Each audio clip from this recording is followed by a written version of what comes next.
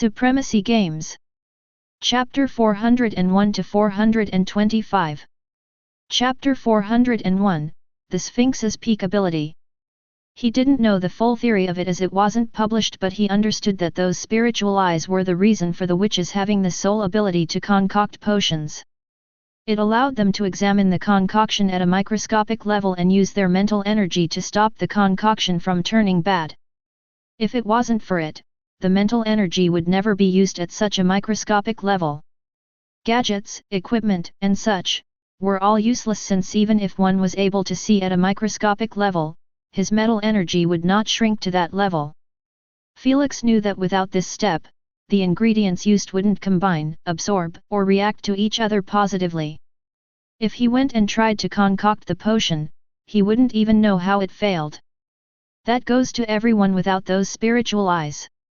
That's why he was shocked by Lady Sphinx's ability to concoct. She started using the secondary materials.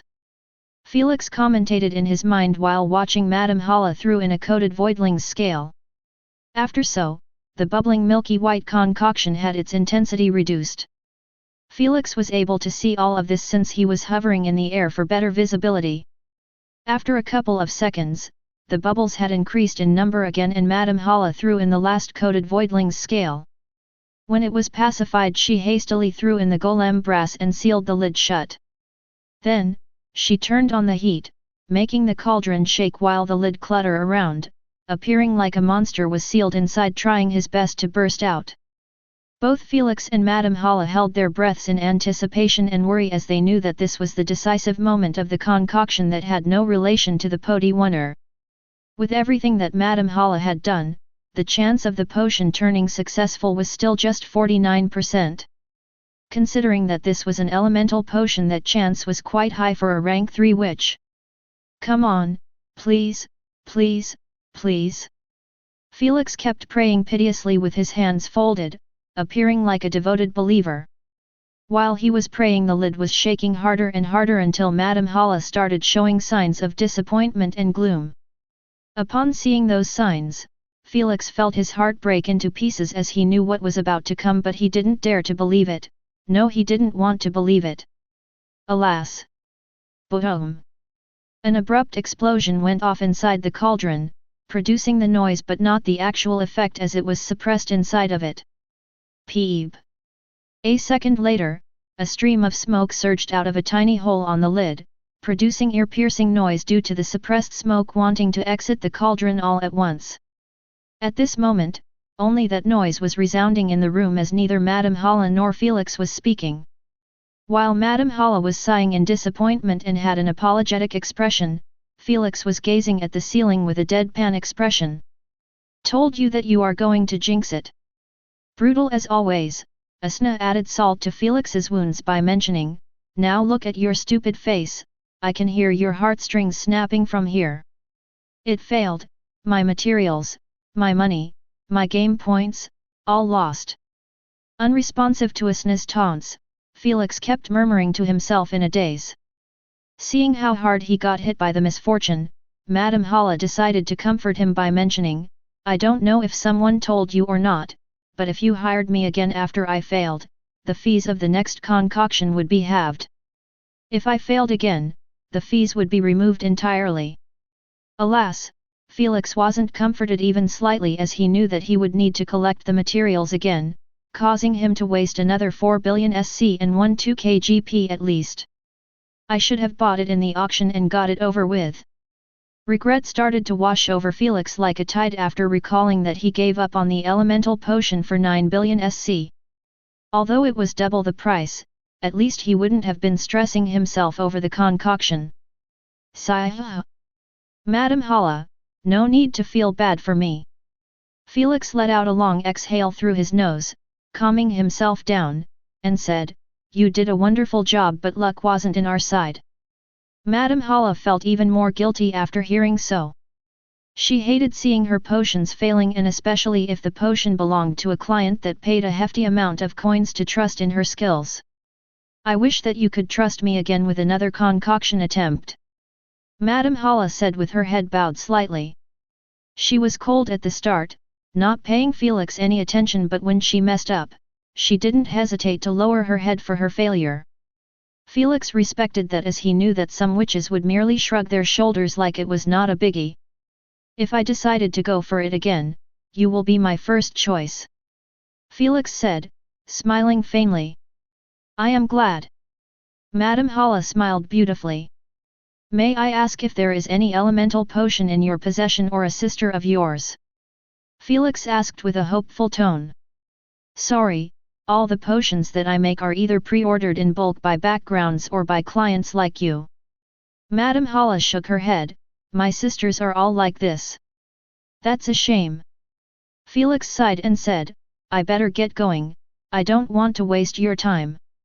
Then, his holographic image had broken into light particles and disappeared from the room.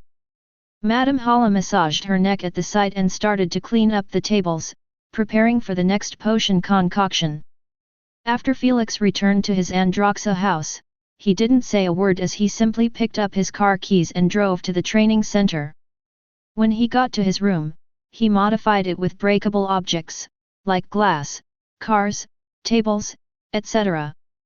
Then, he created a sledgehammer and started f***ing the entire place, destroying anything that his furious eyes met. Forfking billions. Smash. 4. Smash. Crush. This carried on for at least 10 minutes until the entire area was filled with broken items lying on the ground. Felix was lying in the middle of them with his chest rising up and down. But his expression was calm and collected again, feeling completely refreshed after venting his frustration without being a nuisance to anyone. Now what? Felix said while massaging his temples. He could see that only 2 options were left for him. Collect materials and try again, or integrate with his illusion essence. He already has 2% collected and his affinity rating was at 100%. But knowing that he spent a month to get this 2% was a huge turn-off. Because the potion was accessible only in big auctions like the event, he couldn't even buy it. Sigh, I better start collecting them again. Felix decided, but first, let's integrate the last 4%. Felix logged out and started meditating on his bed for an hour until his mind was empty from any thoughts about the potion. Then, he went down to the carpet and brought out all of his materials. Asna, please inform me if Lady Sphinx showed up. Felix requested. Okay. Let's begin. Felix took a deep breath and penetrated his heart with the injection needle. 15 minutes later. Felix was left breathing ruggedly with his face on the carpet. However, a satisfied smile was affixed on his lips due to not fainting. He swiftly drank the rejuvenation potion, and while his body was getting healed he was sending messages to Asna. No one showed up. Asna replied lazily while standing in front of her mansion door with the J. Ramongandr. Give it some time. The J. Ramongandr said. Felix nodded his head and focused on his body's recovery. 2 minutes later, he sat back up in a meditation position and closed his eyes shut. After he opened them up, he was already in the consciousness space. Felix sprinted towards Asna's mansion and asked after he reached their side, still nothing. Both of them shook their head. Felix frowned his eyebrows and said, Elder, if I still recall, you have taken an hour or 2 before showing up after you woke up, right? To read my memories. Yes. The J. Ramongandr nodded his head then shook it, but she is not doing the same now since I can't sense her presence in your body at all. It's either she's still asleep or the amount of essence wasn't enough to shape up a tiny part of her consciousness. Felix's heart sank at the news. He always took the primogenitor's waking up for granted. But, it seemed like his thinking was too shallow. I will be waiting for her. Felix said firmly, she is probably still asleep but she will wake up soon enough. Let's play a game of chess while we wait then. The J. Ramongandr manifested a chessboard and took his seat. Before Felix could take his chair, Asna was already sitting on it indifferently. I don't know why you are rushing to have your ass hooped. Felix taunted while taking a seat next to them. Asna flipped him the finger without glancing in his direction. Felix chuckled while closing his eyes, diving deep in his memories to see what's the peak ability that he had unlocked. In a couple of seconds, he opened his eyes with his eyebrow knitted in confusion. The Truth Eyes. Chapter 402, The Sphinx's Peak Ability 2. Felix was bewildered by the name and most especially by the lack of details of this ability, as he had found only its name and something called 6class.e.m.e.nts. This never happened before, since all of the abilities he unlocked always gave him details about their use. Elder, do you know anything about this? Felix asked. The J. Ramongendra shook his head and said, that oddball is too reclusive, and even the primogenitors who were close with her weren't exposed to many of her information and secrets. I see. Felix rubbed his chin and thought, just like Elder's size manipulation, this ability must be the best one in Lady Sphinx's possessions besides her sand manipulation. So, it must be something good. While Asna and the J. Ramongendra continued their chess game, Felix was left to discover his memories on his own to check if he missed anything crucial. Alas, he ended up with nothing. I guess I can only activate it and see what it does. Felix thought to himself. I will be back in a couple of minutes. Felix left a remark behind while exiting his consciousness space. Then, he logged in and went to the measurement center. After he got in a VIP room, he modified it for vision abilities tests. It simply turned into a room packed with multiple beasts, humans, races, different environments, unique materials, etc. Upon focusing on a single image, Fel. 9 called in his mind, first class.e.m.e.nt, activate. Immediately after, Felix's golden triangle-like pupil expanded until the 3 angles had touched his pitch-black irises. The sight resembled a cat's pupil expanding in darkness, adding an extra sense of charm to Felix's appearance. Felix didn't feel a thing, but his vision had received a massive overhaul, making him stagger 2 steps from shock due to the wide range of information that his brain was receiving. Before he could even focus on a single object, the pain started assaulting his brain and followed by a nasty headache and eyes bleeding. Arg! When it got unbearable, Felix closed his eyes shut while deactivating the Truth Eyes. What the F***ck? He exclaimed the moment he healed himself back to peak form. It wasn't because of excitement but out of bafflement, as he realized that he saw nothing. That's right. When he tried to recall what did he see during the activation, his brain didn't feed him the information he saw but just a black image, like he was looking at a dark room. It's like his brain was having difficulty reimagining the scene. I am positive that I saw so many things at once. Felix massaged his temples, and this time he started thinking of a single object instead of the entire image. Truly, this time he recalled that he saw the inside of fox species beast that was placed randomly in front of him after the room's modification. To be exact, he recalled that he saw only its skeleton in white while the rest appeared grey and foggy. X-ray vision! Felix exclaimed in excitement. He knew that only X-ray vision was capable of letting him see through physical objects in that manner. However, when he attempted to recall the same fox, he was shocked to see the beast was emitting red waves like he was on fire. The hell? Infrared vision! Felix guessed instantly, since he had a long experience with this vision. That what shocked him the most, as it was the last thing he expected to see. Yet, just as the image of that fox crossed his mind, Felix was floored to see that everything had turned black and white just like the fox. Guys, are you seeing this? Felix asked in agitation, as he had no idea what's going on. He stopped trying to actively try and recall the image, since God knows how it would appear this time. It seems like your ability allows you to see everything in the electromagnetic spectrum. The J. Ramongendra informed casually. What's that? Felix murmured in confusion, I think I heard of it somewhere. It's the range of the visible light, you dummy. Asna clarified smugly, the electromagnetic spectrum is a map of all the types of light that we can identify.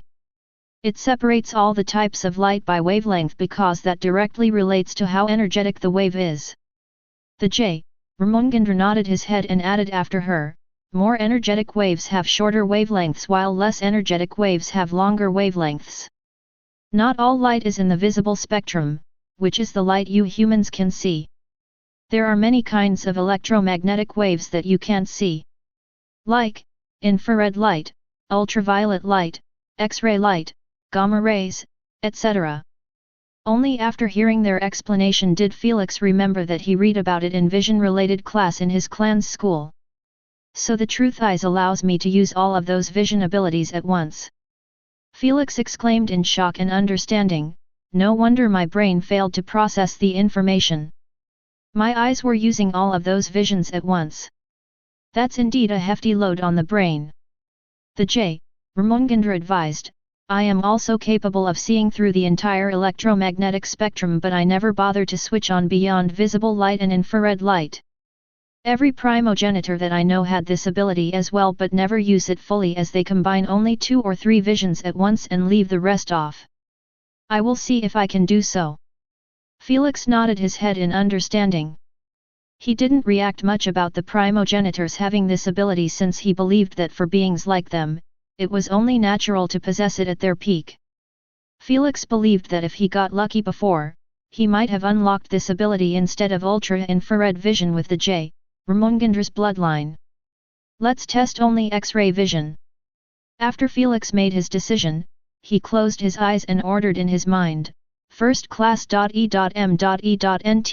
X-ray vision, activate.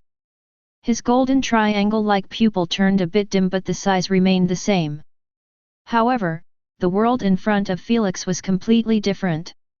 Everything turned black, like the world was a light candle that had been blown off. Besides, the bones of the beasts in the area and some objects, Felix was truly blind. He lifted his hand in front of his eyes and marveled at the bone structure of his fingers and their connection with the rest of his skeleton. Interesting, it seems like my eyes only accepted the X-ray radiations while blocking off every other light particle. Felix concluded from the test, no wonder Elder combine visible light with other visions. Felix understood that if he turned on his normal vision that every human possessed, the darkness would be replaced with normal background, but he would still be able to see bones and some materials. Previously, Felix was actually doing so with his infrared vision, but he never thought of it that way since he didn't know much about the depth of the light spectrum. Knowing that the entire electromagnetic field had more than 3 visions, Felix was planning on testing them all, since every one of them might come in handy in the future. Deactivate. After his pupil regains the golden L.U.S.Tur, the world brightened up before Felix like he had his eyelids closed shut before. It seems like muscle, fat, and organs allow more of the X-rays to pass through them. Felix sighed in dejection, even though it's a primogenitor's ability, I can still see only the bones instead of what lays behind clothes. X-ray vision in comic books and movies is truly just fantasies of us men. Pervert. Asna cursed after hearing his pervy thoughts and what he hoped for X-ray vision to be. The F***er was planning on abusing it to see through the girl's clothes shamelessly. Meanwhile, the J. Ramongandra was scratching his beard with a thoughtful expression. A second later, he coughed and said, you can see through the entire electromagnetic spectrum. Be creative in your combinations and your wish shall be achieved. While Asna was glaring at the J. Ramongandra, Felix grinned widely after getting an indirect confirmation of that idea's feasibility. Perverts. This time Asna grouped them both in her insult, yet neither of them cared much about it. Don't worry, little Asna. The J. Ramongandra smiled gently and said, I never use my abilities on little kids. Understanding what he meant, Asna removed her arms from her chest and insulted him, don't call me a kid, you bastard. It's you who is as old as the universe. You are still a kid in my eyes. The J. Ramongandra rubbed his goatee while murmuring, if it was the Sphinx, I might have taken a peek or two. I still remember that she had a fine body.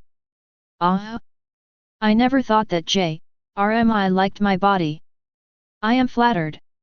Felix, Asna, and even the J. Ramongandra stiffened in their places after hearing a familiar reposeful voice resound in the consciousness space. A voice they heard just yesterday making it impossible to forget about it. Chapter 403, Lady Sphinx. Gulp. Felix gulped a mouthful in dread while removing that lewd grin from his face. He wished for Lady Sphinx to appear, but he didn't think that she would show herself while he was thinking of ways to abuse her ability for his pervy thoughts. Yet, the J. Ramongandr was actually the one shocked the most, as he had yet to feel the presence of Lady Sphinx even though she was clearly awake. He knew what could cause this and was displeased by the thought of it. "Show yourself," he said while standing in disgruntlement. "I am right here." A soft breath caressed the J. Ramongandra's ear as Lady Sphinx emerged from behind him while placing her head on his shoulder. "Sigh. Even you." The J. Ramongandra sighed in disappointment while pushing her head away from his shoulder, making her displeased by his rough treatment. "You will be surprised by how many decided to remain," Lady Sphinx said while taking a seat next to the dumbfounded Asna, who had no clue what was going on. Thud. Splosh. Just as the J. Ramongandr wanted to reply, Felix's body smashed right into the lake beside them, drenching them all at once. Even Lady Sphinx received some welcoming drops on her face and hair. "Welcome, Lady Sphinx, to my humble conscience." Yelp. Felix's innocent smile as he spoke was frozen immediately after noticing the mess he created and the displeased glare he was receiving from Lady Sphinx. Before Felix could worry about his life after his shitty first impression got even worse, Lady Sphinx pointed at an empty chair and ordered Felix, "Sit." Not wanting to aggravate her any further, Felix swiftly sat with his head lowered, preferring to avoid looking at her face for now. "I will deal with you later," Lady Sphinx said indifferently to Felix and turned back to the J. Ramongandr with a faint charming smile. "Why bother come to the pact meeting in the first place and take it with us if you are going to just go against it?" The J. Ramongandr asked calmly. "RMI, don't be stupid." Lady Sphinx placed a leg above another and confessed, "I had no intentions to off myself like all of you. I came to the pact meeting simply because I have reached a roadblock in my research and I needed some fresh inspiration and breather." The more Felix heard, the faster his heartbeat got as he started to understand the gist of their conversation and what it represents. "I could imagine you doing so." The J. Ramongandr smiled wryly and said, "I am happy that you had something to live for till this day, unlike me." "That's only natural," Lady Sphinx said with a tingle of obsession. "Why would I kill myself when I have yet to discover even 20% of the universe secrets?" 20%? The J. Ramongandr raised his eyebrow in surprise. "You have truly gone a long way. I am genuinely impressed." "I am still not knowledgeable enough," Lady Sphinx said humbly, appearing like she truly meant it. That made J. Ramongandr respect her even more as he understood that 20% of the universe's secrets was already an achievement that he never thought was possible. If his knowledge could be compared to the Sphinx, he knew that he wouldn't have even 1% of what she owned. "Can you tell me what happened after the pact?" The J. Ramongandr frowned his eyebrows. "You said that many others decided to reign it. I doubt that all of them had the same reason as you. Otherwise, they wouldn't need to take it with us." Alas, the only response he received was Lady Sphinx's expression turning playful as she said, "Some try to hide, some try to cheat, but time will show, we always will meet. Try as you might to guess my name. After all this time, you still haven't changed this annoying habit of yours." The J. Ramongandr face-palmed in vexation after remembering that she had said more than 10 sentences since the moment she showed herself. That meant, a riddle must be answered. Otherwise, she would not entertain his questions for at least a day. "Am I, destiny, time, or death?" Lady Sphinx asked with a playful smile. Before Felix or Asna could even think about the content of the riddle, the J. Ramongandr replied nonchalantly, "It's death. I am way too familiar with him. I gave you an easy one since we haven't met for at least 1 billion years now." Lady Sphinx clapped her hands elegantly for a second before saying, "I will tell you later about the aftermath of the pact. Do know that you won't like it one bit." All right. The J, Ramongandra said with a frown.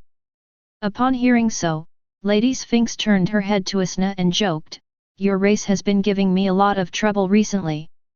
Oh? How so? Asna tilted her head in confusion. How can I find out about the universe's secrets when they are watching over the laws like hound dogs? Lady Sphinx sighed in irritation, especially Space and Time Unigen Guardian. Well, it's their duty. Asna shrugged her shoulders lazily. How about you? Lady Sphinx asked Asna, why are you here instead of doing your duty? Is this your way of avoiding the universe's deduction to laze around? Oh? You didn't read this idiot's memories. Asna said while pointing her finger at Felix who was sweating buckets from his forehead. Meanwhile, his thoughts had been in disarray the instant he concluded from their conversation that Lady Sphinx was still alive. He always assumed that she was dead since the J, Ramongandra told him that he saw her in the pact meeting, but it seemed like he got bamboozled just like the J, Ramongandra. What's worse, he had no **ing clue what she was going to do to him now. Forget about the sand manipulation, Felix was fearing for his life. If it wasn't for the elder's promise that he would be fine, Felix would have been left without tears to cry.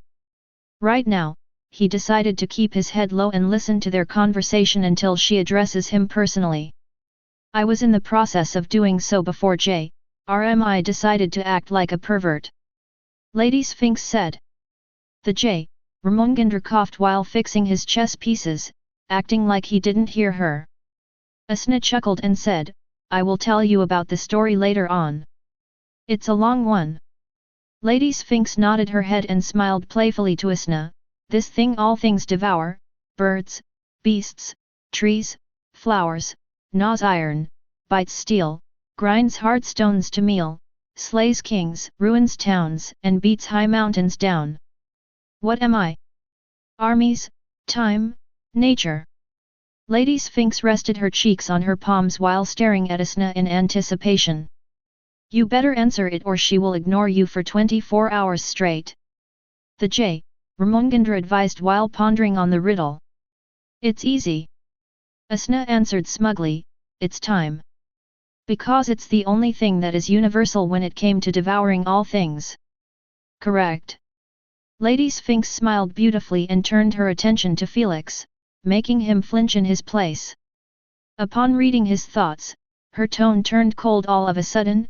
Idiot, you think I will kill you just because you collected a tiny piece of my consciousness? You won't. Felix raised his head with a relieved expression. No, but I will kill you for disturbing my focus when I was concocting an important potion. She narrowed her eyes frigidly and said, you have no idea how I struggled to collect the materials for that potion and now it's all gone because of you.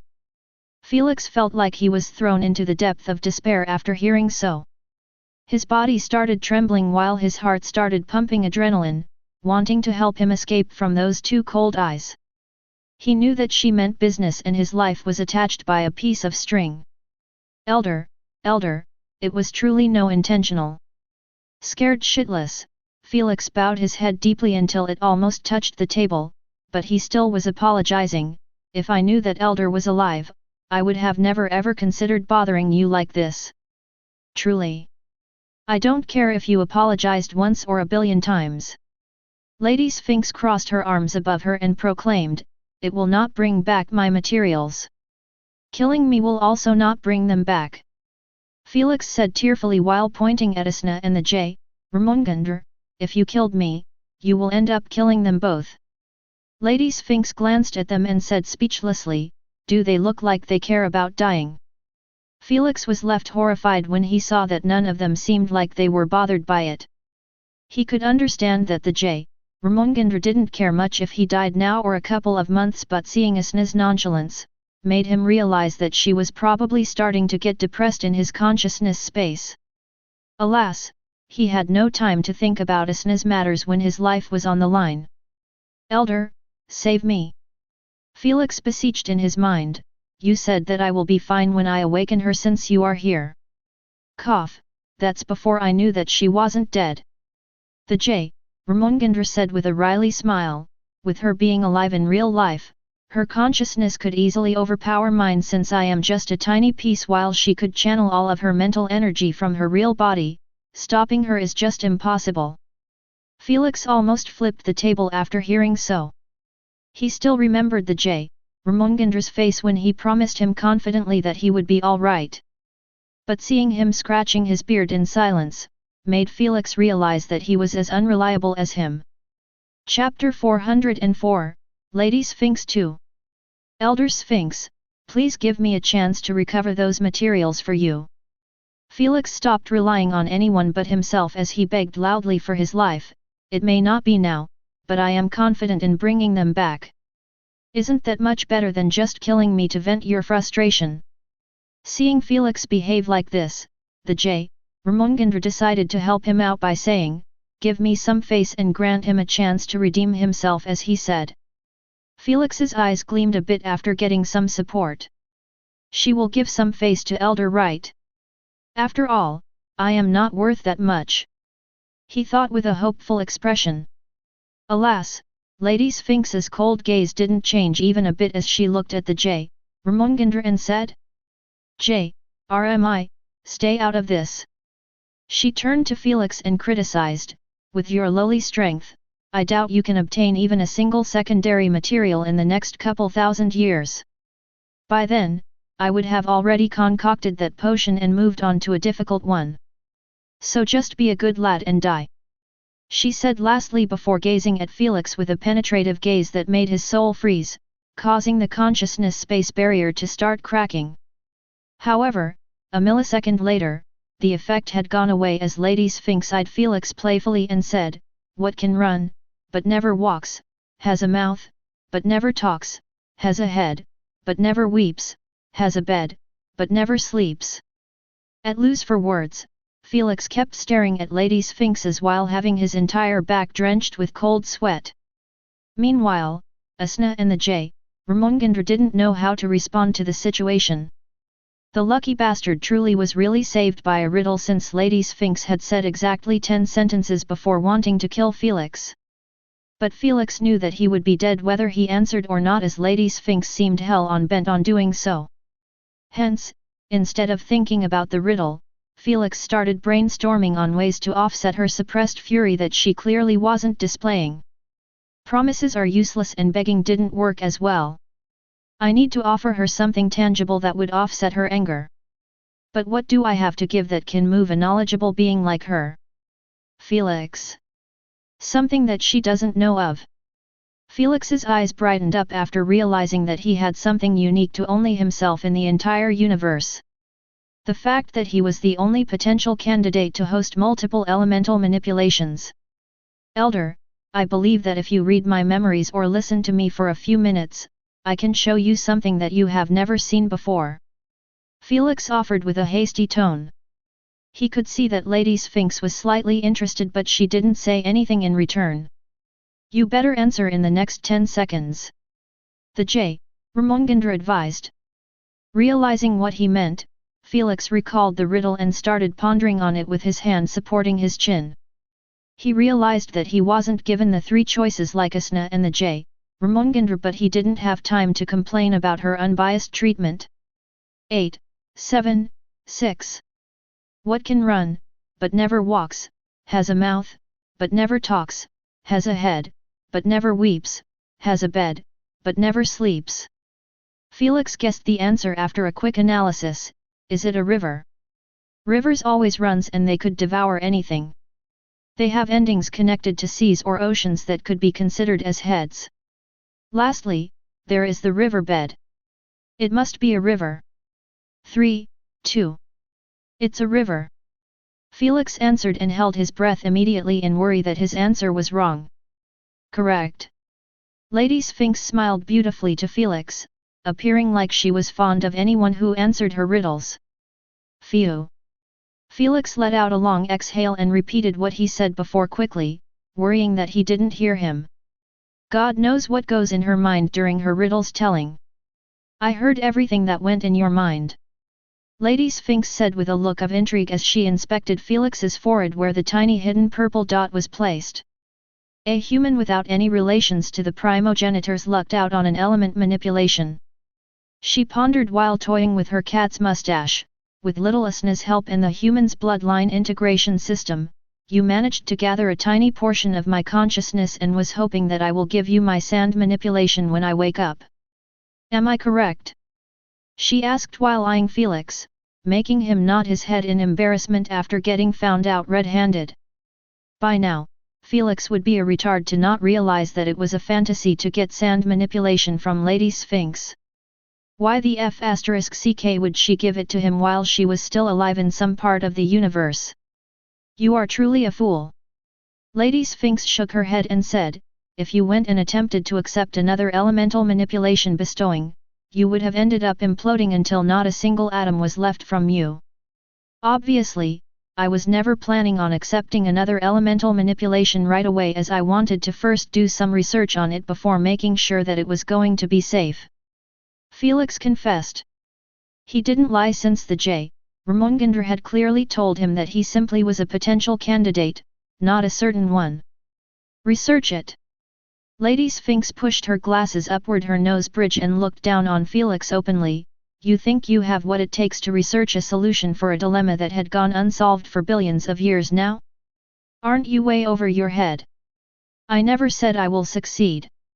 Felix looked at her calmly, but I am willing to attempt it. After all, I got nothing to lose. Lady Sphinx smiled beautifully after hearing so. That's the spirit of a researcher. Before Felix could thank her for the praise, he was left at loss for words after seeing her playful smile. He knew what was coming and he started dreading talking with her already. The Jormungandr truly didn't like when he said that he didn't want to woo her because she was a pain in the ass to talk to. Alas, they could only open their ears and listen to her fourth riddle. The more you take, the more you leave behind. What am I? Asna, the Jormungandr, and Felix all glanced into each other's eyes and answered at once, footsteps. Ding ding. Correct. Lady Sphinx's playful smile withdraws back, appearing like a satisfied cat after playing around. Considering that she was a chimera, Felix believed that she had multiple personalities each for a species she was from. Can you turn it off or something? The Jormungandr complained, this is why no one used to hang around with you. Why do you think I started having this habit in the first place? Lady Sphinx confessed, it's to keep you guys away from me and not bother me with requests to concoct this and that. The Jormungandr eyed her speechlessly, then turn it off here. You really don't want to listen to my riddles? Lady Sphinx asked, appearing a bit saddened. I am fine with it. Felix was the first to shamelessly show his support as he knew that his life was still not in the safe yet. Alas, Asna had taken the Jormungandr side as she didn't want their conversation to keep getting interrupted. 2-1. All right, I will keep my riddles to myself. Saddened, Lady Sphinx sighed and turned her attention to Felix. I admit that your research value is quite high and I will most definitely learn a lot if I managed to turn you into the first person in the history of the universe to host multiple elemental manipulations. The Sphinx nodded her head while appreciating Felix like he was a piece of art. Alas, Felix didn't feel overjoyed at all by her look as it sent goosebumps on his skin. However, he was still happy that she was showing signs of changing her mind from outright killing him. But, are you willing to be a research subject of mine? Lady Sphinx stated, it's going to be a torturous experience that is far worse than death. Can I reject? Felix said. Do you wanna die now? Lady Sphinx smiled. Where can I find you? Felix coughed. Lady Sphinx said casually, come find me at the Forsythia Witch Empire. I am staying in Vamdarome, the capital city of the empire. Vamdarome. Felix's eyes widened in shock after hearing so. He always thought that Lady Sphinx was staying on a planet that belongs to her at the corners of the galaxy away from the center of civilization. Why would I do that when I can just stay in my student's empire? Lady Sphinx said after hearing his thoughts. Students. Felix stuttered his question in agitation, Elder, are you the queen of the witch empire? Even Asna and the J. Ramongandra leaned closer, feeling curious about her answer as this development was truly unexpected. No. Lady Sphinx shook her head. Before they could react to her denial, she dropped a bombshell on them, but the Witch Queen is my 189th student throughout the long years that I have been teaching witches how to utilize their spiritual eyes for potion concoction. Sigh, she is a bit dumber than the last queen that I taught. Lady Sphinx sighed in dejection, appearing that she hadn't noticed their dumbfounded expressions. All of them managed to conclude a horrifying fact that no one knew about. The witch's Podiwunner occupation was taught by Lady Sphinx personally and not inherited from birth like the entire universe assumed. Chapter 405, The 6th Class. E.M.E.Nts. Upon hearing Felix's thoughts and seeing their expressions, Lady Sphinx supported their conclusion. It is only natural that they have gotten taught by me. After all, it took me billions of years to discover alchemy and develop it into what it became today. For a strict field of study, there is no such a thing as born with it. Felix's entire views started reshaping themselves each time he heard Lady Sphinx speak. He always assumed that Podiwunnering was created by witches, and it wasn't just him but everyone currently in the universe had the same belief. Even the witches themselves believed it and were proud of it. Hence, when Felix saw Lady Sphinx concocting in the labs, he had already started to have doubts about the entire matter. Especially when he saw that her lab was a copy-pasted version of the witches. Only now was the truth out that might shake the entire universe if it was revealed. But wait, she said she discovered alchemy instead of Podiwunner? What's alchemy? Felix contemplated in his mind. Since his thoughts were a free market for those three monsters, Lady Sphinx heard his question loud and clear. She placed her hands on the table and informed sternly, alchemy is a field of study concerned with the study of the composition, structure, and properties of the elements in the known universe, as well as the transmutation of substances. So potion making is just a branch of alchemy? The J. Ramongandra asked. He also had no clue about those things. Yes, it is quite a major branch in it. Lady Sphinx agreed. May we know what other branches are there? Felix asked. There are biological transmutation, genetics manipulation, chemistry, and lastly potion making. Lady Sphinx said. Genetics manipulation. I wonder what she thinks of the human's advancement in genetics manipulation. Felix thought. He knew that when it comes to genetics, humans were below only the metal race in this field since it was related to their strength and their survival. Hence, the massive investments in researching genetics. Your race has yet to touch the essence of genes, and what do they represent? The Sphinx neither scoffed nor disparaged the human's efforts, she simply advised, you focus too much on beasts' genes while ignoring your own gene pool that is still locked behind chains. If you switched your aim of the study, you would be surprised by the discoveries. Before Felix could comment, Lady Sphinx licked her lips while gazing at his body, but I will do so with your body. Let's see if you will survive my genetic modifications, unlike the previous test subjects. He, this will be fun. Save me, Elder. I don't want to go or die. Felix cried in his mind while looking pitifully at J. Ramongandra. Sorry child, she has already placed her eyes on you. The J. Ramongandra merely shrugged his shoulders and stopped caring about Felix's whines. Who could blame him? Lady Sphinx didn't even try to hide what she was going to do to him, and Felix understood that genetics manipulation was a dangerous field of study and painful as hell. If it wasn't for so, integrations wouldn't have been always like walking on molten rocks. Alas, he brought this upon himself when he willingly awakened Lady Sphinx. Don't be afraid. Lady Sphinx caressed his cheek with her furry finger and promised, you won't die from my experiments. Elder, am I going to be locked in a lab for years? Felix sobbed miserably, I have a family to feed and I really can't be gone away. Thud. Ouch. Don't lie to me again. Lady Sphinx said after knocking him in the head with her knuckle. She pointed at her golden triangle pupil and said calmly, I see only the truth and nothing but the truth. Felix's heart skipped a beat after hearing so. Is this why they were referring to her as the guardian of the truth? Wait for a second, didn't I awaken the truth eyes? Do I have that ability as well? You unlocked the truth eyes. Lady Sphinx appeared somewhat shocked as she brought her face closer to him and started staring right into his eyes, which were exactly the same as hers. She didn't have the time to read his memories before, so she was clueless about a lot of things concerning him. Hence, it came to her as a shock that Felix inherited the ability, gift, or trait that set her apart from the rest of the primogenitors. Thud. Ouch. What was that for? Pained, Felix complained after getting smacked in the head for the second time. Alas, he quickly closed his mouth shut after seeing that Lady Sphinx was fuming mad. This time she wasn't suppressing it.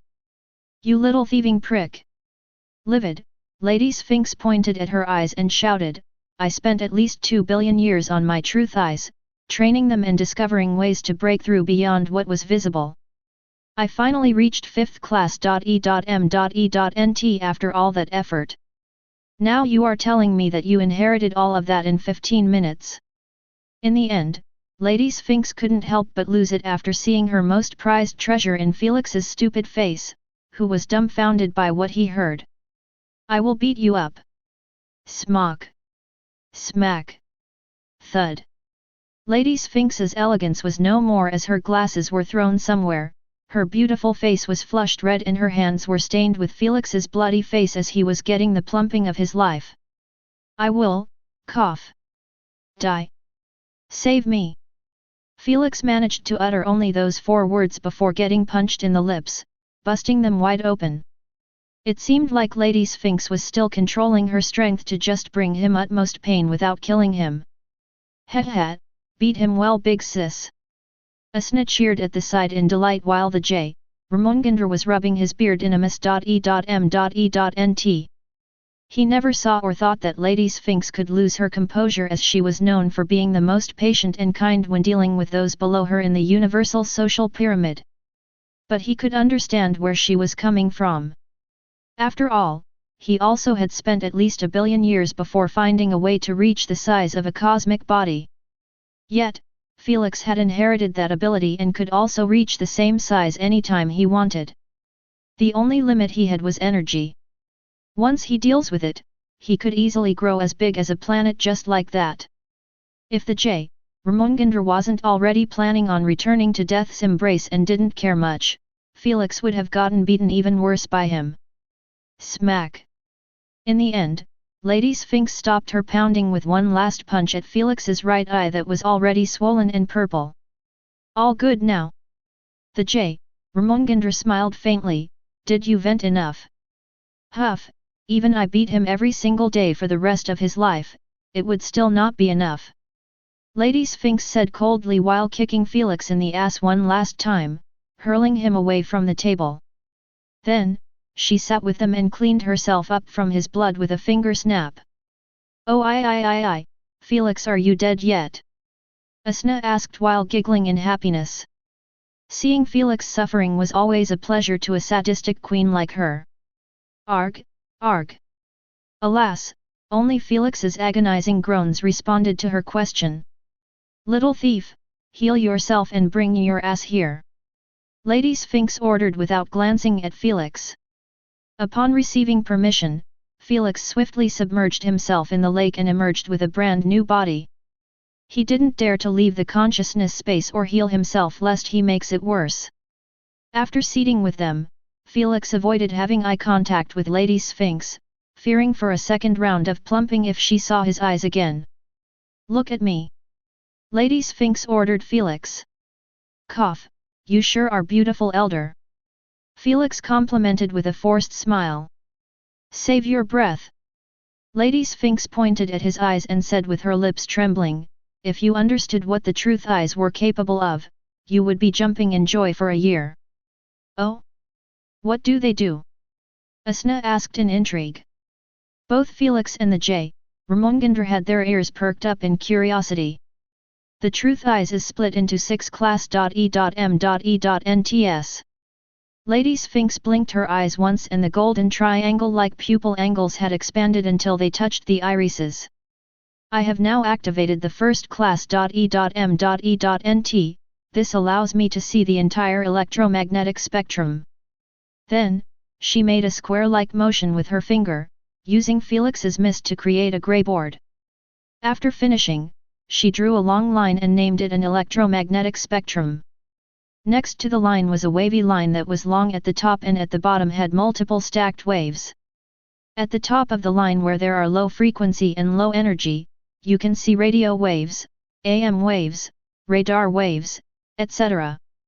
At the bottom of the range, where the frequency and energy are high, you can see gamma rays and cosmic rays. She explained patiently like a teacher, foregoing all of her anger at Felix. Infrared vision, X-ray vision, ultraviolet vision, night vision, normal vision, etc. are all between those two endings. She wrote them on the line and left them for Felix to study up close. I like to refer to the first class .E.M.E.Nt as the base vision, she said casually, dumbfounding Felix. If all of this was just base vision, then were we blind the whole time? Felix thought speechlessly. Yes, everyone without the truth eyes is blind, Lady Sphinx said while pointing at her eyes. Felix was shocked to see the emergence of a red triangle inside the golden triangle. It was reversed on it, making her eyes seem dreadful but magnificent at the same time. Uncaring about his shock, Lady Sphinx plucked a hair strand from Felix's hair forcefully, making him grimace in pain. She made it hover in front of the table and created a mirror-like screen beside it. The screen was showing the strand up close, probably synchronizing with Lady Sphinx's vision. This is the second class .E.M.E.Nt, she said while gazing with her mesmerizing eyes at the hair strand. Felix, Asna, the J. Ramongandra was stunned but mostly fascinated after seeing that the screen was showing that Lady Sphinx was zooming in at the strand continuously until Felix's DNA was in full display. However, she simply paused for a split second and continued zooming in until she reached the atomic world, showing Felix's atoms. Just as they assumed that she was done, they were mortified by her zooming inside the atom for a couple of seconds until she stopped at a colorful bright world, filled with rainbow-like clouds and gleaming crystals. Welcome to the quantum realm. Lady Sphinx smiled, where laws are non-existent and peculiarity happening every millisecond. Chapter 406, The 6th Class .E.M.E.Nts2. No one spoke as all three of them were mind-blown by the realm peculiarities where a rainbow cloud suddenly turns into a gem and the gem turns into a wave, spreading further away and blowing the other clouds. So far, only me, the metal race, and some entities had the capability to see this realm up close. Lady Sphinx said while waving her hand at the screen closing it off shut. The only difference is that I have the capability to actually touch matter with my mental energy while they could only spectate it. Lady Sphinx pointed at her eyes and said, that's the limit of the second class .E.M.E.Nt, which I refer to as, the quantum vision. Truly a marvelous gift. The J. Ramongandra praised sincerely. Indeed, I always thought that there was a universe inside each atom but I never had the ability to see it. Asna said. Elder, can I also do that? Felix asked. You can, little thief. Lady Sphinx knitted her eyebrows in irritation after being reminded of the shit she had to go through for her to reach this second class .E.M.E.Nt. It took her at least 300 million years to discover a way to go beyond the base vision. Yet, Felix obtained it just like that. Kid, stop talking if you don't want to get beat up again. The J. Ramongandra advised with good intentions. Felix lowered his head and acted like a static tree, wanting to avoid her aggression. Although you can do the same, I doubt you can even use the second class .E.M.E.Nt now with your weak foundation. Lady Sphinx warned strictly, so don't attempt to activate it lest your brain ends up exploding. Felix smiled warmly without lifting his head after hearing her warning. He could see that although Lady Sphinx was pissed at him, she still was kind enough to care for his well-being. Don't be foolish. Lady Sphinx said, I just don't want my research project to die before I get my hands on you. Hee hee, idiot. Asna chuckled and asked, what about the other class? E.M.E.Nts big sis? Lady Sphinx stopped bothering with Felix and said, I can't show you the third and the fourth class. E.M.E.Nt since we are in the consciousness space. That's unfortunate. The J. Ramongandra asked, can we at least know what they do? The third class. E.M.E.Nt is called the spiritual vision. She closed her eyes for a split second and after they were open, another blue reversed triangle was added inside the red triangle pupil, making her eyes have 3 triangle-like pupils. That made her eyes have a somewhat hypnotizing effect. When Felix lifted his head and gazed at them, he entered a trance that was broken after Lady Sphinx started talking. It allows me to view the spiritual universe that is mirroring ours. Oh. So that's how you entered the spiritual world in the memories. Asna exclaimed while leaning closer. Memories. Lady Sphinx frowned her eyebrows. You wanna get me killed? Felix yelled at Asna in his mind after sensing danger from Lady Sphinx's eyes. Upon realizing that she shouldn't have said that, Asna smiled cutely, Opsy. Oh ho, so you have read my memories as well, looking into my secrets and private life. Lady Sphinx smiled coldly at Felix while cracking her knuckles.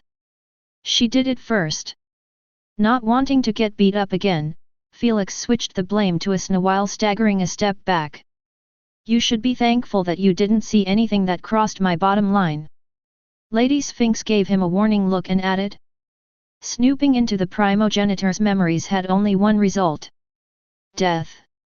You were lucky twice that J.R.M.I. doesn't care anymore and that I am a kind person. Felix didn't comment after hearing her warning as he realized that he was truly seeking death by collecting the primogenitor's essence, looking through their memories, and inheriting their abilities without their permission. Before, he always expected that Lady Sphinx was going to be dead and depressed, making her not care much about his behaviors like the J. Ramongandra. But now that he realized that the primogenitors could be alive even though they have gone to the pact meeting like the J. Ramongandra, Felix had no intentions of awakening another primogenitor even again. Let's continue. Lady Sphinx didn't give Felix a hard time as she continued on. The fourth class. E.M.E.Nt allows me to see the void and what lays in the fourth dimension. Although she saw their confusion, Lady Sphinx didn't bother explaining it since it would take her years for laymen like them to understand those concepts. Lastly, the fifth class. E.M.E.Nt. Lady Sphinx deactivated all of the previous class. E.M.E.Nts, making her eyes return to normal. She looked at them and said, returning to roots and seeing what we were meant to see. That is the fifth class. E.M.E.Nt, the truth vision. I can see only reality and nothing but reality. Illusions, lies, deception, fakeness, nothing escapes my truth vision. For real. Felix's eyes widened up as he realized that if Lady Sphinx was telling the truth, then she must be probably the only one in the universe to see the real illusion primogenitor. But he didn't ask her about it as he simply kept listening to their conversation. The more you expose, the more I start to feel cheated with my size manipulation gift. The J. Ramongandra said speechlessly. Ha ha ha, you joking J.R.M.I. Lady Sphinx laughed. My gift is good all right, but how can it amount to the behemoth strength you possess when you enlarge to the size of a star? It's simply for utility and thankfully I was never interested in fights or conflicts like you guys. That's true. The J. Ramongandra agreed at once. This idiot had inherited both of them. Lady Sphinx narrowed her eyes at Felix. Are you even worthy to have one of them? Of course not. Felix pointed his finger at the J. Ramongandra and said, Elder had made it clear from the start that I don't deserve even poison manipulation. That's something I am fully aware of. Why do you think I wake up at 6 a.m. and put my best efforts to train and better myself every single day? Felix said calmly, I don't deserve them, but I am working hard to change that, and I am going to change that. Both Asna and the J. Ramongandra nodded their heads in approval after remembering Felix's training routine that takes at least 12 hours of his day, ranging from poison manipulation to close combat training. Words are words. Lady Sphinx crossed her arms above her chest and said, I will be the judge of that when I meet you. Give me your UVR ID. Lady Sphinx suddenly said, I will give it to my student and she will take of all the procedures to meet me at Vamdarome. Without a single ounce of hesitation, Felix narrated the sequence of his ID that was unique to only him. Good. Lady Sphinx waved her hand and said, You have 4 months max to reach me, or don't bother coming at all. I hate latecomers. Queen, how long it will take me to reach Vamdarome with my dark deviant spaceship? Felix requested instantly. If you took the normal wormhole expressway, you will reach in 3 months, and if you took the VIP version all the way, you will arrive in about a month and 14 days. Do consider that this calculation was based on you not stopping even once. The Queen replied dutifully. I have time to deal with the Gamma pests but I can't wait for the Eric and Malik to reach me. Felix decided quickly, I will take care of the Gamma on my own and tell those two to stay with my grandpa for a while until I reach the Witch Empire. Elder, can I give? Yes, be quick. Knowing that she understood what he meant, Felix quickly narrated the ID of Malik and Eric. He understood that without a high-ranked witch from the inside giving them clearance, they would never step inside their galaxy as it was fully locked down and trespassers found would be subjected to the Forsythia Empire's rules. Thank you. Felix said, smiling. All right, beat it now. Lady Sphinx waved her hand at him and said, I want to catch up with J.R.M.I. Big sis, you have never mentioned the 6th class .E.M.E.Nt though. Asna said. Oh, that's just a concept of mine that I haven't even entered yet. Lady Sphinx smiled bitterly but she had this feverish spark in her eyes that made them know that she had no intentions of giving up on it. What is it? Asna asked while resting on the table, looking at Lady Sphinx with her big star-like citric eyes. I will tell you when I am capable enough to reach it. Lady Sphinx said while patting Asna's head. Can I enter it also? Felix said excitedly while pointing at himself. Are you looking for beating again? Lady Sphinx threatened him with her knuckles, making Felix laugh out loud while exploding into a cloud of mist. The moment Felix opened his eyes, he remembered that he haven't asked an important question. Elder, can I learn alchemy and concoct potions like witches? He asked with a hopeful tone. Yes, you can. Lady Sphinx replied in a straightforward manner. How could I do so? Felix inquired with his heartbeats accelerating in agitation. You need to use the 2nd class .E.M.E.Nt. Lady Sphinx informed, only with quantum vision could you have the same ability as the witch's spiritual eye that allows them to enter the microscopic world. Haha, that's great to hear. Felix tightened his fists in elation and requested with an innocent tone, Elder, can you please be my alchemy master? Little thief, didn't you take enough from me? Elder Sphinx snapped, making the J. Ramongandra chuckle in a miss.E.M.E.Nt. Now, you even want to steal my precious time to teach you alchemy? You think that would take you a month to master it? Elder, can't you leave a clone of yours to teach me? Felix murmured softly, I doubt you feel that it was missing. What do you know? Lady Sphinx said, all of my clones are busy with other important research projects. So don't flatter yourself. You are still not worthy to be a student of my clone or even a personal student of my worst student. Felix clutched his heart in pain after hearing so. But he didn't refute it as he knew that she was right. Besides the information he got in the UVR, he was absolutely clueless about potion making, don't even mention alchemy. Sigh, I am sorry for being inconsiderate. Felix narrowed his eyes in resolve and said, I will find a way on my own to learn at least potion making. Upon seeing that he wasn't willing to give up on potion making, Lady Sphinx played with her cat's mustache while pondering deeply. Should I send him to the Royal Potioning Academy? I bet he will get eaten alive by the little witches there. Whatever, as long as they don't kill him. Soon, she shrugged her shoulders and said to Felix, "Are you interested in being the first human to attend the Royal Potioning Academy?" Felix gulped a mouthful as his senses warned him that saying yes was nothing good. But, he completely ignored them and nodded his head firmly, "I will be honored." He wasn't a fool to miss such an opportunity to learn the art of potion making.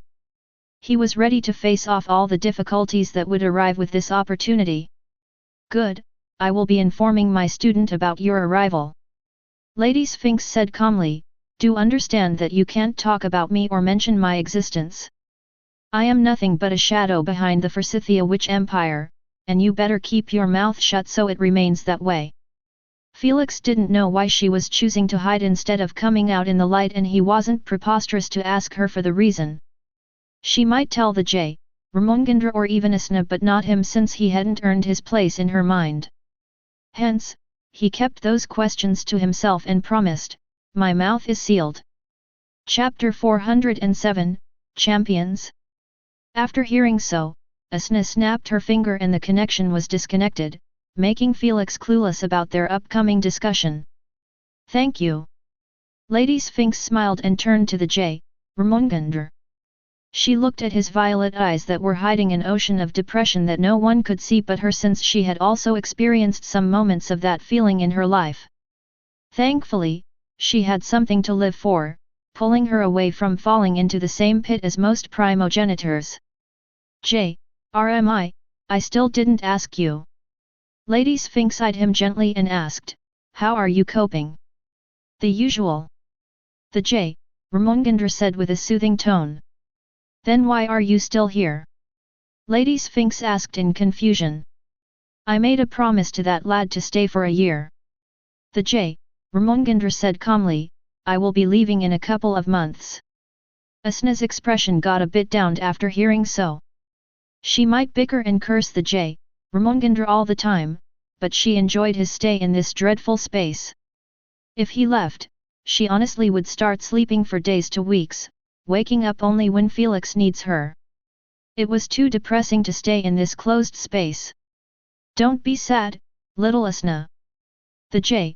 Ramongandra chuckled in a heartful manner, "Sphinx will be here with you since she will need to stay in touch with Felix." "I am not sad." Asna snapped in annoyance, "I don't care if you died. You were just taking up my space." "Ha ha ha." The J. Ramongandra laughed after seeing that she wasn't being honest at all. "Rmi, I am sorry to break it up to you." Lady Sphinx said calmly, "But you are not going anywhere after you hear what happened after the pact." "What do you mean?" The J. Ramongandra frowned his eyebrows. "Do you remember how many attended the pact meeting?" Lady Sphinx asked. The J. Ramongandra took a second to dig within his memories and said quickly after, "I believe that at least 60% of the primogenitors had arrived." "Yes, 60% were willing to die without passing their gifts to anyone." Lady Sphinx sighed, "Alas, after the pact ended, you should have waited a year or two to see if the pact was going to be taken seriously or not." "How could I wait?" The J. Ramongandra smiled bitterly, "I have already reached my limit and was pushing through every day like I was still a little snake, trying to pass through a muddy swamp." Lady Sphinx didn't know how to react to that. So she jumped over it and simply informed him, "If you waited, you might have received an invitation by the illusion primogenitor like the rest." "What did that trickster do?" The J. Ramongandra raised his eyebrow in surprise. "The bastard finally did it." Lady Sphinx smiled wryly and said, "He had created an illusionary world that resembled 99.99999999999% reality and every law in it." "Impossible. How can that be?" Both Asna and the J. Ramongandra drew a cold breath in shock and mortification. They could understand creating an illusion close to reality, but one that had even laws resembling reality? That's a bit too terrifying. Your reaction was the same for everyone else who received the news. Lady Sphinx narrated, "I still remember how everyone from the pact gathered again and entered at once that illusionary world. The illusion primogenitor had manipulated the time laws in his illusions to run faster than reality. The primogenitors who entered inside had slept for 10 billion years while on the outside, only 1 billion years had gone by. That duration of sleep was more than enough to refresh all of them and give them another push to continue living through their eternity. She stopped to take a deep breath and continued, when they woke up, the UVR/SGA era had been ongoing for about a millennial while their empires, descendants, and such had been erased from existence with time.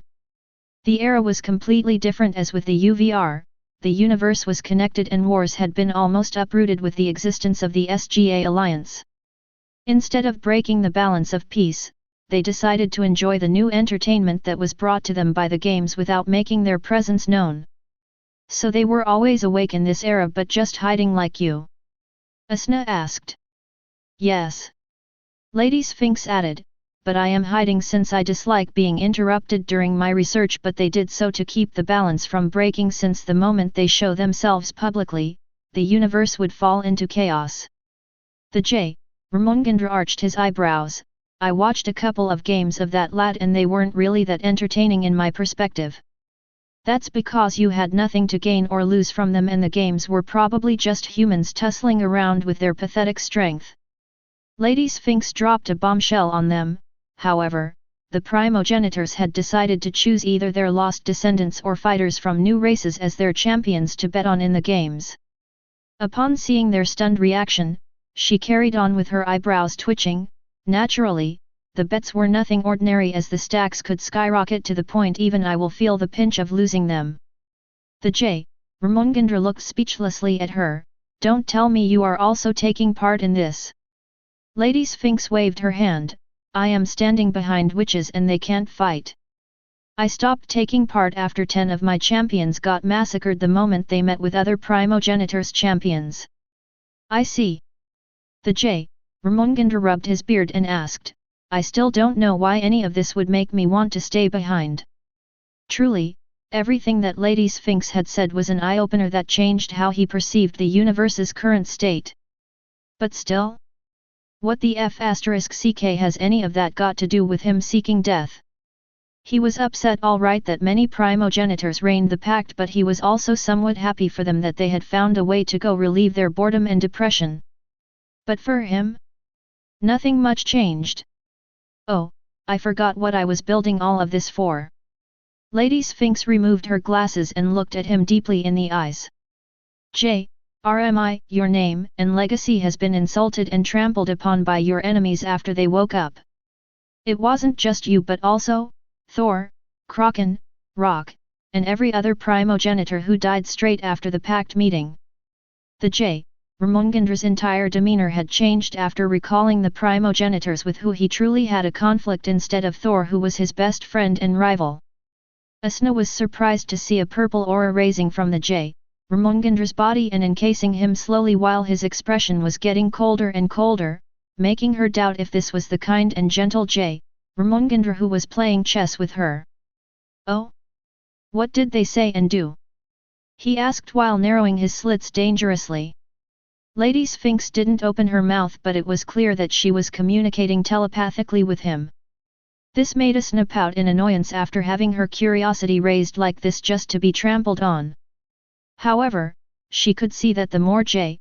Ramongendra heard, the colder his expression got and thinner his slits became. Even his hidden fangs were getting longer and protruding from his purple lips. Without a single doubt, Asna knew that he was royally pissed. Well, that's as much information that I managed to gather. Lady Sphinx said while returning to her seat. Thank you. The J. Ramongendra said with a suppressed voice while taking deep breaths through his nostrils. So, what are you going to do about them? Lady Sphinx asked in intrigue. Remind them of who they are dealing with. The J. Ramongendra smiled frigidly. They must have forgotten. Lady Sphinx laughed softly and said, how could you do that when you have given your poison manipulation? She leaned closer and tempted, how about you possess the body of this idiot? I kinda want to see the final result. Oh, Big Sis truly doesn't give a crap about Felix. Asna thought while looking at the excited Felix, who was packing his stuff in his spatial card, getting set for the journey, not knowing that he was in grave danger. No. The J. Ramongandra narrowed his eyes as he said, since they have switched the battlefield to their champions in the SG, I will play by the rules as well and turn that lad into my champion. I will let them know that poison is eternal through that lad. The J. Ramongandra thundered loudly, making even Felix stop his packing for a second to glance in confusion after feeling a sudden danger. Seeing that it was just a false alarm, he continued packing with a foolish grin. The J. Ramongandra's cool-headedness had returned after a couple of deep breaths. He looked at Lady Sphinx and said, Sphinx, I have a favor to ask. I want you to use some of your treasures to bet on this lad during those games. The J. Ramongandra coughed, I have nothing on me but memories of some buried treasures that might have been discovered or not. I am willing to trade the information for some treasures to kickstart my plan. I am down for it. Lady Sphinx gazed speechlessly at Felix, who was getting nude for a shower, and said, Are you sure about choosing him? He will be eaten alive with his strength. Looking at the button.a.k.e.d Felix, the J. Ramongandra's eyebrows twitched, Do I look like I have another choice? Haha, true. Lady Sphinx laughed. Plus, I am not worried about his strength. The J. Ramongandra smirked faintly, I will be personally teaching him poison manipulation while you are probably going to increase his strength so he could tolerate the experiments. That goes without saying. Lady Sphinx wore back her glasses and smiled, I will make sure to turn his body into steel. Damn it, why am I constantly feeling danger? Felix thought after a slight shiver coursed in his back. Chapter 408, Dark Deviant Spaceship. Unbeknownst to the newest development happening in his mind, Felix kept showering while thinking about his own matters. Queen, when will my spaceship arrive? He asked. In 7 days maximum, Queen answered. Good. Felix nodded his head in satisfaction. Then, he created a hologram and started reading about the news that had been getting better in some countries but only worse in the USA. Upon seeing that some towns had been fully raided by multiple gangs, forcing the citizen to escape, he frowned his eyebrows in disgust. SC.U.M of the Earth, let's see how bold you would be after the Gamma organization gets destroyed. He thought to himself while closing the window. He continued cleaning his body in silence after. Aren't you going to tell him? Lady Sphinx asked the J. Ramongandra. The J. Ramongandra eyed the focused Felix and smiled warmly, let him have his fun one last time before we start the training plan. 7 days later, 09:00 am. Felix had just received the news that his spaceship had arrived and was currently parked at the dark side of the moon. Naturally, no one was inside since the Queen was the one operating it. In those 7 days, Felix did a bit of shopping to prepare for the Gamma organization's destruction, harvest the symbiote's pieces, and lastly for surviving in space. He bought 30 spatial cards, 30 basic AP bracelets, 30 symbiote magnet devices that allow one to detect them and also pull them like a metal magnet. They were extremely efficient. Lastly, he bought an expensive spatial card in an auction that had triple the room space than the one he was using. He needed it since he purchased multiple oxygen bottles and suits that could be helpful in case he ended up thrown into space. After all, Felix was still a human and he couldn't really survive in space for even a minute. Right now, he was leaving his room while wearing only the obscure suit, heading to the dome's entrance. All of his stuff was in his spatial card, making him appear like he was heading for a stroll. Morning, Felix. Olivia greeted from afar after noticing him. She was sitting with Sophia and Hina, eating their breakfast. The girls greeted Felix as well casually. Not knowing that this was probably the last time they were going to see Felix in the real world. At least for a long time. Felix didn't have plans to return to the island after dealing with the Gamma organization. Morning, ladies. Felix greeted back with a smile and continued on his way. He didn't feel like he needed to say goodbye to anyone since there was always the UVR. Hence, he didn't hesitate to cross over the other side of the dome and ride on a public hovercar that took him to the island's coast. Seeing that no one was here, Felix activated the stealth mode of his suit and requested in his mind, "Queen, please bring the spaceship 5 kilometers outside of the island's surveillance system. Do make it invisible." "As you wish." The Queen said, "Your spaceship will arrive in 15 minutes. Not bad speed." Felix praised. He understood that the distance between Earth and Moon shouldn't be underestimated, as it would have taken days for Earthling rocket to close it. "All right, time for a swim." Felix stretched his limbs while looking at the peaceful ocean. Then, he jumped into the water and started swimming underneath it. With his fish gills, he didn't even need to go above the surface and expose himself. Felix was doing all of this just to avoid his absence getting noticed, since Mr. Rodriguez would be notified, then the council, his teammates, and he wanted to avoid all of that nuisance that would follow after. In less than 10 minutes, Felix swam 5 kilometers and waited patiently with his head outside of the water. Thankfully, the Queen's calculation almost never misses, as Felix had been informed that his spaceship was exactly 10 kilometers above him. "Please send a mini scouting aircraft and make it invisible as well," Felix requested. The Queen accepted the request, and Felix had to wait only 15 seconds before he started feeling like he was standing next to a jet. The wind and heat that was blowing on his face was an easy indication of its arrival. Eager, Felix beamed a pair of glasses and wore them swiftly. Immediately after, the world turned blue and the mini scouting aircraft's invisibility had been removed. It had a spherical shape, appearing like a blue egg. There were 4 jets attached to its front and back that were responsible for lifting it like this. "Queen, bring it down," Felix said. Whoosh! Splosh! After landing on water, the aircraft started floating without an issue. Felix swam towards it and scanned his bracelet with the glass door. A second later, it opened up and Felix laid on a comfy chair, not worried by the water that was touching the dashboard. He put the seatbelt on and the glass door closed after him. Without touching anything, Felix simply requested the Queen to take him to the mother ship. Whoosh!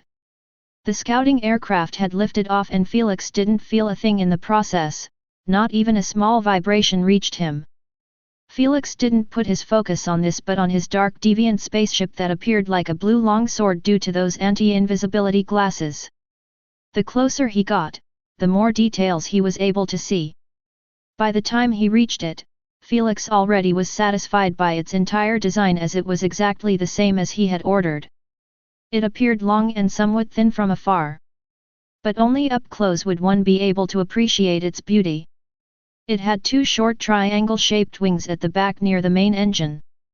This part was the biggest and also the thickest when compared to the front of the ship that was abnormally long and had another mouth. Felix wasn't surprised when he saw this, as he knew that was the Divine Judgment red plasma weapon. Since it was a big-ass weapon, the spaceship got this appearance after it got modified into it.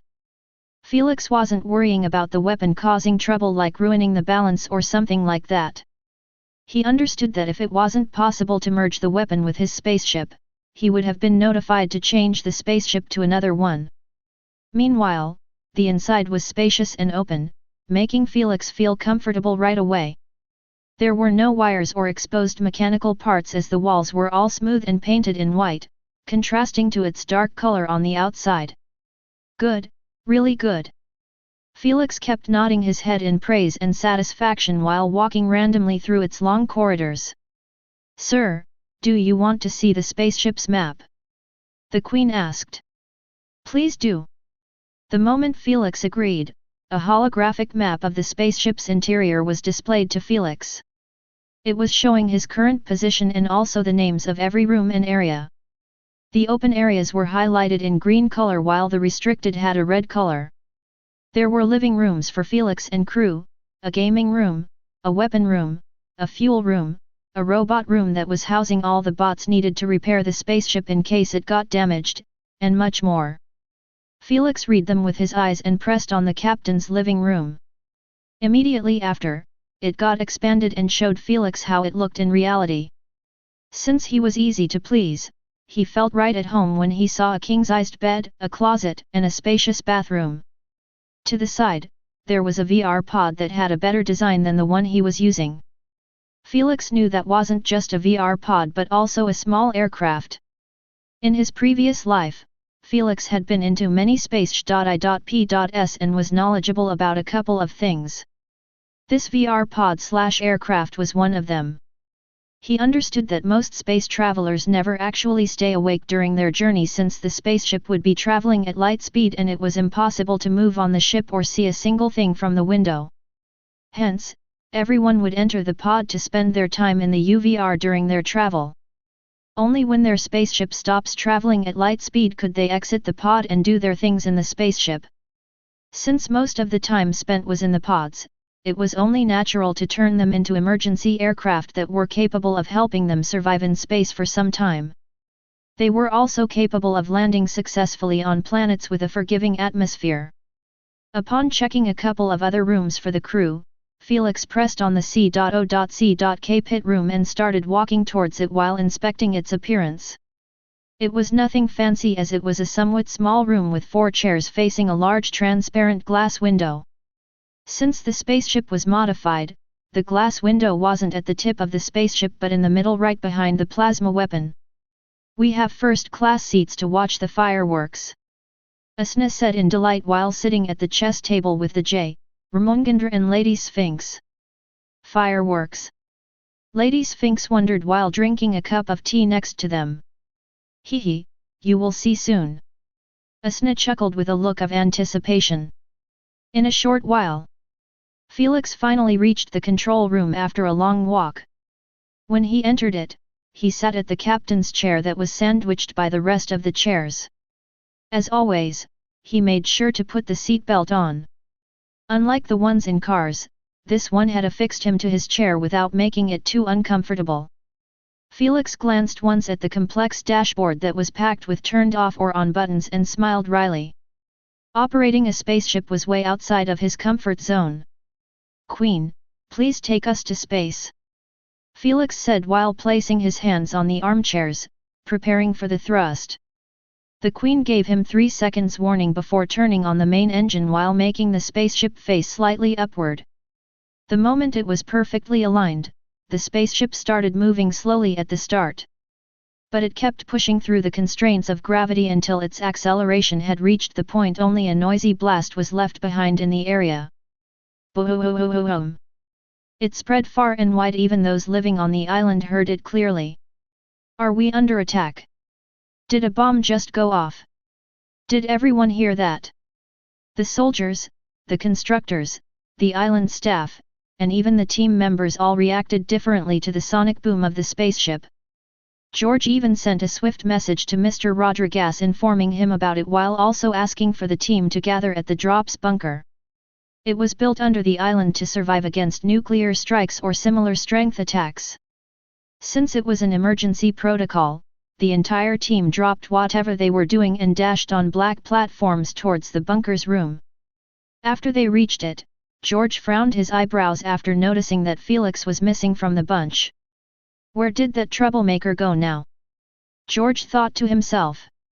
Soon, everyone noticed Felix's absence and they started murmuring between themselves. "Did anyone see him? I saw him 20 minutes ago." Olivia informed them, he was heading outside of the drop in his pajamas. Upon hearing so, George's eyelids twitched as he sent a message to Felix, "Where are you? Didn't you hear the explosion? Stick to the damn protocol and come to the bunker." "George, I am afraid I can't do that." Felix sent a message with a fascinated smile. His eyes' pupil were showing a blue gem floating in nothingness since eons and eons to come. He was finally in space and only now could one truly appreciate the planet's breathtaking beauty. "What do you Maya?" George's latest message couldn't be delivered as Felix had disconnected his bracelet from receiving any messages from his close contacts. He glanced one last time at the planet and narrowed his eyes frigidly. "Let's kill those SCU.M. Chapter 409, the judgment is about to be delivered. Queen, full thirst above those coordinates. Felix said while displaying the Gamma's spaceship's coordinates. It was finally time to confirm if Felix's interference in the timeline somehow affected the Gamma's spaceship coordinates or not. What's the altitude you want to be above those coordinates? The Queen asked. Just keep us at the exosphere. Felix said, I can scan their spaceship from there without getting noticed. Felix knew that the Gamma organization's surveillance system was deactivated due to the laws imposed upon them by the Alliance.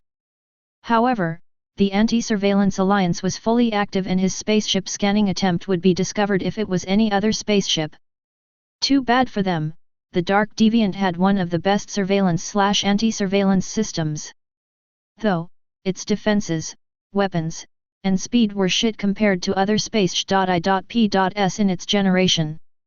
Felix had already dealt with the weapon issue after his modification.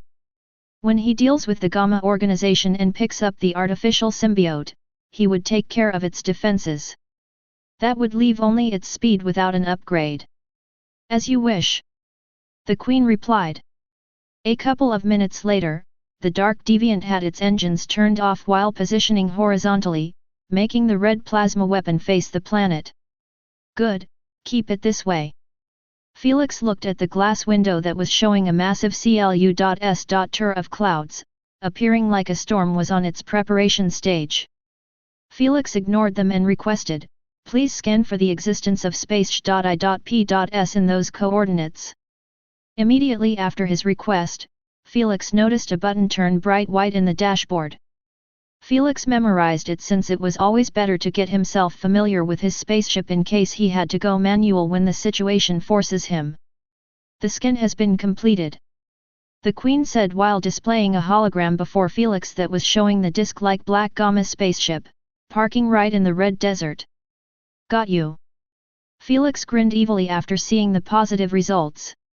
He wasn't surprised by how smooth the scan went since his Dark Deviant spaceship was known for excelling in surveillance and anti-surveillance.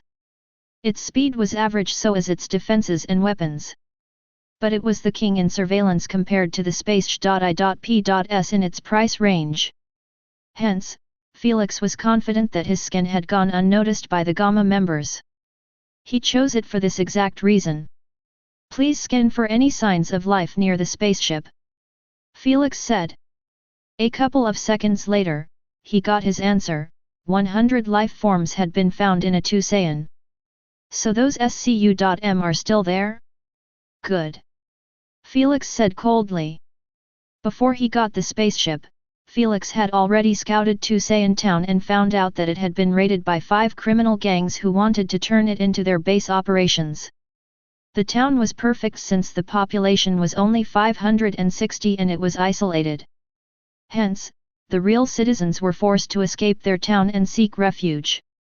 Because this was merely one of the thousands of towns and cities that were hit and still being hit by criminals, the US government couldn't really spare a single platoon to take care of those gangs, who turned the town into a fortress.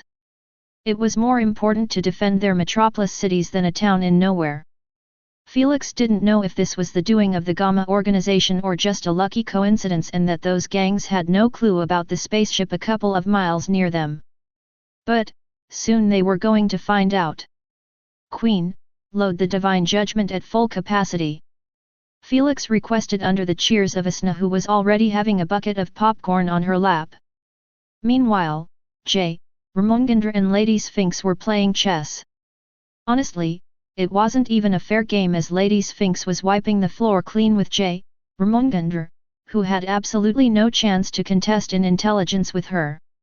How could he beat her when she was able to calculate hundreds of steps ahead of him? It was pure bullying, just like he was bullying Asna previously. Aren't you busy with your research projects or something? Why are you still here? The Jay, Ramongandra murmured in irritation while knocking down his king. I can spare some time to watch over this kid. Lady Sphinx laughed while setting up her pieces back up on the board. I am not playing for now. The Jay, Ramongandra swiftly teleported next to Asna after seeing that she was rearing for another game. Tisk, sore loser. Lady Sphinx clicked her tongue in criticism and teleported next to them. Then, they all raised their heads and started watching the countdown of the weapons preparation while stealing popcorn from a sniz bucket, making her slap their hands every time in annoyance. While the countdown to their doom was ticking second by second, the Gamma's executives were currently split in their spaceship doing their jobs. None of them were outside of the spaceship. "Miss Pink, I am here to report our daily harvest," said a smart-looking man with a white coat on while he pressed a button on the side of a door. A second later, the door had automatically opened up and the man entered with his head lowered and a list under his armpit. "Speak," Miss Pink ordered without looking at him. Her eyes were focused on multiple holograms that were around the desk she was sitting on. Each was showing different stats and numbers.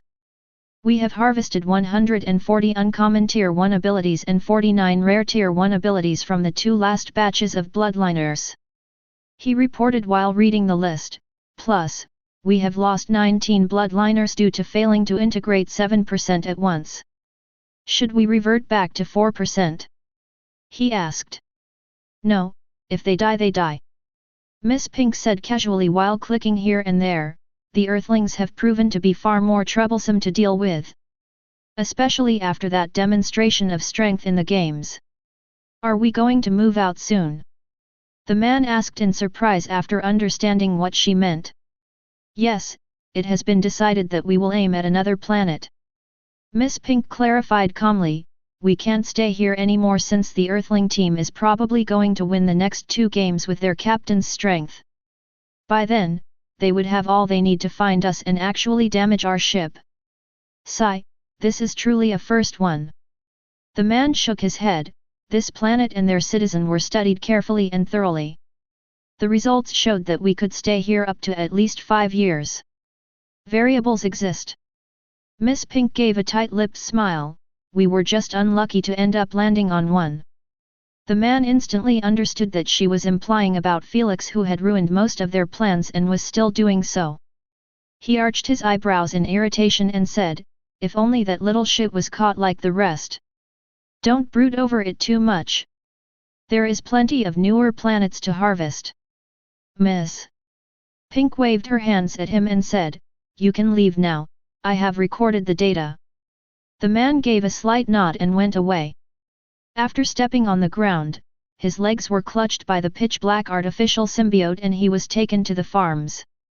The area he reached thoroughly was a perfect fit for its name. It was a wide open area with a ceiling reaching up to the sky.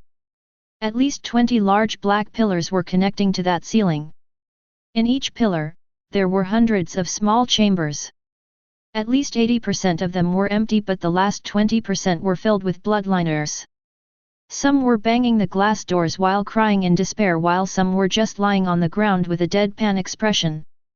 All of them were wearing an AP bracelet, appearing like a slave collar in their situation. "Shut up before I zap you again," the man threatened out loud, making him earn either frightful responses, begs, or outright curses. "You liar! You said you let us go after you get 6 abilities out of us." A burly man with dark eyes didn't care about the warning as he yelled in fury and despair, "But you were just killing us after." His shout echoed in the spacious area, reaching the ears of most Bloodliners. Some just started sobbing after hearing so, as they knew that he was telling the truth. They weren't fools to believe that the organization was going to let them go after they take what they wanted. But they still complied with them on the surface, since they thought that by delaying their death, there was a slight chance of being rescued by the Council. Alas, even if the Council managed to find them and had weapons to destroy the spaceship, they would still not be able to save them. That's because they would prioritize the organization's destruction first and foremost. This meant any Bloodliner who stepped foot in the spaceship was a dead man without any chance to leave to tell the tale. Even Felix had no possible method to rescue them without endangering himself. It was impossible to sneak inside the spaceship even for the 6th stage Bloodliner, since human strength was still not good enough to overpower technology. Only Origin Realm bloodlines were capable of entering a spaceship and leave without a scratch on. The rest? Only death awaits them. Highly advanced weapons were not a joke. Felix had yet to reach that state to make himself immune to the spaceship's weapons that could kill him in a split second. Hence, he was hopeless to help them out while they were still inside the spaceship. He had no plans to act soft and retreat without destroying the organization, since he knew that the longer their existence remain, the more bloodliners would get caught and harvested. Then, get killed eventually. He was willing to accept this necessary evil, and he was ready to live while having it in his heart. He had no plans to create excuses for himself, like he was doing them a favor by ending their despair, or they were already dead either way. The moment he fires that weapon, their lives would be against his consciousness, and Felix was willing to have them upon him if it meant that the Gamma organization get uprooted from the soils of the planet. Currently, Felix was doing nothing but gaze at the counter, which had reached the last minute. 12:59, 00:51, 00:30, 00:10. Don't worry, Felix. Asna comforted with a smile, you are saving 8 billion in the process. They will surely be grateful to you. Saving is saving. Felix said calmly, killing is killing. Felix looked at the countdown that was about to hit 0 and said one last time, never mix the two. The firing sequence has begun. The Queen's monotonous voice resounded in the C.O.C.K pit, making Felix clutch the armchairs tightly due to the massive tremors occurring in the spaceship. Even the main jet's thrust didn't affect the interior of the spaceship this much. Just this alone was enough to let everyone know the unfathomable power that was held inside the divine judgment weapon. It was about to deliver it on the wicked who brought terrors in the planet for the past half a year. Chapter 410, A Second Sun. Inside Tusayan town, a chaotic scene was ongoing. Loud rock music was blasting in every street from the erected tower speakers. Houses had their doors and windows destroyed, showing gang members standing either behind them or in the streets. They were roaming while fully loaded with guns, laughing thunderously and sometimes firing off into the sky, expressing their fever and zeal at being the overlords of an entire town. Something that no one would even dare to think about before the Gamma's arrival. Boss! When are we making a move? A man with a tattooed face and a scar near his eye asked in intrigue. Gather Team 1 and 2. A good-looking man with short brown hair said with his head buried in a hologram, we will target Phoenix City. I have received information that the Marines are getting pushed back slightly. Okay, what's that? The tattooed man tilted his head in confusion after his eyes were met with a red pilar as thick as a sky cr.a.p.er and as bright as the sun. It wasn't touching the ground but suspended in midair like it had been stopped by something. My eyes! He soon screamed in pain after his eyes were forcefully closed due to getting burnt off from the light. The boss and the rest of the gangs around the town had all turned to the red pillar reflexively after it showed up, and their end wasn't any different than the tattooed guy. Alas, before a symphony of agonizing cries resonated in the town, the Gamma spaceship had its invisibility removed forcefully after the red pillar ended up penetrating all of its defenses and going inside. Then, there is no then, deathly silence engulfed the area for a millisecond before the red pillar expanded into a sphere from the base to the sky, appearing like a red mushroom cloud for the onlookers. Alas, no one was able to look at this fascinating scene, as the moment the explosion occurred, the shockwave spread to at least 30 kilometers in radius, turning anything inside of it into dust. The gang members, the desert life forms, the buildings, etc., nothing was spared. All of this happened in silence, as the sound wave had yet to catch up to the explosion. But when it did, the entire state of Arizona heard it loud and clear. The towns and cities that were 100 kilometers near the explosion zone were lucky enough to see what caused it, since the explosion had climbed a couple of kilometers in the sky, appearing like a second sun. Shock, disbelief, and fear clouded the eyes of the gangs and the Marine soldiers who were either in combat in those cities or patrolling their areas. What in God's name is that? Is that a nuclear bomb? Call the higher UPS. No one dared to believe it, but they knew that only nuclear bombs could create this scene. Knowing that one had exploded this near to them, made them almost piss their pants in fright. especially the gang members who thought that the US government was pushed to the limit and started firing off their nukes as scaring attempts. General, a nuke had gone off north to Phoenix City. What are your orders? Governor, someone nuked an area in the Grand Canyon. A man in a black suit reported in utter agitation while looking at the mushroom cloud that had already climbed tens of kilometers, making it noticeable to even those further away. I saw it too. The governor replied in dread while standing in front of his office's window. His secretary was trembling while looking at the escaping birds in the sky and the clouds that had gotten extra darker. Sir, what do we do? The secretary asked with a tremble in her tone. Let's inform the White House first. The governor said, a nuclear going off in my state without my knowledge? This is clearly not the doing of us. Is it the Gamma organization doing? The secretary exclaimed in fear, did they start trading in nuclear weapons now? At this point, the governor smiled bitterly, anything is possible. Meanwhile, inside the dark deviant.o.c.k pit, Felix had his eyes closed shut while listening to Asna's delighted exclamations and the primogenitor's disinterested chatter. After a second or two, Felix opened his eyes while rubbing his eyelids in exhaustion like he just got sapped from all of his energy. However, he still murmured, Queen, please scan for any life signs in the blast area. A few moments later, the Queen replied, no signs of life has been found. You really raised everything. Asna commentated.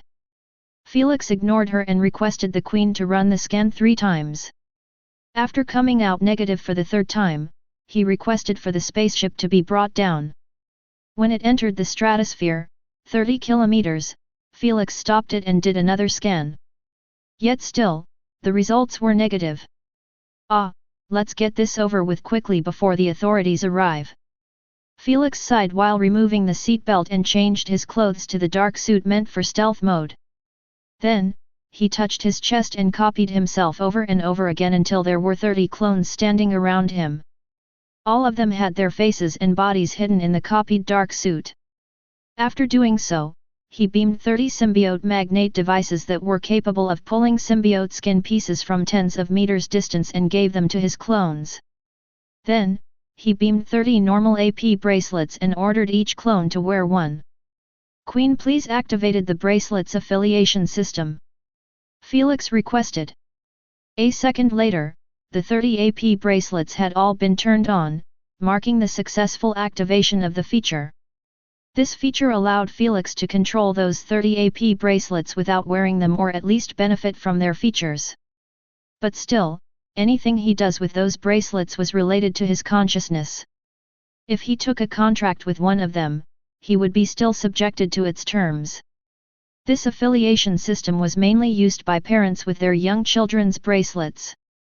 Instead of allowing them to connect their consciousness with the Queen, they use the affiliation system so if their kids were about to get cheated into signing a contract away from them, the parents would be notified straight away. Naturally, to not abuse it, anyone that was older than 12 years would need to connect their consciousness with the Queen if they wanted to continue using their bracelet. Though for those clones, that rule didn't apply. Hence, Felix had 30 spatial cards active and usable. Follow me, he ordered while sprinting towards the area where the small scouting aircraft were parked. However, after turning around and seeing that only 16 copies were following him, he quickly returned and beat up the F***ers who decided to walk instead of sprinting. Not wanting to waste time, he created another 4 and they obeyed him diligently. So this is how my ability appears like in the hands of idiots. Lady Sphinx said. Truly fascinating. Ha ha ha. Hee hee. Felix's eyelids twitched at their mockery but he didn't respond. He simply ordered his clones to enter one of the scouting aircraft and made sure that everyone was in his position before entering his own aircraft. Queen, send us down and make sure to bring everyone up 15 minutes later no matter what. Felix said. He knew that 15 minutes wasn't enough to gather all of the broken artificial symbionts since the government would be sending their army and they wouldn't hesitate to fire at him when he fails to obey their orders. These aircraft were meant for scouting outside of radar, not for combat. Whoosh whoosh. After they got sent down, the aircraft all entered the mushroom cloud. Felix wasn't worried about the alloy getting affected by the radiation from the strike or his clones. As for himself, his entire body was protected with the obscurum suit. However, the heat was still too much for his copies to handle since those copied suits were just for looks.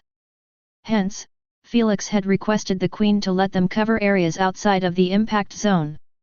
Meanwhile, he went straight towards it as he knew that the largest parts of the artificial symbiont would be concentrated there. Whoosh! After the aircraft reached 100 meters, Felix looked down at the smoky crater with his infrared vision turned on. He had already done a couple of tests with his first-class .E.M.E.NT vision and now was fully used to some combinations. Still, normal vision and infrared vision was his go-to combination. As for the range and duration of the activated, it was still based on his mental energy. Shit, there is too much heat radiation. Felix deactivated infrared vision immediately after noticing that everything was bright red. He didn't dare to turn on his gamma vision since he would probably go blind due to the gamma radiations released from the explosion. It seems X-ray combination is the best option in this situation. After making his decision, Felix turned on X-ray vision above his normal vision. After pushing it to the limit, he was shocked to find out that there was only one skeleton hovering 5 meters above the ground. He wasn't shocked by the lack of other skeletons but by the fact that the skeleton was extremely close to the impact crater. That shouldn't be possible since he knew that not even a peak 6th stage bloodline could survive a strike like this.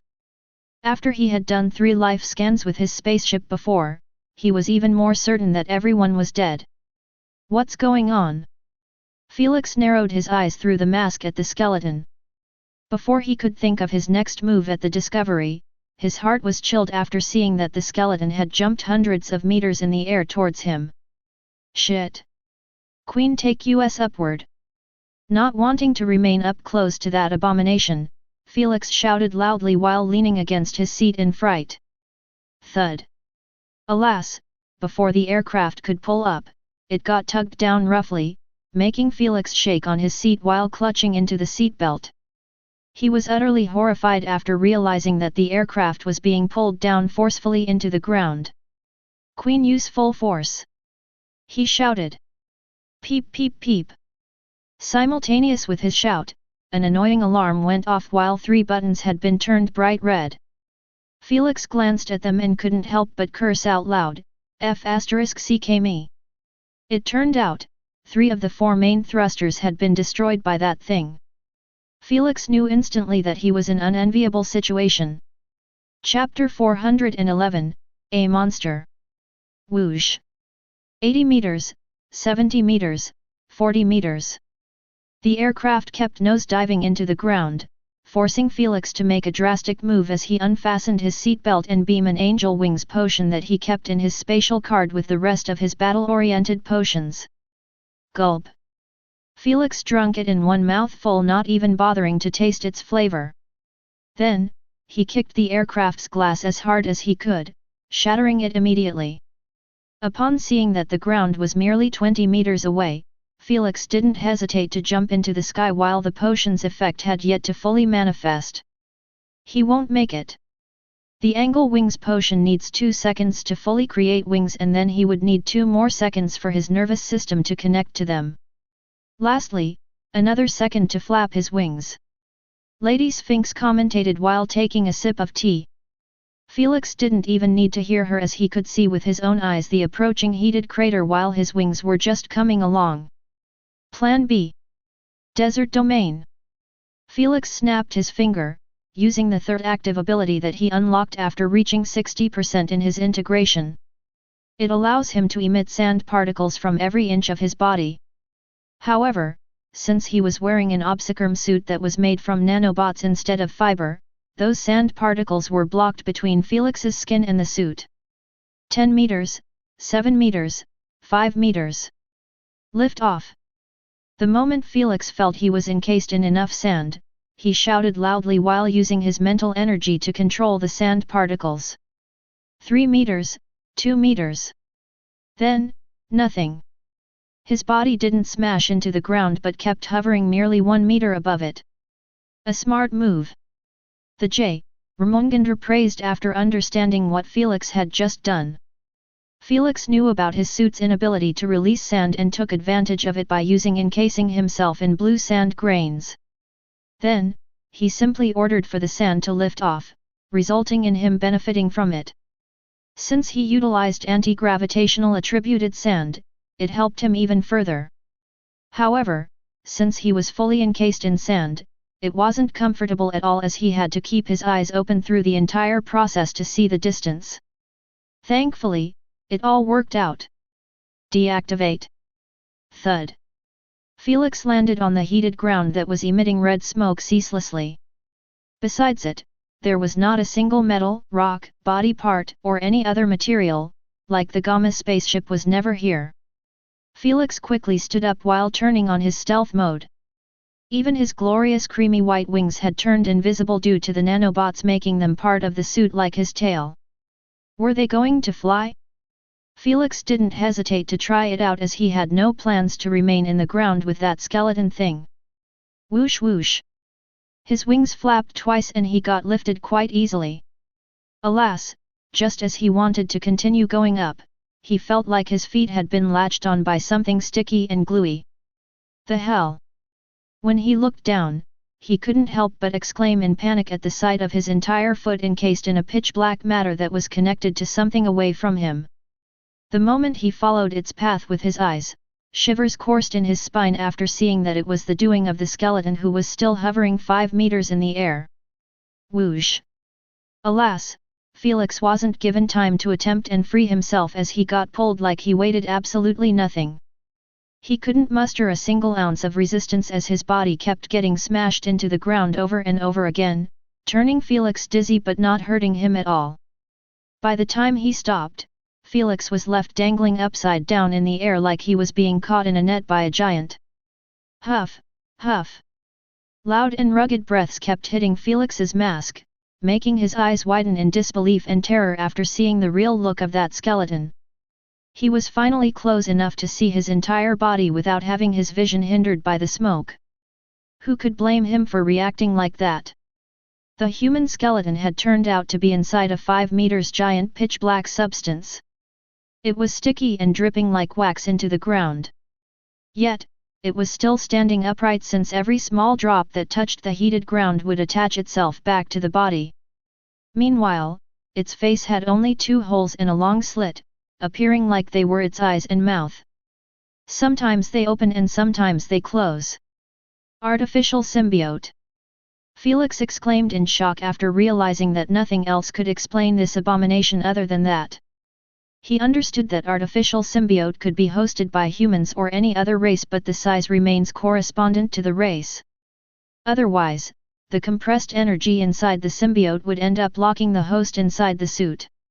It could even lead to death. Thus, when he saw the human skeleton, the last thing that he could think of was a human hosting an artificial symbiote. Are you liking my new look?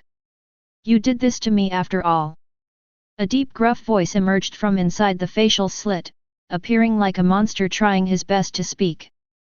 Who are you and how can you even see me? Felix asked loudly while still dangling from his feet. It wasn't like he didn't want to try and escape, but he knew that was impossible. Symbiote skin was known for being one of the toughest materials in the universe. Felix couldn't just cut it or destroy it. If it wasn't for so, his red plasma weapon would have been enough to delete it from existence and there would be no point in him heading down to gather the pieces. Hence, instead of acting out, he decided to play slowly by delaying the time until he figures out a way to escape this shitty hole. How can you not know me? The voice was still deep, but Felix could sense una.d.u.l. Terrated rage emitting from it. You took everything from me. I don't even know who you are. You will find out now. Bam! The moment the last word resounded in Felix's ears, he found out that his body was already in contact with the ground. Smoke rose and pebbles were hurled everywhere as the monster kept lifting Felix up by his feet and smashing him again on his other side. Shit shit shit! Felix cursed each time his face had kissed the ground as his thoughts kept getting jammed, making it impossible for him to think straight.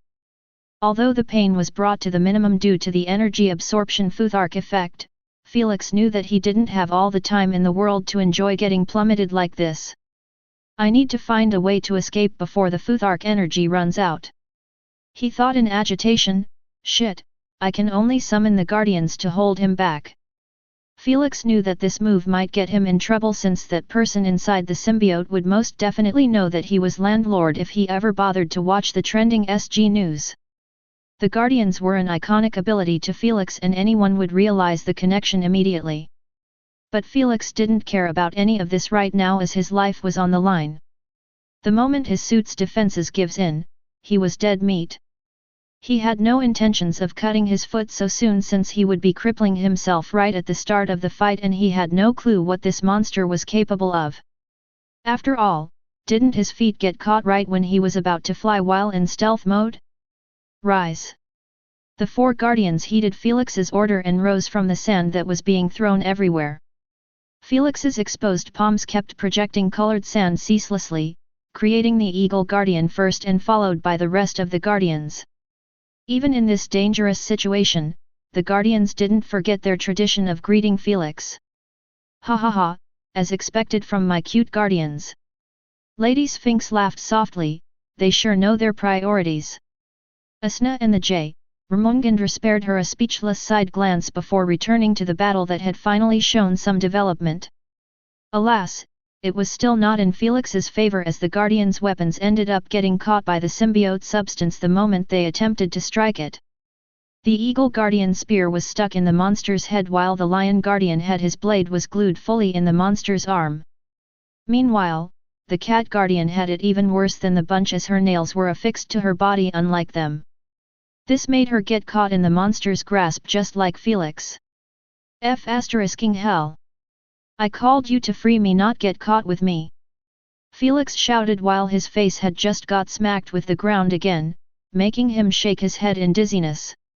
When his vision was recovered, he managed to notice that the Serpent Guardian had also her whip rolled around the monster's neck without moving. However, his eyes gleamed in delight when he spotted that her green whip was turning brighter and brighter. She is absorbing its energy, he concluded. Felix understood that the artificial symbiotes were nothing but a huge mass of energy inside a pitch-black skin. This meant the Serpent Guardian's attributed green sand was the perfect counter to it since she could absorb its energy and making use of it. What's going on? The monster finally stopped smashing Felix as the Serpent Guardian's activity had attracted his attention. However, he didn't really feel a thing as the energy absorbed by the Serpent Guardian was minuscule. 4 golems in all with different weapons and colors. Isn't this one of Landlord's abilities? Is he Landlord or someone else with the same ability? The monster tilted his big black head to the side while bringing Felix's relaxed body near his face. Are you Landlord? Shit, he already started doubting me. Felix flinched after hearing his question but he didn't respond at all. He simply focused on his Serpent Guardian and realized that she was growing bigger but the symbiote never seemed to get even an inch smaller. Felix knew that when it comes to symbiotes, size was correspondence to energy. This meant, the energy she absorbed was negligible and if he relied on her to finish the job, he would be dead. Hence, he sent away his guardians as they were just wasting his energy per second. Just like that, he was back to the start, dangling from his feet. The only difference was that his suit was getting close to giving in while the monster had yet to get touched. I can't fight like this. I need to escape his grasp first before he hugs me and ends up having me glued to his chest. Felix thought with a grim expression. Chapter 412, Attempting to Escape. You are not bad yourself. The monster looked closely at Felix who was still in stealth mode and said, I don't know if your body is this tough or you are wearing something to protect you, but I know that you can't last long. Whoosh! The moment his words reached Felix's ears, he found out that he was kissing the ground yet again. By now, Felix knew that the monster had only this method of killing him since the moment he punched him, tried to twist his head, or something like that, they would end up glued together. Felix was certain that the monster didn't have a method to remove the stickiness effect from the substance. This was one of the reasons Felix didn't want to fight this battle at all. He knew that if he fought melee form with his size manipulation or his tail, he was bound to get stuck again. When that happens, it was truly a game over for him. Bam! Bam! F***ck it, let's go all out. In the end, Felix stopped caring about having his landlord persona found out as he snapped both of his fingers, creating a massive pitch-black cloud that had engulfed him and the monster alike. He used the strongest and deadliest poison combination in his arsenal, corruption inducement. Did it have any result? Bam! Bam! Nope. Felix was still getting beaten up, appearing like the monster wasn't affected even slightly by the inducement. When Felix glanced with his X-ray vision combined with his energy senses, he saw that the corruption particles never actually entered inside the monster. They were blocked outside, sticking on the pitch-black skin. Usually, this wouldn't have been an issue since corruption inducement was a skin-based effect as well, but for the symbiotes, it was just like dust touching it. This killed all of his poisonous abilities as the symbiote's skin was the perfect counter to it. Even the holes in the monster's face got closed shut immediately after poison had emerged. Felix knew that he could keep his poison cloud active around him since the monster couldn't hold his breaths forever, but that was possible only if he had time to pull it off. Alas, his suit wasn't going to last that long. Warning, warning, 20% left in the energy absorption futhark. The Queen's monotonous voice resounded in Felix's mind. Damn it, I can only cut my foot and escape. Felix's expression hardened at the thought. He wanted to avoid doing so at all cost, but delaying it any further and he may never walk away from here. Although he decided to detach his feet, he didn't hastily do it. Instead, he started analyzing the pattern of him being smashed left and right. He wanted to cut it at the best possible time so he would get hurled away by the monster when that happens. A couple of seconds later, Felix beamed a sharp dagger in his hand that was hidden by the suit. This dagger wasn't cheap at all as it was purchased by Felix for emergencies like those, giving the capability to cut through hard objects. Whoosh! Bam! The moment Felix got slammed on the ground and was about to get lifted back up, Felix ordered the nanobots in his feet to leave an opening to his skin from the back calf to his feet.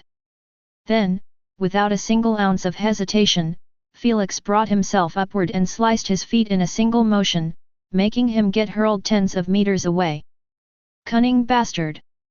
The monster roared. Felix heard him loud and clear, but he didn't pay attention to him as he was fully focused on his wings, wanting to regain control of them and balance his body that was flailing randomly in the air. Arg! Alas, the hellish pain waves of his severed foot kept making him lose focus continuously. But Felix just gritted his teeth and roared in his mind, "Flyyyy!" Whoosh whoosh! Felix's wings flapped twice, finally uplifting him from his falling posture. Come back! Just as he was about to continue flapping his wings and soar away, a maddened barbarous roar echoed in the area, making him turn his head reflexively. He was left horrified when he saw that the monster was actually flying 100 meters in the sky, approaching him from above. Felix couldn't see if he was using wings or that was just from a single jump. But he wasn't planning on remaining beneath him to find out. Alas, just as he changed his path to the left, Felix was forced to reflexively dodge after sensing an incoming danger. Thank God he reacted that fast, as the monster had attempted to catch up in the same way as before by extending the substance like it was rubber and sending it to Felix. Felix only knew so after the monster's hand passed by his head, scaring him out of his wits. Felix swiftly glided to the right side, wanting to create some distance from the extended pitch-black arm since God knows if he could control it even from this distance. Thankfully, that didn't seem possible as the extended arm didn't follow him. However, Felix still didn't let down his guard as he could see that the monster had landed back on the ground and jumped again with a frightening momentum, bridging the distance close again. Whoosh whoosh. F***ing shit. Felix cursed while maneuvering to the side after hearing the upcoming raging wind. This time, 2 extended arms went past him, failing to catch him yet again. How could he F***ing see me? Felix was still baffled by this since he was still in stealth mode and his suit was capable of erasing everything about him, making him immune to vision abilities below the 4th stage of replacement. The last time he checked his memories, the strongest member of the organization was Mr. Gamma. If he assumed that Mr. Gamma was the one inside that monster, he should be still just at peak 3rd stage of replacement. Felix believed in this information since it was told in the Alexander Kingdom stream when they have sent a fleet to deal with the Gamma spaceships in his previous life.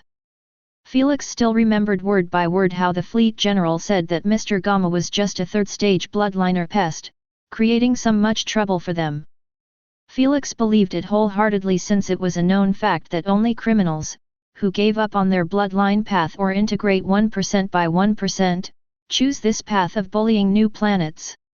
As for the 4th stage of replacement and above, they turned to piracy or other criminal activity that was 100 times more profitable than selling Tier 1 abilities. Yet, this monster was capable of spotting Felix no matter how much distance he pulled away from him. It was like he had a GPS that allowed him to track Felix. This made it possible to aim at Felix while using the smoke as a screen since Felix couldn't really see anything besides the skeleton with his X-ray vision. He understood that if he turned on other visions in this radiation furnace, he would make it just worse. Come down here. Felix was forced to change his path from soaring up to the left after another extended arm was sent in his direction. Immediately after, he returned to his path and continued his climb. He had already surpassed 150 meters and was closing down on 200 meters. He fully emptied his mind, focusing only on dodging those extended arms and soaring higher and higher. In a couple of seconds, Felix decided to glance down and scout the situation after he didn't get attacked. Sigh, finally. He couldn't help but sigh in relief after seeing that the skeleton was still chasing him but his jumps never took him higher than 100 meters. Felix had already crossed half a kilometer. Lame, I thought you will fight him. Asna commentated while eating popcorn with a bored expression. The J. Ramongandra and Lady Sphinx traded glances between each other and saw the hint of disappointment in their eyes. They understood that Felix's escape was the smartest decision to make. But, they also knew that if he couldn't even win against this monster, how was he supposed to represent the J. Ramongandra in the games against monsters that were tens of times stronger than the artificial symbiotes? Don't be stupid, Asna. How can I leave this abomination walk on Earth after creating it? Felix narrowed his eyes dangerously, who knows how many genocides he would end up committing before the Scallions' forces reach the planet and stop him. The J. Ramongandra and Lady Sphinx smiled faintly after hearing so. Felix knew that the only reason criminal organizations respected the Scallions' rules was to not endanger their organization and their money-making scheme. After all, they could easily use their spaceship to destroy a country or two before the Scallions' fleet makes it to the planet and take care of them. But now that the Gamma organization was razed to the ground, leaving behind only that abomination, God knows if the rules even matter to him anymore. Felix, who created this entire situation, wasn't that irresponsible to bail just like that without even attempting to find a way and kill it. Now, that I am free of his grasp, I can think of a plan, arg. F***ck. Felix's thought process was broken by the pain coming from his feet, reminding him that he was missing a foot. The adrenaline had already withdrawn after Felix reached a safe area. Felix quickly beamed advanced rejuvenation potions that were more expensive but also highly effective than the ones he was using always. He drank it in one gulp and let go of the bottle.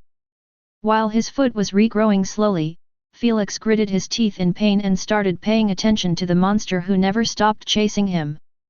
Let's get him out of this shitty mushroom cloud first. After deciding so, Felix flew horizontally until he emerged outside of the smoke and into the cloudy red skies. Although the sun was blocked, the visibility was 100 times better than being inside the smoke. Felix quickly turned around and kept flapping his wings while in a still position. His eyes were narrowed at the monster that had been successfully baited outside of the smoke. When he deactivated his X-ray vision and zoomed closer to the monster, Felix couldn't help but wonder how could anyone turn like this. Now, that he was in a safe spot away from the monster, he could think of the possibilities that resulted in this abomination creation. Alas, no matter how hard Felix thinks, he would never be able to guess what had exactly happened during the red plasma strike. Chapter 413, Round 2. The Gamma spaceship, 1 minute before the red plasma strike. In front of a massive glass window that was peeking into the Grand Canyon, Mr. Gamma was standing there, doing nothing but staring at the desert in absent-mindedness. Ring ring. Alas, the tranquil atmosphere was broken by a phone call to which Mr. Gamma accepted it right away. Haha, I have heard the news, Scarface. A mocking laugh emerged from Mr. Gamma's bracelet. Hey, words sure travel fast. Mr. Gamma replied calmly, not feeling offended by getting mocked. Everyone else already knows that you faced a wall in that blue planet and planning to switch. That man asked, how about you ally with my organization? We Gravefoots welcome the Gammas to the new planet that we are targeting now. It has 12 billion population and their average bloodline strength is currently at lesser purity. What's the price? Mr. Gamma asked in a straightforward manner. Nothing much. The man let out an honest laugh and said, we just want 30% of the harvested abilities on our planet. Buzz off, I would be a FO. Boom. Mr. Gamma's sentence was interrupted at the abrupt thunderous explosion that arrived from the ceiling, shaking the entire spaceship like it got struck by a major magnitude earthquake. Warning, the spaceship is under attack. Warning, the artificial symbiote defenses would last only 5 seconds. Warning, please head to the safe room in Area 27. A series of monotonous warnings resounded right after the attack, shocking everyone in the spaceship. Especially when they heard second warning. Bone-chilling fear took control over their body, making them tremble in their places without bothering to listen to the next warnings. But some of them still managed to let out terrified screams while running headlessly like chickens. Since the spaceship had yet to stop shaking, all of them fell to the ground and ended up covering themselves in turtle posture, shivering in their places. Ms. Pink, the lanky man, the fat man, Mr. 12, and the rest of the Gamma executives had the same reaction as everyone, dropping their superiority and acting like terrified little rabbits in a storm. 5 seconds was too short to even have a proper thought in this dreadful situation.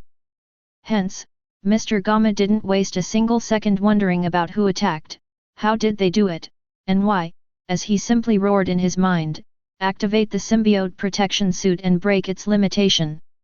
Are you sure? The Queen asked for a confirmation dutifully. Yes. Immediately after Mr. Gamma's agitated confirmation was heard, the pitch-black artificial symbiote that was in the walls, floor, and every place nearby, surged as one towards Mr. Gamma. Then, they quickly engulfed him like he was being eaten alive by a black slime. Boom! A split second after the process finished, the red plasma beam finally managed to penetrate the symbiote's defense and collide against the alloy. Sadly, it didn't hold it even for a split second before rupturing wide open, allowing the sun to shine upon every being in the spaceship. Miss Pink and the rest had managed to take a single glance at the beam before their bodies turned into dust, then into particles, leaving nothing out of them.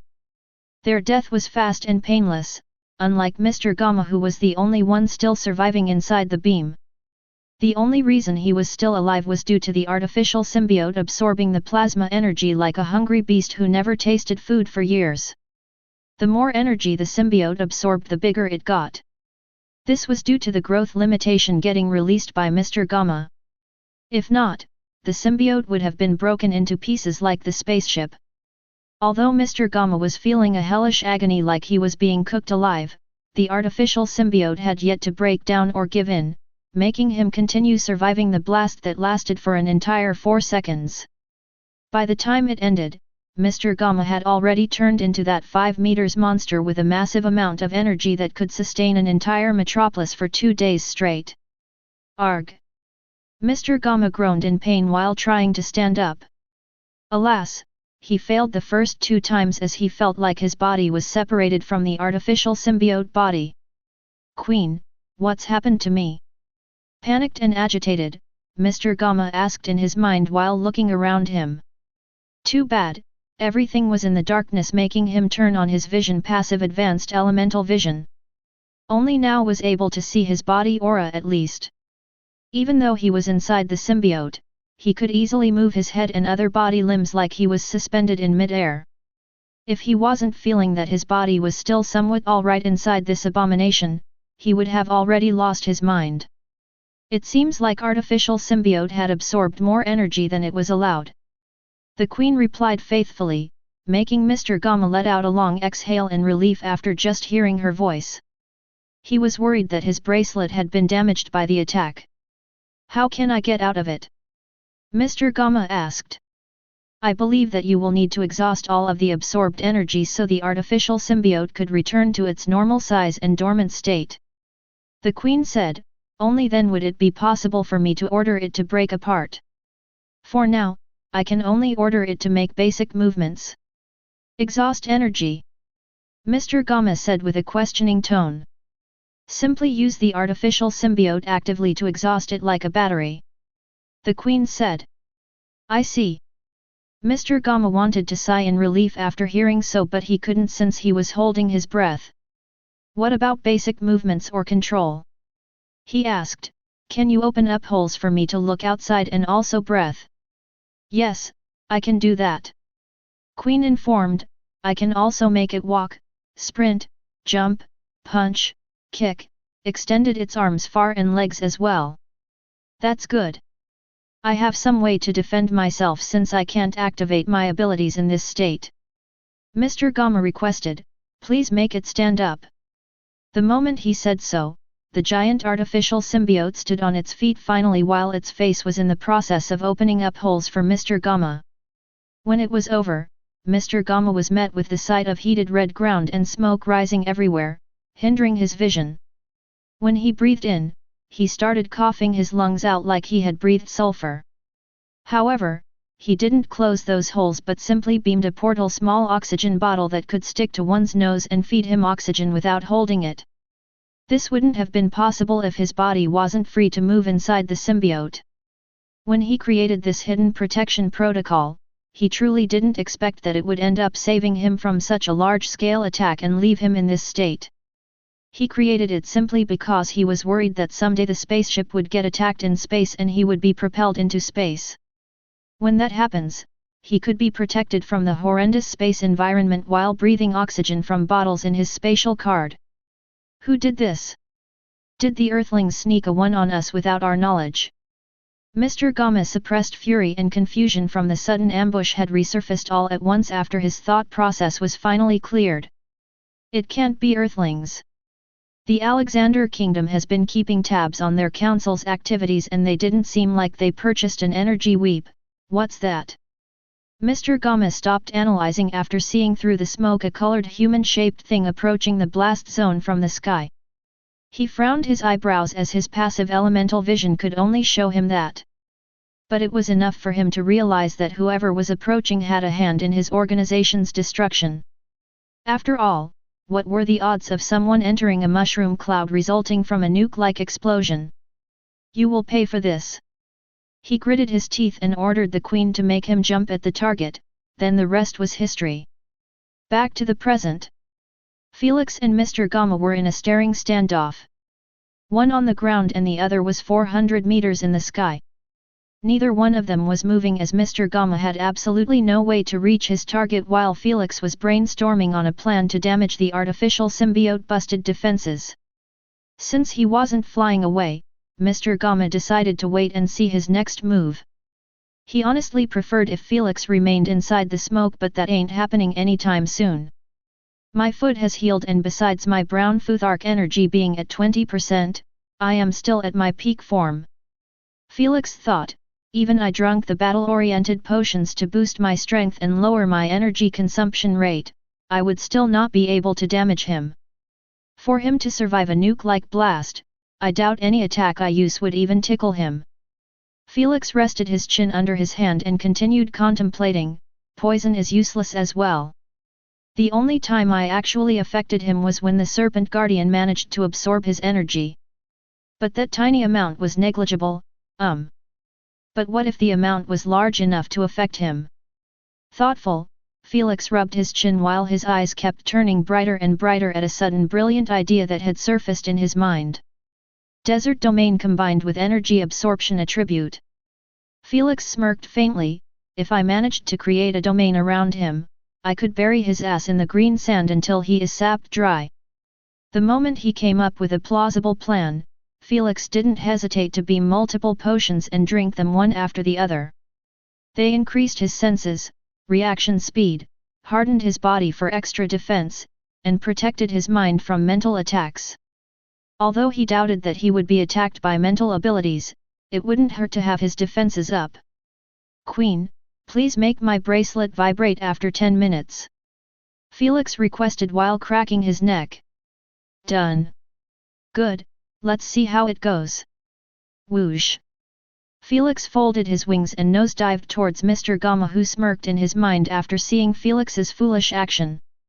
How dare you make the first move? In this state, even a peak 6th stage bloodliner can't kill me. Mr. Gamma roared while having his hands fully prepared to extended towards Felix and caught him again. Felix ignored what he said and simply shaped up his suit into a different outfit that allowed more of his pores to be exposed. Naturally, this removed his stealth mode, but Felix didn't care about it since it was useless in this fight anyway. He only kept a helmet on his head, hiding his feature and hair. When he finally reached 100 meters, Felix snapped both of his fingers, and a flood of green sand particles streamed from his pores and showered Mr. Gamma and the area around him. Mr. Gamma didn't remain standing in his position as he kept moving away from the sand while sending out his arms at Felix. Whoosh whoosh. Felix kept evading them with some difficulty since the green sand sometimes ended up blocking his sight. After all, his ability wasn't meant to be used from the sky but to stand on the ground while the sand engulfs the area around him. Stay still, you rat! Mr. Gamma roared while whipping out his extended pitch-black arm from the side, forcing Felix to fold his wings and body reflexively. Whoosh! The arm went past his head, almost giving him a haircut. Felix quickly returned to his posture and started flapping his wings, soaring in circular motions around Mr. Gamma, filling the ground continuously with green sand. He stopped aiming at Mr. Gamma when he realized that hitting him was a far-fetched fantasy. This made his entire movements appear confusing and peculiar in Mr. Gamma's eyes. What is he trying to achieve? Mr. Gamma questioned in his mind. Whatever he is trying to do, it's best that I leave this area. Just as Mr. Gamma wanted to jump away, he froze in his place when he saw that Felix had actually landed on the ground 20 meters away from him. Then, the 4 guardians were manifested from Felix's palms without affecting his desert domain creation. The guardians greeted Felix and entered battle posture while facing the dumbstruck Mr. Gamma. Felix was standing in the middle of them while holding that small dagger in his hand. Is he really planning on fighting me up close again? Mr. Gamma questioned Felix's mentality at the sight. Ugly shit, let's start round 2. Felix smirked while gesturing at Mr. Gamma with his hand. I will return the favor of smashing my body so many times. Chapter 414, Going with the Plan. You are truly courting death. Mr. Gamma roared while swinging both of his arms at Felix from the sides, making it difficult for him to dodge. Whoosh whoosh. Felix didn't even bother dodging as the green sand beneath him had shaped up as 2 shields and blocked those pitch-black arms. What's is that? Mr. Gamma was left in shock by sight. Alas, Felix didn't give him time to gather his thoughts as he ordered the guardians to enter a melee battle with him. Felix knew that they were useless against the substance stickiness, but he didn't care, as he simply wanted to buy time until his green sand filled up enough space. Thud thud. As expected, the Guardians managed to strike only once before getting stuck again, making them useless in the fight. But Felix still didn't recall or remove them, as he wanted to keep them stuck like that to hinder Mr. Gamma. "You think this will stop me?" Mr. Gamma sneered while using his hand to break apart the Guardians' weapons, separating them from his body. This left only the weapons to be stuck with him. Mr. Gamma did the unexpected, as he caught the long golden blade with his hand and utilized it as his weapon to smash apart those defenseless Guardians. They all returned to sand, making Felix's eyelids twitch at how useless they were against enemies of a higher caliber of strength. Sure, they had fine battle senses and weapon mastery, but those two things were absolutely useless in front of pure raw strength. "Thank you for the weep." Before Mr. Gamma's voice trailed off, he realized that he was holding nothing but drifting sand particles. "Say what again?" Felix asked smugly while leaning closer. Seeing that he was getting mocked playfully made Mr. Gamma understand that Felix wasn't feeling threatened by him at all. Heck, he even appeared like he was disregarding his strength. "If I could use my active abilities, this bastard would have been killed 10 times already." Provoked, Mr. Gamma breathed ruggedly, leaning forward like a suppressed bull ready to charge. "Good, he is not leaving." Felix didn't show his delight in the outside but worry. He entered a defensive guarding position while having his tail's bulgy end submerge inside the green sand that was about to reach his calf. Whoosh! Just as he blinked once, he was shocked to see that Mr. Gamma was right in his face while having his hand ready to pound him to paste. Sand surfing! Felix instantly utilized his fourth passive, making the sand beneath him move his body to the side with an abnormal reaction speed. Boom! Mr. Gamma ended up having his hand submerged in the sand, fully missing Felix. Yet, he didn't even pause his attacks as he brought out his hand from within the sand and swung it rapidly at Felix's head. Boom! This time sand had abruptly risen and blocked it for Felix, but its behemoth strength had ended up destroying the sand once and for all. "So that's why this bastard is emitting sand around us," Mr. Gamma concluded after seeing those two passives in play. One for escape and the other for defense. But still, the sand is weak and can be broken easily by a single strike. If I kept pressuring him, I will end up catching him eventually. Boom boom! Felix knitted his eyebrows in displeasure after seeing that his sand was getting destroyed each time it helped him block an attack.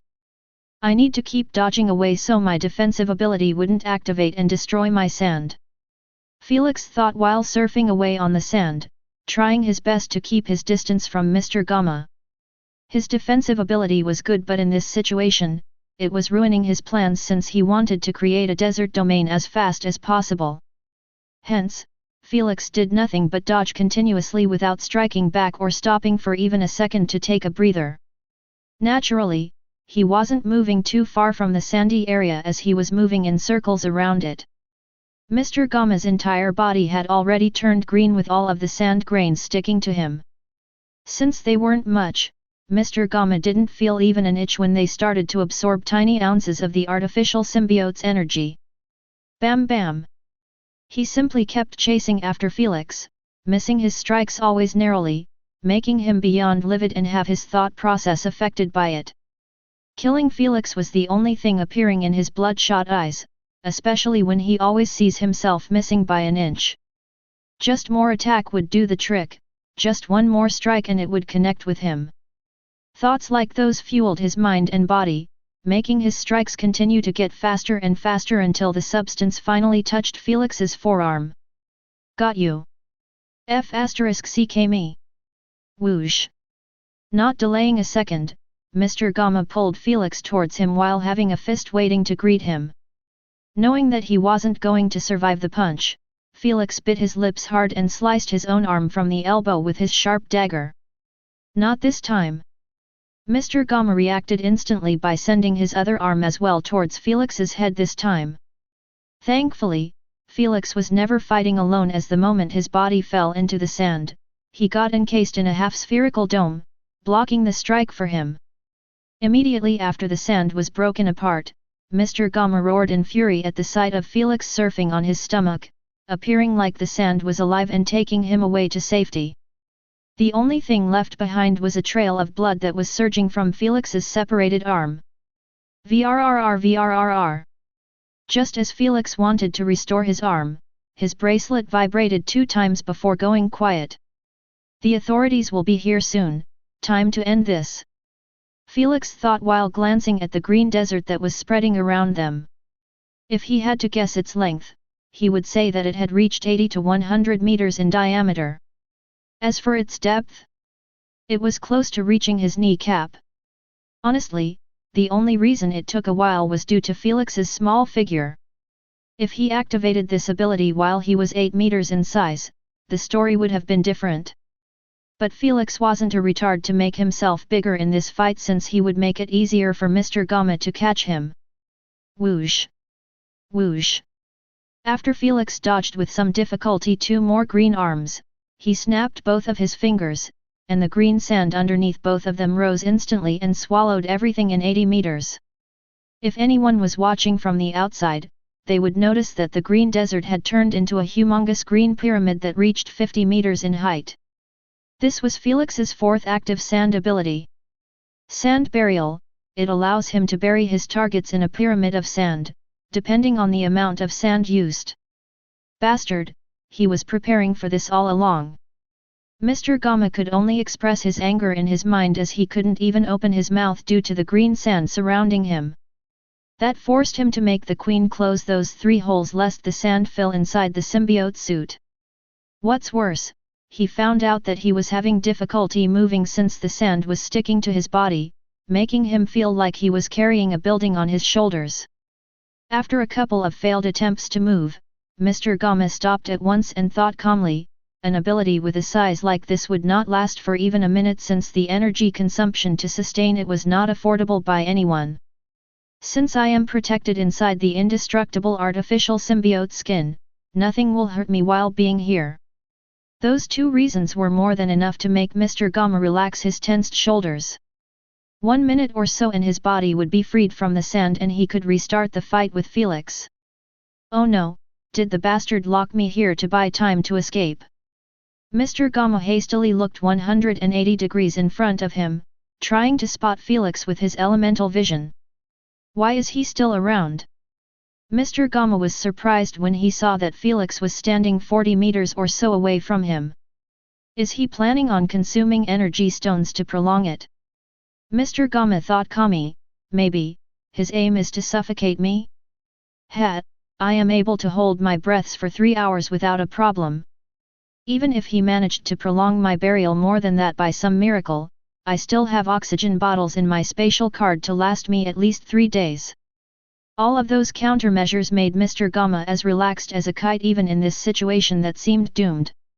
All of this due to his absolute confidence in Felix's inability to sustain the pyramid. Let's see who will last the longest.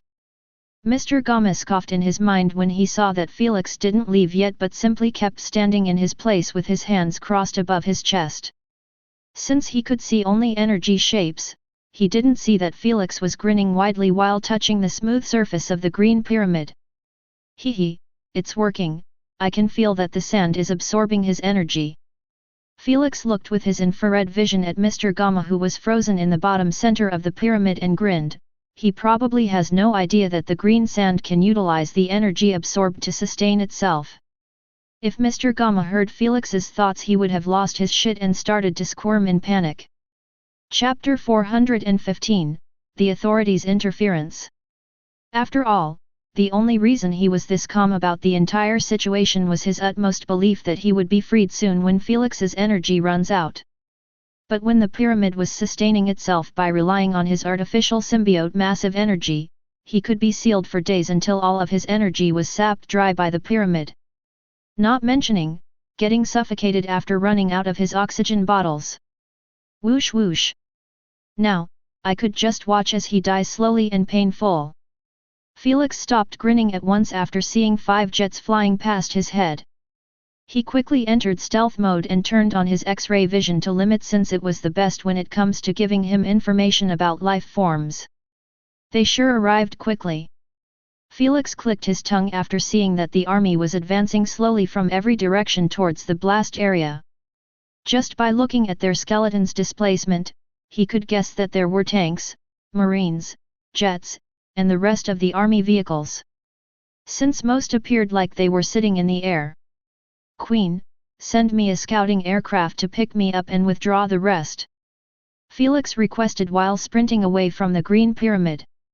He had no idea how much dead skin did his clones harvested, and he hoped that it was at least 30% of the spaceship. With the detectors and the spatial cards that he bought for them, he understood that gathering 20% should cause no trouble for them.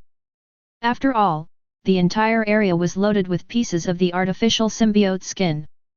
30% should be doable. That's the calculated amount needed for his spaceship to get coated on from the outside and also the inside with the artificial symbiote. For now, he didn't bother by it yet as he continued running away, wanting to keep as much distance as possible from the pyramid without leaving his ability's range.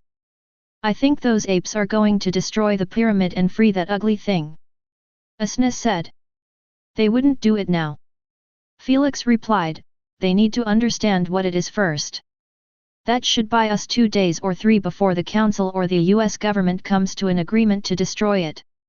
How about you threaten them with your spaceship? Asna proposed with her eyes brightened, fire some warning shots and no one would dare approach the pyramid. No, Felix rejected the proposal firmly, I still don't know if the one inside realized I am landlord or not. If he did, he would publish the recordings.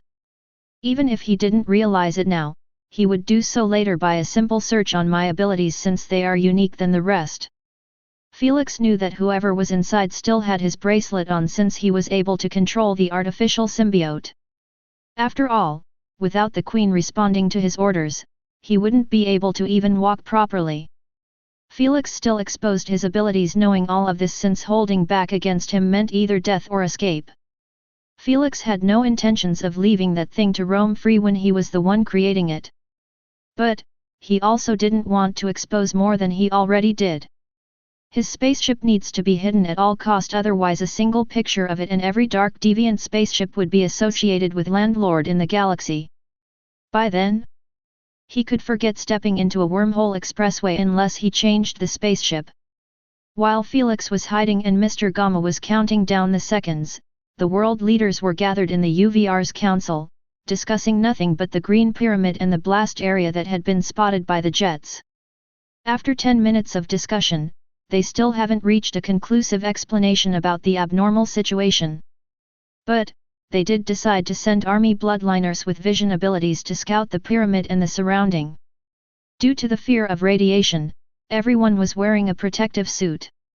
Naturally, Felix's stealth mode had gone unnoticed by those soldiers who were picked from the Awakeners' public camps. Even Mr. Gamma hadn't been spotted by them since he was in the center of the pyramid. Those bloodliners were at best a first stage of replacement. There was no way they would have vision abilities capable of seeing beyond 20 meters. Hence they informed their captains that the coast was clear. Send in the energy detectors. Just to be thorough in their search, the general of the army ordered for the use of the UVR's surveillance equipment. This time, Mr. Gamma had been found red-handed, shocking everyone alike when they saw his energy aura that appeared like a mini-sun in their detecting machines. When the results were rallied to the council, loud chatter broke in the assembly hall. What is that thing? I can barely see the shape of a human. It's impossible that he is a human. Mr. Rodriguez said in dread, he is at least 5 meters in height and I doubt that there is a human being able to pack that kind of immense energy. The world leaders nodded their heads in agreement. I believe that's a beast or someone from a different race. So, what do we do now? They ended up back to the start without having a single clue on what should they do. It was too soon to make a drastic move and no one wanted to propose a plan in case things went to shit and they ended up getting blamed for it. Switching blame and pointing fingers is a peak active ability for those politicians and they had no plans on speaking first until things clear out a bit. Let's at least make the area restricted and enforce our defenses around the pyramid. The German president proposed. Her suggestion earned a resounding approval as it was the right thing to do now. How about those black substances in the area? The president of France asked, does any one of you recognize them? Everyone shook their heads in denial as they were politicians, not Wikipedia. I suggest scanning it. Mr. Rodriguez said, if the information about the substance was public, the Queen would inform us about it. His decision was approved quickly and the order was relayed back to the general. In turn, he sent a soldier to scan a piece that was nearby. Felix didn't react much when he saw this sight as he wasn't bothered by those artificial symbiote pieces getting taken by the council. That's because he knew that they would either get sold for money and be placed in the planet's bank account or used to coat their upcoming space.I.P.S. Felix only hoped that he got enough for his own spaceship. I should probably send Mr. Rodriguez an anonymous message about this situation. Felix thought while watching the soldier running with an excited expression towards the general. He didn't want to tell them about every little detail, but telling them about the Gamma organization's destruction and that the last survivor was sealed inside the pyramid shouldn't be a problem. On the opposite, it would help him buy a couple of days until his pyramid was done absorbing the artificial symbiote's energy. Without further ado, he wrote a quick letter and emailed it with an anonymous identity to Mr. Rodriguez, who was currently shocked just like the rest of the world leaders about the soldier's scan. VRRR. Upon hearing his bracelet, Mr. Rodriguez broke out of his daze and glanced at the screen. Seeing that it was a new email to his private email address, he frowned his eyebrows and asked, Queen, what's its content? It's from an anonymous email. She said that the skin of the artificial symbiote is a result of the destruction of the Gamma organization's spaceship. Just this alone was enough to throw Mr. Rodriguez off, making him doubt the content of the email. The Queen didn't bother about his reaction as she continued. He said that the monster inside the pyramid is Mr. Gamma, who survived the red plasma attack by wearing an artificial symbiote skin. Currently, he is dying slowly due to suffocation and you shouldn't free him. He also said that it was highly advisable to pull away from the soldiers from the pyramid since Mr. Gamma might explode his soul as a despairing attempt. Is this for real? We can't be that lucky. The more Mr. Rodriguez heard, the faster his heartbeat accelerated as he couldn't help but wish that the validity of the email was real. But, he wasn't that naive to believe everything sent to him even if it appeared close to reality. After the message ended with a request to not launch an attack at the pyramid for the next days with a clear explanation why, Mr. Rodriguez took a deep breath to calm his nerves and started thinking calmly about the content without sharing it with the rest. First, how did the emailer got my ID to send me a letter personally? Second, if everything he said was the truth, he must be still nearby the area watching the pyramid and worrying about our interference. Third, who is he and why did he allegedly destroy the Gamma organization? Mr. Rodriguez kept rubbing his chin while contemplating. Then, we have Mr. Gamma as being that monster, is it the truth or not? So many questionable matters that needed to be solved before trusting that letter. But first, let's inform the rest. Mr. Rodriguez went and did so by showing the content of the letter. After the initial shock faded away, everyone began discussing it, sharing their own opinions on the matter. Some were in favor of trusting the content and making a move based on it, and some were totally opposite to it. After 15 minutes of back and forth between the two parties, a decision was finally voted on by the majority. That was to aim all of their weapons at the pyramid and focus first on gathering the artificial symbiote pieces. Only after securing such valuable resources would they discuss again what should they do. As for Felix's warning about the explosion, it was totally ignored. Felix didn't know of their decision, but he was glad that they didn't fire off at the pyramid. He even lied to them about Mr. Gamma being the monster since he wanted them to feel pressured not to make a rash decision. This was the only chance he had to kill off Mr. Gamma, and if it was lost, he would never be able to encase him again in another pyramid. Though he was somewhat bothered that his warning was ignored. Frankly speaking, he was expecting this response since the council wouldn't walk away from the symbiote pieces no matter what. I wonder how is he reacting right now? Felix thought while squinting his eyes at Mr. Gama's skeleton that was constantly moving, unlike the symbiote body. He probably started realizing that he is being drained. Felix grinned slightly. Just as Felix expected, Mr. Gama was truly about to lose his mind since more than 30 minutes had gone by and he had yet to be freed as he anticipated. What's worse, the Queen had informed him that the artificial symbiote had lost more than 0.5% since the moment he got caged. This led him to conclude that the green sand was absorbing the artificial symbiote energy. SSSSSS. Don't tell me that the energy absorbed is sustaining the ability. Mr. Gama drew a deep breath in dread and fear. No. I can't stay here anymore. I need to find a way out from this ability. Scared out of his wits by the idea of getting buried alive to the death, Mr. Gama decided to utilize the network for solutions. Since he can't create holograms in his situation, he simply asked the Queen to make a search for him. Starting with green sand that is capable of absorbing energy. Chapter 416, Leaving Mr. Gama No Way Out. The results that the Queen informed Mr. Gama were the ones with the highest search value by other interested people. Hence, a result about landlords' association with green sand was impossible to not be mentioned since information about attributed sand was kept hidden at all cost due to its immense value and rareness in the universe. Heck, Princess Bird, who was supposed to have more access to knowledge than the majority, still didn't know about attributed sand, don't even mention commoners. But after Felix's fourth game, the term had been associated with Felix since he had shown 3 attributed sand. Black, green, transparent, while the golden sand appeared normal in their eyes. But that didn't stop them from trying to know more about attributed sand, and especially the ones in Felix's possession. That what caused the first results to have a major connection with landlord, making Mr. Gama's previous assumptions turn real. He is really landlord. Mr. Gama knitted his eyebrows. Why did he destroy my organization? I doubt that we have crossed paths with him.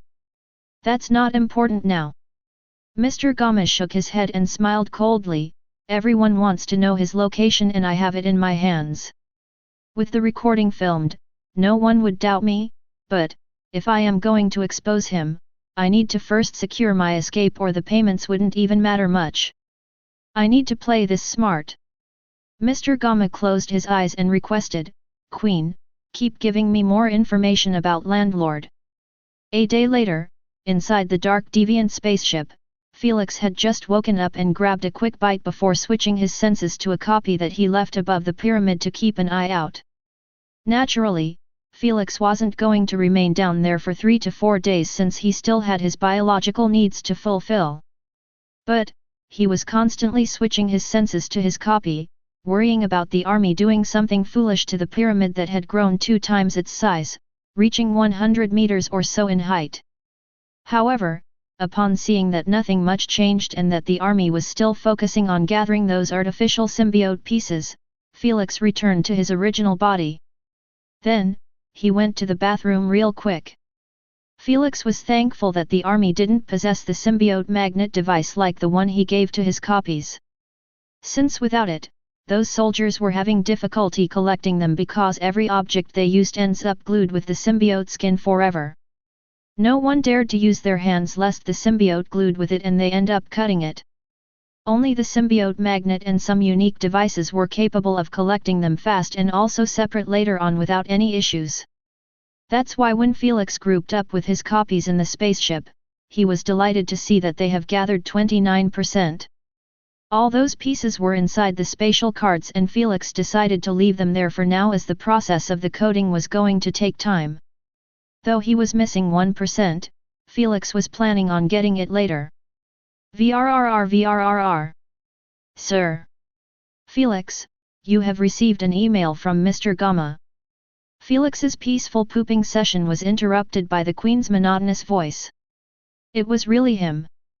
Felix had requested the Queen before to inform him of incoming emails and messages that had relation to the Gama organization. Whether from the organization itself, Mr. Gamma, or another member. He did so because he knew that there was a high chance of being contacted. After all, his landlord's email was out in the open. Let's see what he wants. Felix thought while opening the email. I am a button away from selling the recordings and your location coordinates to all the parties interested in you. If you want to keep the status quo as it is, then you better deactivate your ability. Obviously, we are going to sign a mind contract with the Queen acting as our supervisor. You have 1 hour to consider my offer.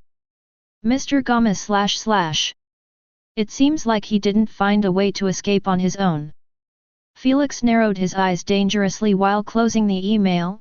Good, let him suffocate to death like the SCU.M he is. I like the sound of that. Asna said, chuckling. Felix didn't even bother replying back as he had no intentions of releasing Mr. Gamma back in the open. Although the offer seemed tempting, Felix wasn't fooled by it.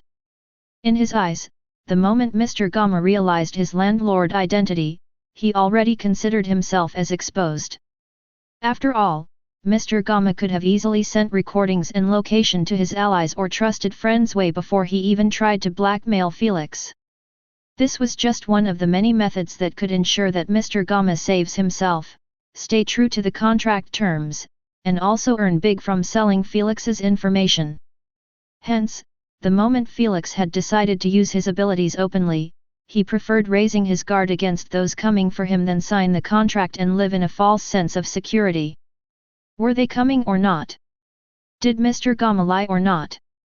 Felix had no intentions to live under this constant worry of the unknown.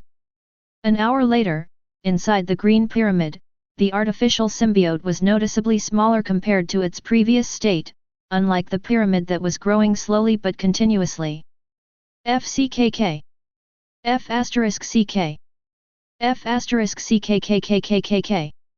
Mr. Gamma kept cursing in his mind like a deranged man after waiting an entire hour yet no response was sent to him.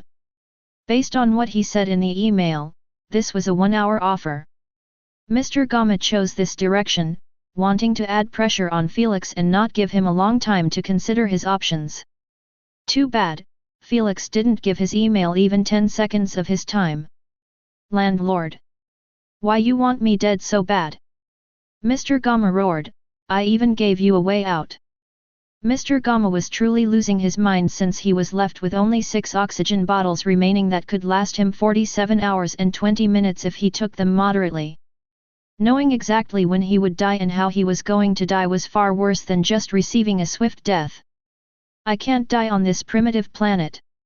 I still have too many ambitions to fulfill. Without bothering about his ego, Mr. Gamma sent another email to Felix and this time he slightly dropped his aggressive tone and promised Felix that his information was still safe. Alas, he waited another hour and still nothing. Not giving up, he kept spamming emails each hour until he couldn't do it anymore. It wasn't because he got tired or lost hope but simply because he got blocked by Felix. Apologizes, your email wasn't sent properly as you have been blocked from the other side. Mr. Gamma could only hear this notification resound in his mind while falling into the depth of despair. No, not yet. There must be another way. Mr. Gamma shook his head firmly inside the suit and started brainstorming on other ways. After a couple of minutes, he opened his eyes and peeved with his elemental vision outside of the pyramid. Upon seeing multiple humanoid auras around the pyramid, he laughed loudly like a madman. That's it. If that bastard isn't willing to accept the deal then those greedy primitives would do it in a heartbeat. Without further ado, Mr. Gamma wrote an email to Jacob, the spokesperson of the council. There weren't any hidden deals between them or anything, it was just that Jacob had his business email public. A couple of minutes later, Mr. Gamma pressed send and waited patiently for the council's response. He decided to go all out in his email as this was most likely his last chance to save himself. He already eliminated calling his allies to help him since they wouldn't make it in time. As for using those native criminals, they wouldn't dare to approach this area even if he promised them $1 billion SC. Those native criminals had no problems fighting in the shadows and in the cities since that was their best environment. But in the desert? They knew that the army would steamroll them. Hence, the council was possibly the last chance of salvation for Mr. Gamma. Inside the council's assembly hall, the world leaders were in a heated argument about the artificial symbiotes pieces. Some countries wanted to sell them and split the profit between them, while some wanted for the profit to be placed in the planet's bank account. The division was obvious. Strong countries like Russia, China, US, etc., wanted the former while the rest of the countries wanted the latter. It wasn't because of their love for the planet but simply because they knew that the splitting wasn't going to be fair to them. Hence, it was better than no one profit from it. VRR. Jacob, who was watching the discussion from the podium, glanced at his bracelet's screen after it vibrated. Seeing that it was an anonymous email, he decided to ignore it. Unlike Mr. Rodriguez, who received a message in his private email, Jacob was receiving tens of emails like those on daily basis, and he didn't have the time to read all of them. Especially when most of them turned to be just troll emails without value. 15 minutes later. VRR. 30 minutes. VRR. 1 hour had gone by and Jacob's bracelet vibrated at least 20 times during it until he had enough and decided to mute emails from anonymous senders. All of those emails weren't from just Mr. Gamma but other anonymous senders. Finally some peace. Jacob pondered with an irritated expression, I should probably delete this email and create another one. This time, I will make it private as well. Deciding to do so later, Jacob refocused on the council's heated discussion, not knowing that he had just missed 1 billion SC deal to destroy the pyramid. Though, it was questionable if he was going to take it or not. Meanwhile, Mr. Gamma was already on the verge of coughing blood after realizing that Jacob was a lost cause as well. However, he didn't give up yet as he carried on searching on his contact list for anyone to help him out. Alas, he ended up eliminating everyone due to the distance and time constraints. He only had 2 days or so and no one could reach him from another planet in this period. I am really going to die like this, why, just why? Mr. Gamma questioned in despair, why did landlord aim for me? There must be a connection, think, no one attacks others hard like this without having a bone to pick. Either that or he was hired by someone to do the deed for him. But, landlord is earning billions from the games, who could afford to hire him to deal with my organization? Better yet, why even hire him when there are hundreds of cheaper options to deal with us? This is a personal matter, I can feel it. Mr. Gamma closed his eyes and dove deep within his memories, trying to remember if he ever harmed someone that appeared like landlord. Impossible. Mr. Gamma opened his eyes widely, it can't be the Earthling captain. But, they have the same tail, figure, and both of them can use poison. Chapter 417, Leaving a Gift Behind. Queen, please give me the names of the abilities that Landlord and the Earthling captain had shown so far in public. Mr. Gamma requested in agitation, wanting to check things through. The Queen took some time to inform him about every ability that Felix had shown from his first game to his last PSG game. Naturally, she told him only about the ones that had been caught in public, and she made sure to separate between Felix's abilities and Landlord's abilities. Yet, it didn't really matter as Mr. Gamma had obtained the connection that he wanted. They had multiple abilities that are the same, they have the exact same tail, and it seems like Landlord had colored it in the games to add to his disguise. Then, we have the same posture and body shape. Mr. Gamma took a deep breath from the oxygen bottle. Last but not least, Felix is from Earth and Landlord had destroyed my organization that is targeting it when we have no enmity between us. There is no other answer to explain all of those similarities. They are one person. Mr. Gamma blinked his eyes in an utter stupor, not knowing what to think after reaching this mind-blowing conclusion that would shock the entire universe if the news ever went out. Because the Queen had informed him about abilities that weren't similar to each other, and when he did a headcount he realized that both Felix and Landlord had shown more than 17 abilities. Knowing that it was impossible for Felix to join the PSG first game with a strength beyond the first stage of replacement made him understand that Felix was still below that. Yet, he had shown that many abilities at once from both characters. Could it be that I have mistaken them and this was just a big coincidence that the universe is playing on me? Mr. Gamma was still trying to hold into that last string of logic that screamed at him that it was impossible for humans to have more than 6 abilities from each bloodline. But remembering that Landlord had used in total 5 sand abilities in the 4th game while against him now, he had shown 4 new abilities, made that logic string snap at once. I don't know how he could have used multiple abilities, but this is my way out. Mr. Gamma thought in excitement. If I threatened him about releasing his real name and his method to possess more abilities, he is bound to listen. Otherwise, he will be hunted no matter where he went in the galaxy. This time I will not play tricks like before.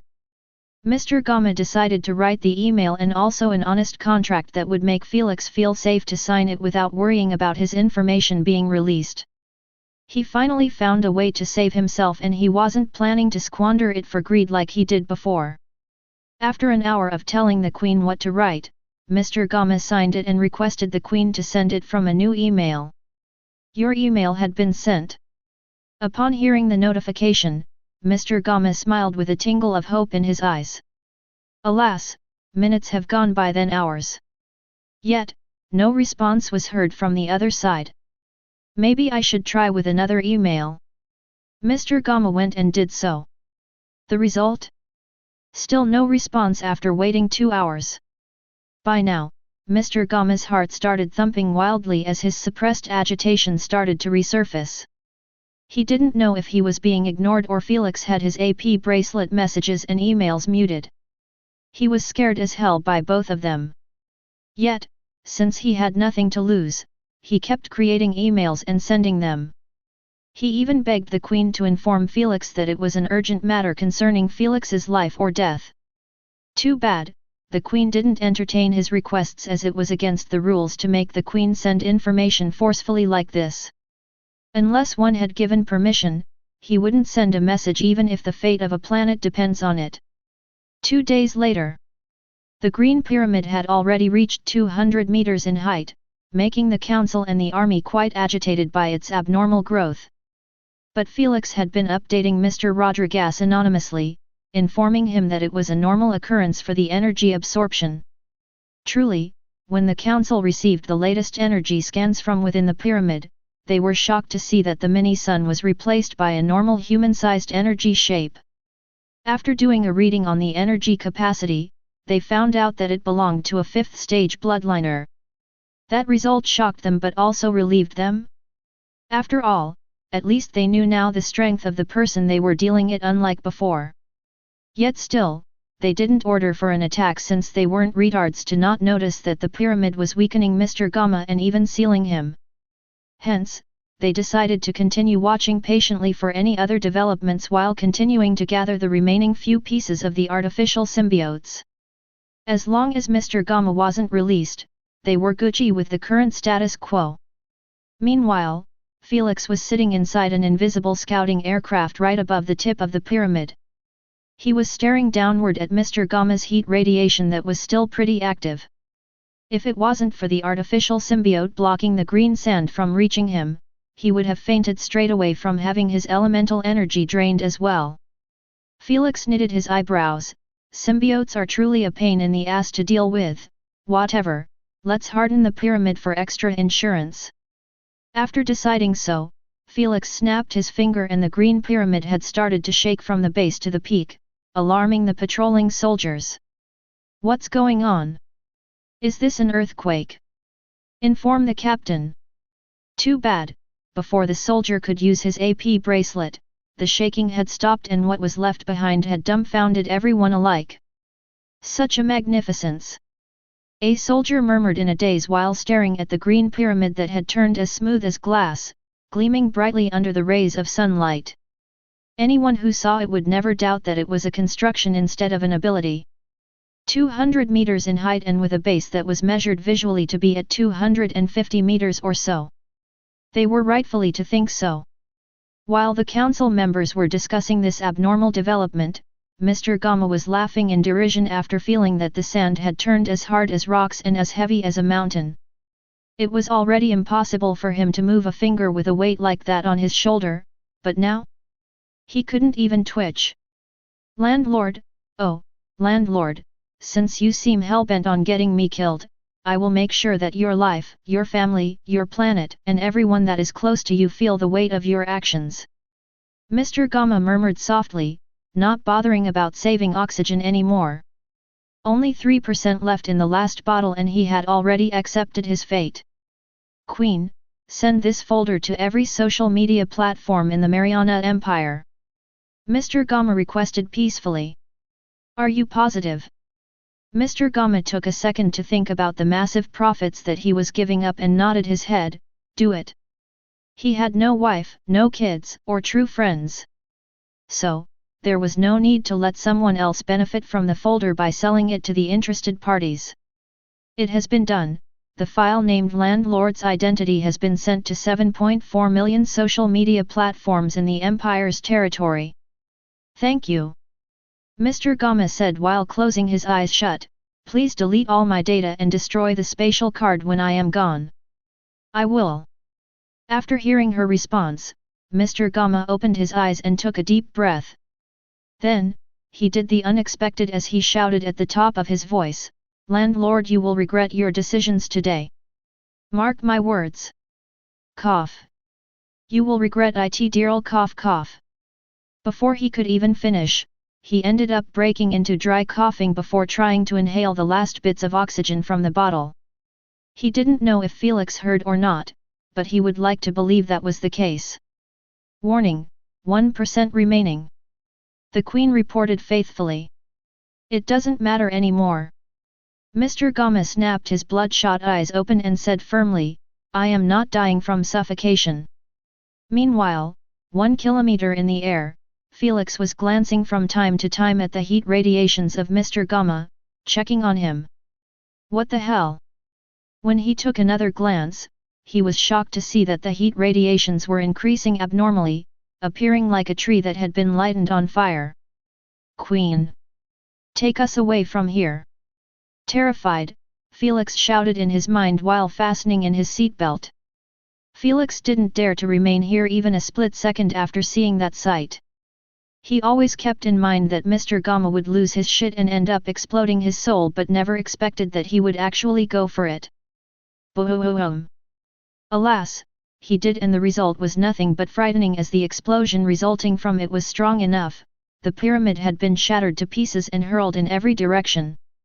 Before those poor soldiers realize what happened, they have all turned to either ash or got hit by a flying green rock before turning to ash just like the rest. Meanwhile, Felix had already reached 2 kilometers in the sky, escaping the blast zone but not the shockwave as it ended up reaching him and hitting his aircraft, damaging 2 of his main thrusters. Losing them was more than enough to force the aircraft into falling down. Stealth mode, desert domain. This time, Felix acted quickly by starting with his hovering strategy since it works much faster than consuming wings potion. Whoosh! After stopping his body from falling with his mental energy, Felix swiftly exposed his head and drank the second angel wings potion. Then, he waited until his wings had fully manifested before deactivating his desert domain, turning the sand into light particles. While he was flapping his wings, Felix kept looking at the second mushroom cloud with a gloomy expression. He did warn the council about the possibility of Mr. Gama going supernova, but those greedy politicians didn't bat an eye to his warning since the artificial symbiotes hadn't been fully collected yet. He doubted that they would order for the soldiers to retreat even if they knew that was going to happen for real. That's because they might worry about the pieces getting destroyed or propelled kilometers away. Sigh, greedy F***ers, you lucky I have shit to deal with. Felix cursed them in his mind while soaring rapidly to his spaceship. The moment Mr. Gama was confirmed dead, Felix had to leave the planet as fast as possible since he had no idea how Mr. Gama had dealt with his information. But he knew that it wasn't going to be pretty. Soon, very soon, he was about to find Mr. Gama's last despairing gift. Chapter 418, The news are out. Inside the dark deviant spaceship, Felix had just entered the VR pod and sealed the glass door on him.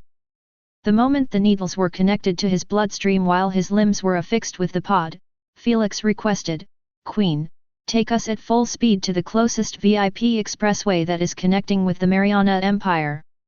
"As you command." "How long will it take to reach it at max speed?" 7 days and 4 hours. "That's good." Pleased, Felix nodded his head. Lady Sphinx had given him 4 months deadline to reach her, and so far 11 days went by, and if he used the VIP expressways to Vamdarome, he would need only a month and 14 days. Felix glanced one last time at his mother planet before focusing in front of him with a determined expression, "Please take us away." When the Queen received his second confirmation, she started adjusting the spaceship to face a straight-lined destination that wasn't blocked by any planet, star, or other celestial bodies. After doing so, the Queen turned on all the engines on the spaceship, even the ones hidden. Then, the sequence to traveling at the speed of light had started, 9,8,7, 3,2,1. Then, nothing. The spaceship didn't leave anything behind before disappearing from existence. Earth was left behind, the moon was left behind, and the people were left behind. Felix was truly gone. The Mariana capital, in the inner circle of the city, there was a towering building that was being sandwiched by 2 buildings 3 times its size. On its topmost floor, a handsome man wearing a peculiar pink suit was sitting behind a large desk while viewing some holographic doc.u.ments. It could be seen that he was focusing on them deeply. "Interesting, didn't think my media conglomerate would land on such scandalous news." The man murmured, "The royal prince will be pissed for sure if we run his cheating scandal." Knock knock. "Boss Luoyuni, open up." An agitated loud voice emerged from behind the office's door. "Something big happened. Major news." "Oh." Luoyuni glanced at the door and said calmly, "Enter." A short man with deer legs and big glasses pushed the door wide open and skipped to the Luoyuni with a stirred expression. Luoyuni could see that his subordinate eyes were about to spew fire from fervor. It must be something good for him to behave like this. Luoyuni mused while waving the holographic holograms from his face. "Speak," he said. Boss, we just received a folder from a man called Mr. Gamma." The short stuttered as he spoke. "The folder name is Landlord's Identity." "Oh? Didn't we receive a couple of troll folders like those?" Luoyuni frowned his eyebrows. "What makes this any different?" The short man gulped a mouthful and said, "This one is the real deal." Are you certain?" Luoyuni said calmly, "I doubt anyone would bother sending the info to us if it was real. They could just sell it and earn billions out of it." "Boss, just watch the video in it and you will understand everything." The short man didn't want to waste time as he was too eager to publish the news. He didn't know if it was just them who received the folder or other media platforms. Hence, they needed to be at least the first ones to release it to gain the most traffic and earn from the ads. Seeing his rushiness, Luoyuni stopped questioning him and simply gestured with his finger for him to leave him alone. The short man bowed his head lightly and skipped to the door before closing it behind him. "Let's see what's all this is about," Luoyuni mumbled while clicking on the holographic folder. Immediately after entering, he noticed 2 items, a video and a doc.u.ment called an explanation. Luoyuni pressed on the video and leaned back on his chair. "Boom! Mother ***, scared me death." Luoyuni almost fell from his chair after the video started with a booming explosion that shook the entire office. He hastily lowered the volume down and leaned back again. When he focused on the video, he was stunned to see that the scenes had jumped straight to an ongoing battle inside a smoky area. He squinted his eyes in focus and finally managed to see that it wasn't a battle but a one-way beatdown of Felix. Mr. Gamma had actually sent the recording from the very start when Felix had his aircraft brought down to the ground. From then on, he didn't change anything as the video had shown everything to the end of the battle when Mr. Gamma got entrapped inside the Green Pyramid. Only then did the video end, breaking Luo Yuni from his engrossment. If he wasn't professional, he would have simply enjoyed the video instead of analyzing it. Hence, from the very start, Luo Yuni was watching for hints that were related to Landlord. He found plenty just like Mr. Gamma. Shit, this actually might be real and even better than we expected. Luo Yuni exclaimed in excitement and eagerness. He understood that Landlord was one of the biggest enigmas in the Empire or even the entire galaxy due to his unorthodox bloodlines that defied logic. Any news about his real persona or location could turn someone into a multimillionaire or billionaire. Yet, they had it right here for free. Let's read what our benefactor had to say. Luo Yuni swiftly closed the video and clicked on the explanation. He wanted to read the entire folder before rereading it again with the rest of the staff. A couple of minutes later, Luo Yuni closed the explanation with a dazed look, not daring to believe what he had just read. It turned out, the explanation was about Mr. Gamma telling everyone about Felix's real identity, reasons for being 100% certain that he was Landlord, and lastly, Felix's method to utilize more than 6 abilities for each bloodline, unlike the rest. No wonder he was using abilities that he never used in the games before. Luo Yuni mumbled to himself. Luo Yuni was truly finding it hard to express his shock and disbelief at the notion that Felix was capable of using multiple abilities. He couldn't fathom how was that even possible since it had been millions of years and the human race had never managed to surpass the known number, 3 passives, 3 actives from each bloodline.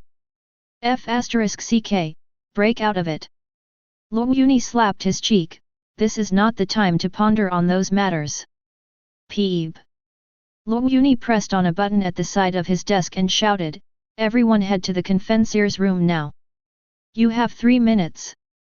When he finished the announcement, Luo Yuni fixed his tie and sprinted to the door. For such a piece of vital information, Mr. Gamma must have sent it to everyone since it was free. Gotta be the first ones to publish it. As he expected, throughout the entire empire, 100 of kingdoms, 99% of the media platform were reacting exactly the same as him, rushing to write articles on the folder and publish everything as fast as possible. After an hour gone by, the first article had hit the network, edited personally by Luo Yuni, and placed on the website of one of the 3 biggest media convergence in the empire. Exposed at last. Landlord's secret identity. The article's title appeared like this, written boldly and making it accessible to the subscription readers and non-payers. Hence, it didn't take even a minute before the article had received 1 billion clicks, then another 1 billion clicks. 5 minutes later, other articles with their own unique titles started popping out on each media website like mushrooms, making it impossible to miss the news unless one was living under a rock. With those clickbaiting titles, most people who glanced a single time at the article decided to read some of it and see what's all about. Those who disliked reading had the video to entertain their curiosity. 15 minutes later, the news went viral in the empire as every person who is active in social media didn't hesitate to share the news to gain some attraction to his social page. News spread from those at the bottom of the social ladder to those at the top. Hence, Olivia, Noah, Robert, the Maxwell elders, the council, and the rest of the Earthling team had all been notified one way or another of the news. Even, the Maganda chief, Princess Bird, Zazia, and the rest of the anti-royal alliance had read the article, or their subordinates did, and informed them straight away about it. Everyone had their unique reaction to the flabbergasting news. However, no matter how unique their reaction was, it would never compare to Olivia's reaction.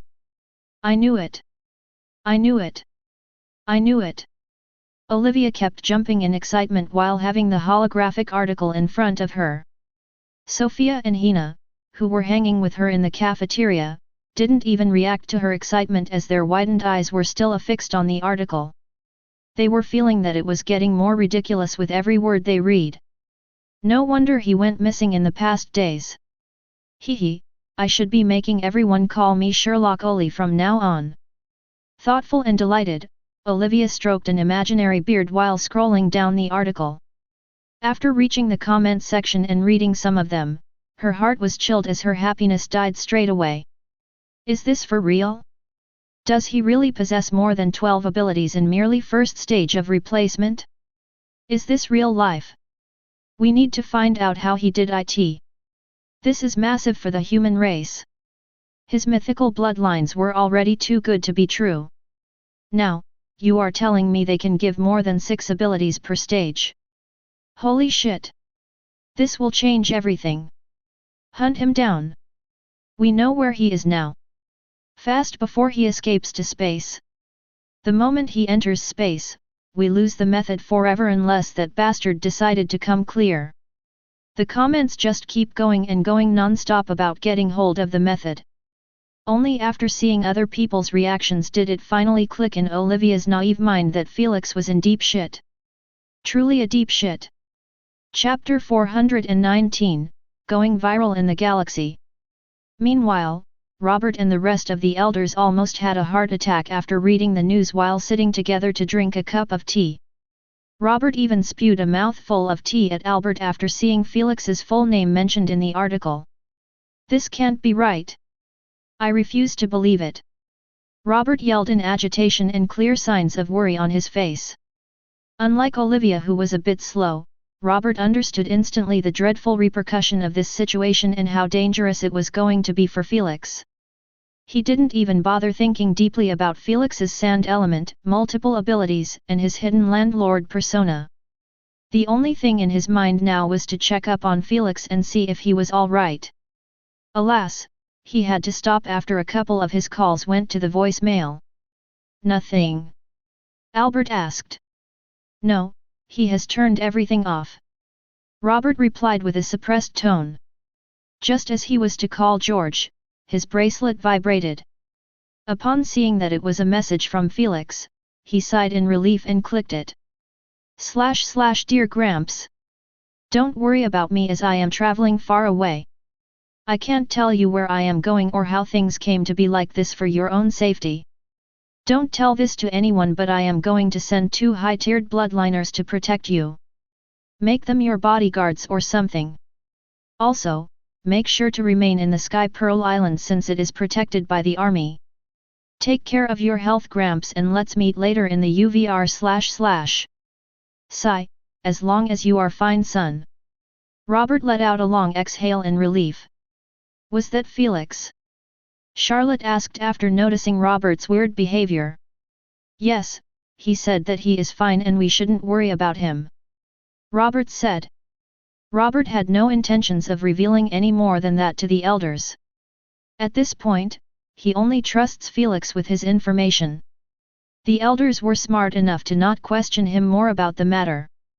So, they switched the subject to Felix's abnormality. How could he have a sand element? Albert asked in confusion. The first question was enough to baffle them thoroughly, as they remember that Charlotte was the one who scanned Felix's affinities during the elemental assessment. In it, only 59% poison and 12% illusion were shown after the scan. Wait a second. Abraham knitted his eyebrows and said, didn't we give him an AP bracelet before the assessment? Yes. Quick-witted, Charlotte raised her eyebrows and said, do you think that he always had sand element affinity but he didn't give permission to the Queen to let her share information about it? That's highly likely. After all, if it's not this, then Felix had awakened a new element and pushed it to a good affinity rating. Albert laughed, it sounds foolish just saying it.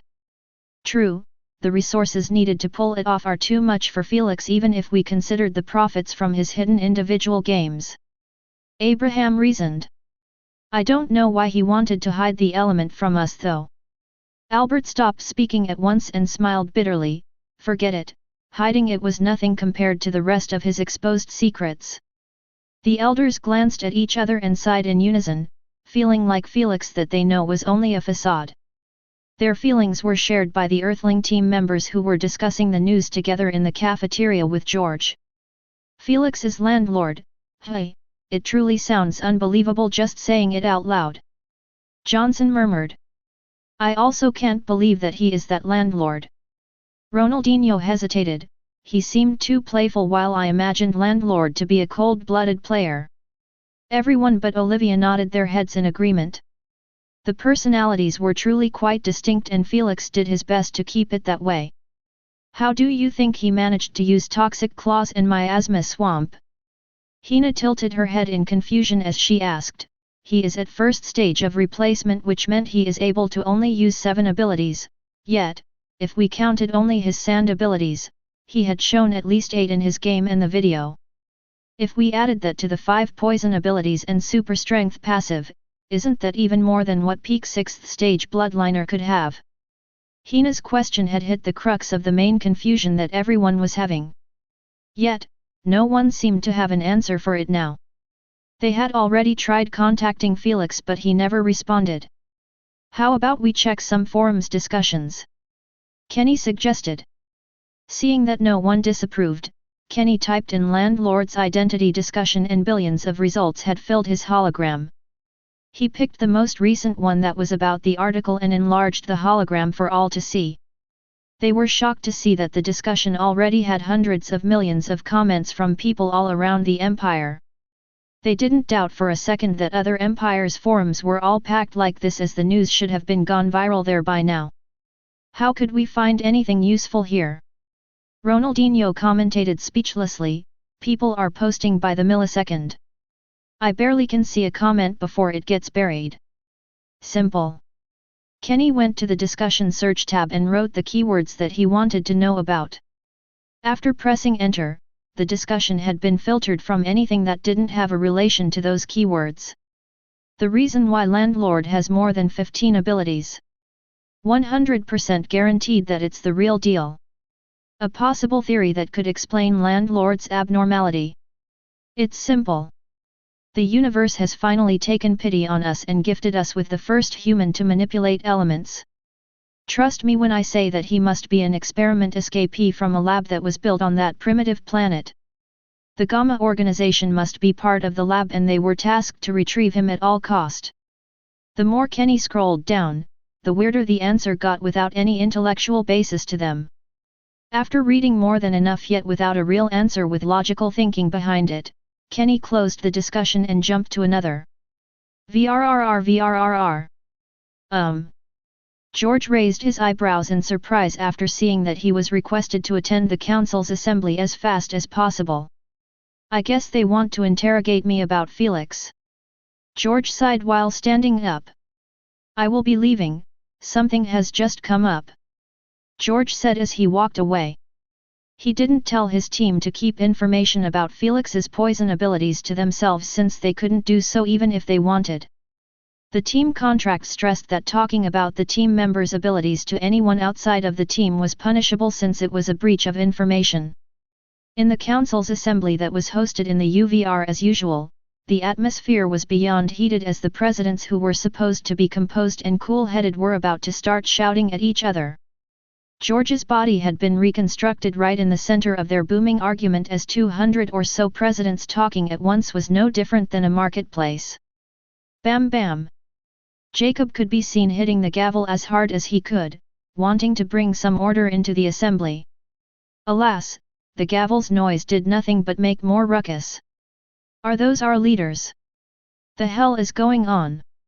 Dumbfounded, George kept watching the ongoing hysteria. But after hearing bits and pieces of their discussion, he was left stunned in the middle, not knowing how to react. Who could blame him though?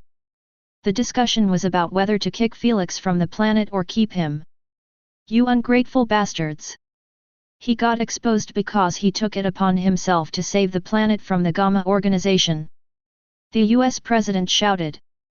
First, no one asked him. The Japanese president said calmly, second, we need to be rational now more than ever.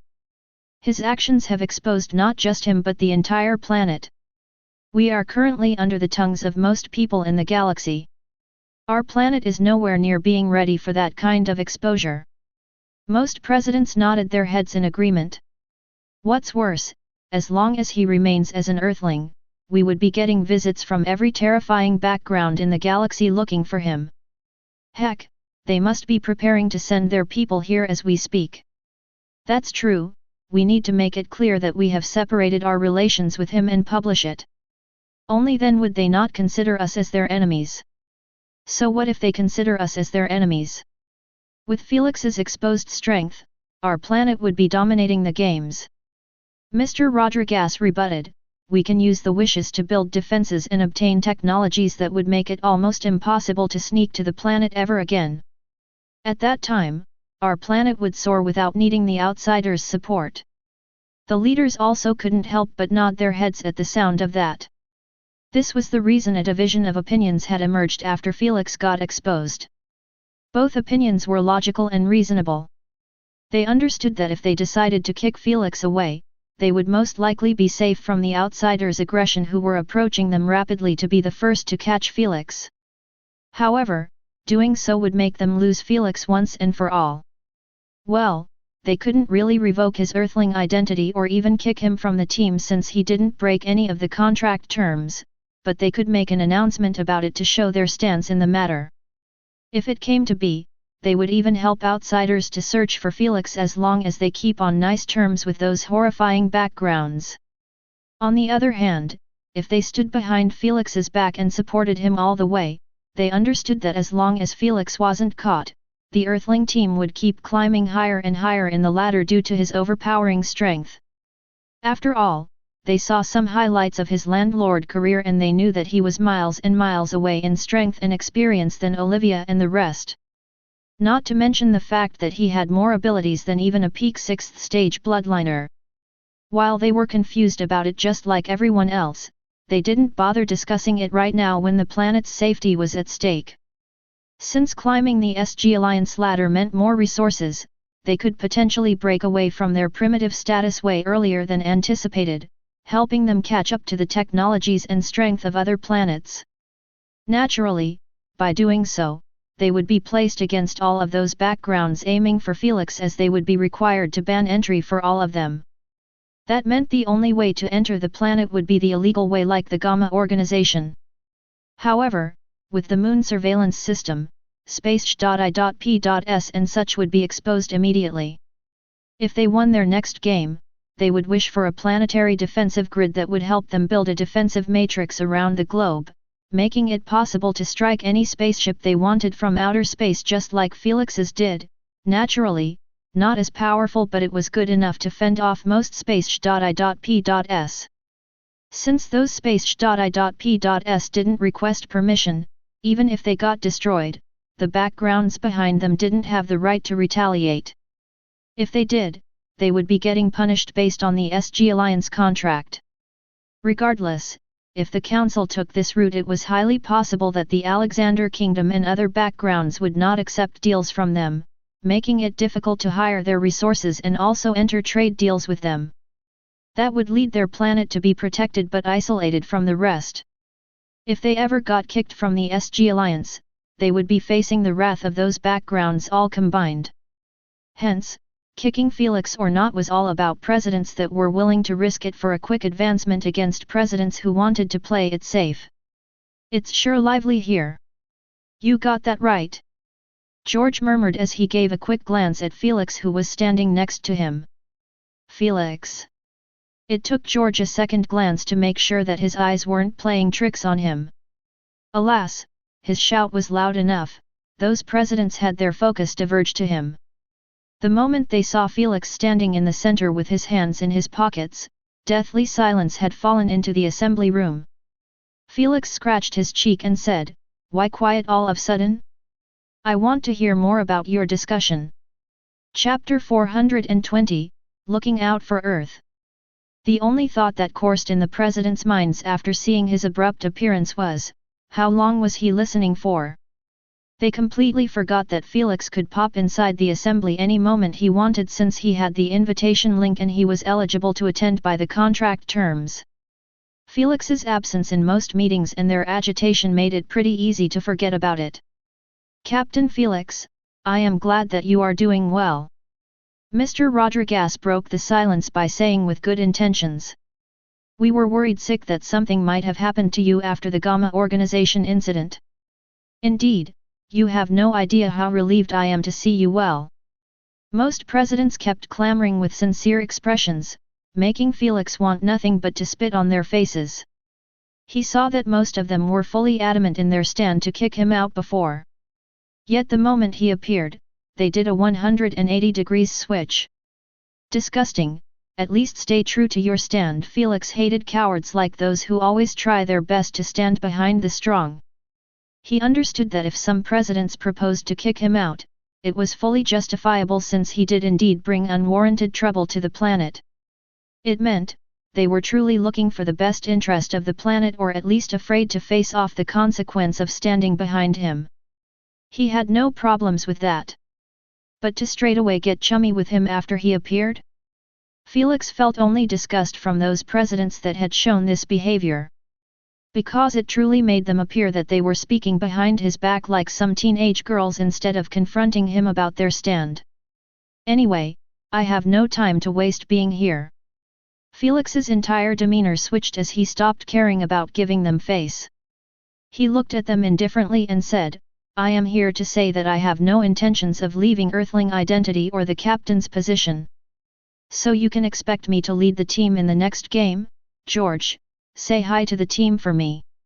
Felix's body broke into light particles immediately after he made his stance clear on the matter.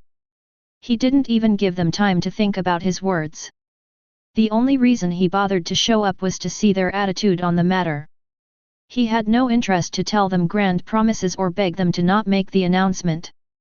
In his eyes, the moment they did so, he was done with them and it would be time to clean up the council. Indeed, he felt that it was normal to kick him out, but it didn't mean that he approved of it. Planet Earth was too important for Felix and he wasn't planning on giving up on it that easily. As for this setback, he already had plans to fix it. Meanwhile, inside the UVR's royal tree of the Maganda tribe, in a spacious conference room that was held in the hollowed stem of the gigantic tree, the Anti-Royalty Alliance could be seen gathering around a circular-shaped wooden table. Everything checks out, Gabriel said with an elevated tone. His bloodlines even provided more abilities above being unique than the rest. I truly don't know how could one create or discover such bloodlines. What's our next move? Zazia asked with a rushed tone. I believe that the royal family and the rest are already preparing to make a move on him. Thoughtful, Magada Chief rubbed his chin for a second before saying, we need to know first if those bloodlines belong to him or the organization. After a quick rundown, his background seemed clean and ordinary. So, it is really hard to believe that those bloodlines were his. Indeed, it's more logical to consider that his organization was hiding in that primitive blue planet and picked him up as their experiment. The second leader of the sanctum said. Whatever, we will extract information from him after we catch him. Zazia said, should we send our fleets to pressure those leaders into giving up permission to scan their planet and send some of our men? The Maganda chief didn't respond as it could be seen that he was in deep contemplation. A couple of seconds later, he looked at them and proposed, why don't we take his side in the light? The rest of the alliance raised their eyebrows in surprise at his proposal. Think about it.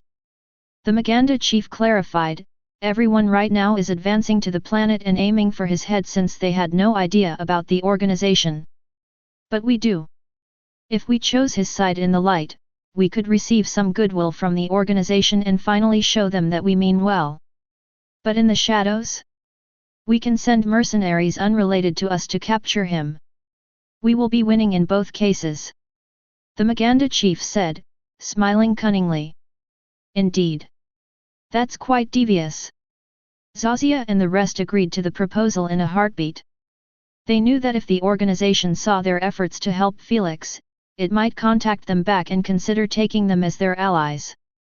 Naturally, the Anti-Royalty Alliance's first request would be getting a bloodline bottle or at least a sample to see if they were the real deal or they weren't talking with a phantom the entire time.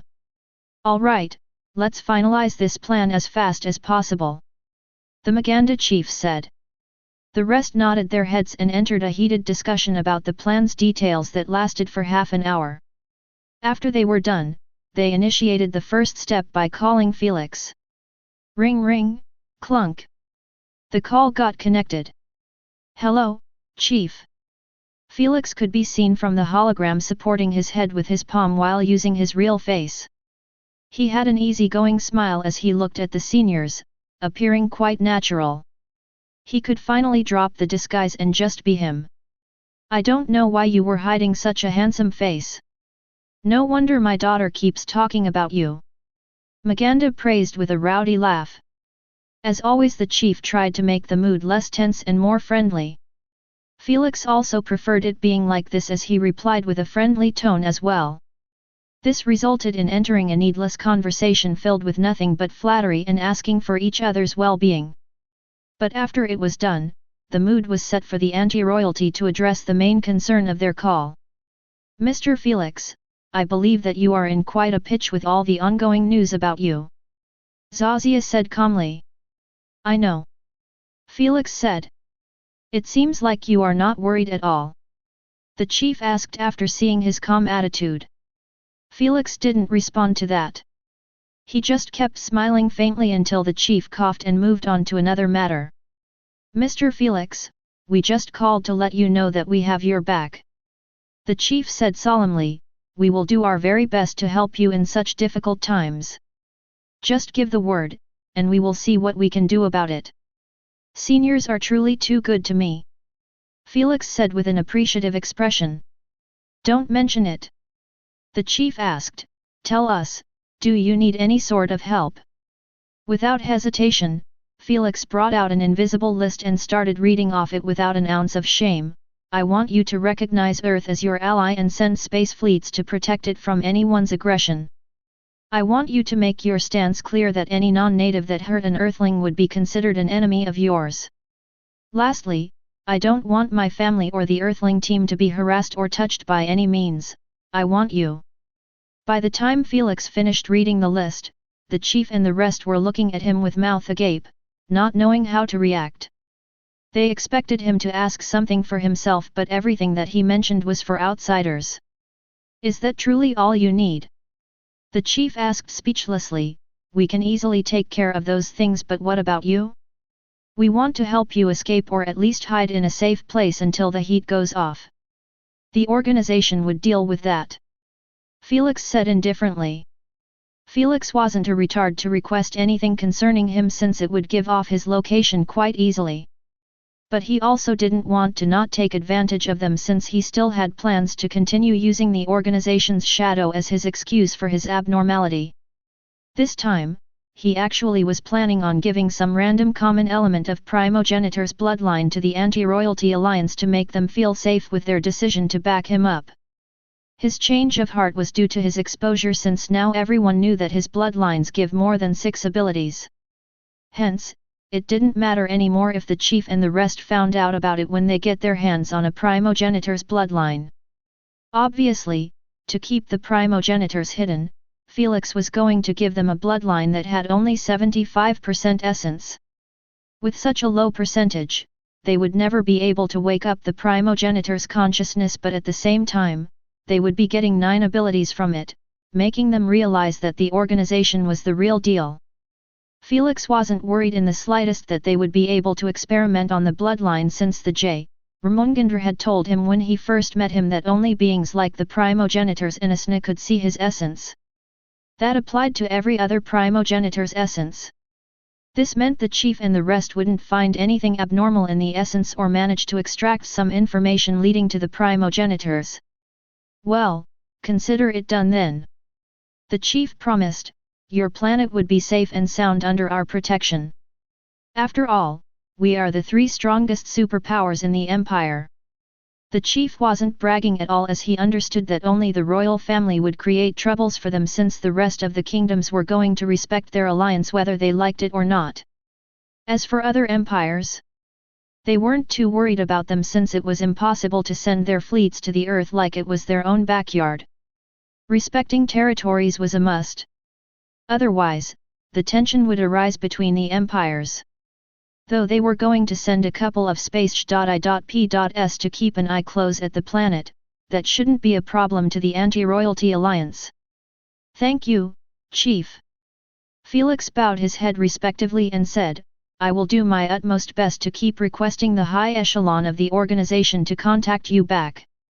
After they see your sincere actions, I believe that they might reach out to you soon. That's good to hear. The chief smiled widely. The rest also said casual things like that instead of pressuring him. As the chief said, they would be making a move in the dark and the light, so even if this plan failed and the organization turned out to be a ruse, they weren't losing anything in the process but a couple of words and threats to keep outsiders away from Earth. That's why the moment the call got disconnected, Zazia called her subordinate and said coldly, "Contact the mercenaries affiliated with us. Send a couple to the planet and the majority to keep an eye next to the Alexander Kingdom's wormhole expressways. Cover all of them." The subordinate asked with a shocked expression. Chapter 421, Do you want to be my champion? He understood that there were at least 20 wormholes expressways that were leading to the Empire and some kingdoms. That without mentioning the VIP ones. Do it, we need to be close when his spaceship license get checked in the queue. She said, just bribe the employees to keep a close eye on either landlord's name or Felix's name. He must have registered it as one of them. But madam, if he used the VIP expressway, he wouldn't be stopped to get checked as he could just enter the wormhole and leave the mercenary space.I.P.S behind. The subordinate said. After hearing so, the chief and the rest glanced at each other and saw the gloominess in each other's eyes. They understood that unless they knew Felix's spaceship, they would have a very slim chance of capturing him in space. The only chance they got was by Felix using the normal expressway that had days and days of queue time. But if he went with the VIP expressway? He was a goner. In their eyes, that's only if Felix even bothered to leave the Alexander Kingdom, as he could easily pick any primitive planet's coordinates that were accessible to the public and hide there unbeknownst to anyone. Hence, the moment Felix decided to leave the planet, they knew that it was almost impossible to capture him unless he made a fatal mistake. They doubt that would happen anytime soon. Just tell them to keep an eye out in the next months. Zazia waved the hologram away after saying so. She didn't want to commit to this plan since the mercenaries weren't cheap to hire, and because she was hiring quite a lot, that would take a great toll on the Alliance's capital. All right, let's see what we can do about his requests. Meanwhile, in the Androxa capital, Felix was chilling on the bed while reading the newest article that was placed in the SG trending news list. Unsurprisingly, he had hit the #1 trending news in the Mariana Empire, stealing the spotlight from players 2 ranks above him. As for the galaxy-wide trending news, he reached 10th place and was still climbing fiercely, aiming for #1. When Felix saw the reaction of most people to his exposure, he realized that it was mostly negative. The majority was calling him a selfish prick who found a way to improve the human race bloodline system but was keeping it to himself. The comments on the articles were dripping with toxicity. Even his poison immunity was having difficulty stomaching in it. Everyone wanted answers, and the interview invitations Felix was receiving had made his agent Emma's brain short-circuit, as she couldn't read even 1% of them. Naturally, she was just as shocked as the rest about Felix's identity, but she didn't have time to think about anything before getting slammed by work. The Fang Club's popularity had exploded following Felix, almost freezing the website from the traffic it received all at once. Previously, Felix had utmost tens of millions of fans joining the club, but now? It was already past 200 million fans and no signs of stopping had been shown yet. Emma had to deal with this, plus Felix's email, and lastly his upcoming landlord clothing brand. How could she have time to even breathe? That's why Felix gave her permission to hire assistants that she deemed worthy to help her. He made sure to tell her to hide her real identity as well as her assistants so they wouldn't get targeted by those after him. After all, they could easily kidnap them and attempt to force Felix out of his hiding. He even gave Emma a way out by cancelling the contract between them, but Emma refused it vehemently. Above her job, she was Felix's #1 fan, and for a fanatic like her, there was no way she would leave when things get dirty. Meanwhile, Felix's Primo investment company wasn't touched by any of this since Felix hadn't registered it by his full name or had mentioned anything to Mr. Igris about his real identity or landlord. So, it remained isolated from him, and Felix wanted to leave it like this since the business world was all about opportunities and relations. He didn't want to mess the relations part by getting his mess to the company. Lastly, Eric and Mirak didn't have an idea before about Felix's identity since he had told them just his name in the auction. But after they noticed that they were heading to planet Earth, it wasn't really hard for them to connect the dots. They would be lying if they said they weren't scared shitless to have relations to Felix, the most wanted bloodliner in the galaxy currently. But, at the heart of it, they were still his slaves and they needed to obey his orders. Plus, they were somewhat eager to receive a mythical bloodline of their own since they believed that Felix wouldn't get stingy with them when he paid almost 10 billion SC to buy them. Felix didn't tell them yet about the bottles he was preparing for them. He simply gave them an order to protect his grandfather at all costs during their stay on the planet.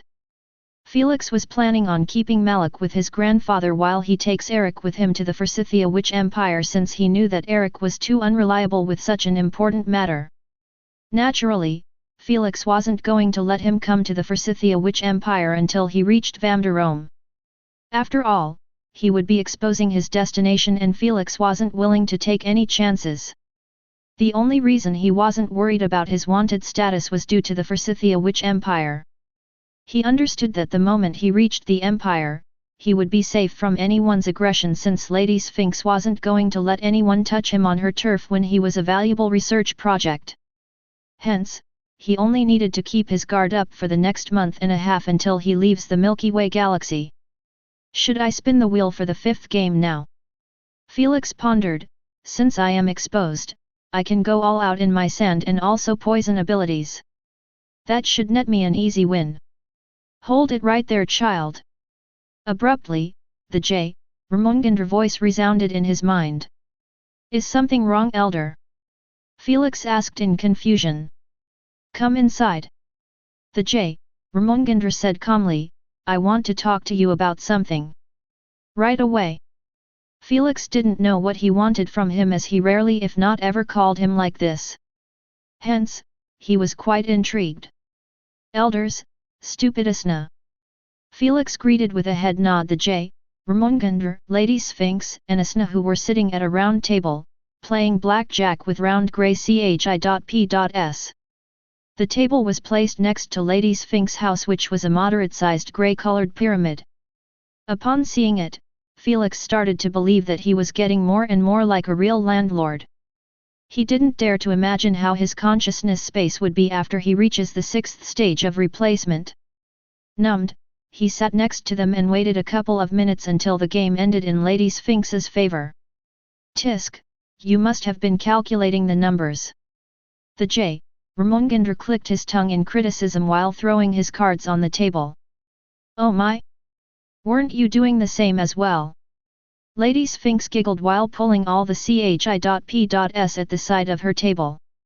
Meanwhile, Felix could only pity Asna, who seemed shocked by their conversation. Honestly, what did she expect from those two who were from the snake species and the cat species? Cheating and trickery were the norms. If Lady Sphinx wasn't banned from using her truth eyes, the J. Ramongandra wouldn't have stood a chance. Let's carry on later.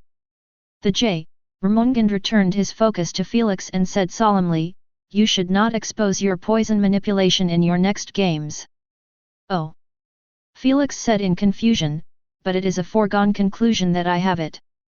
The video caught me using a cloud of corruption aura without mentioning other poison abilities like poison bombs, toxic claws, etc. They may not conclude it right from the start, but they would eventually find out about it. I know. The J.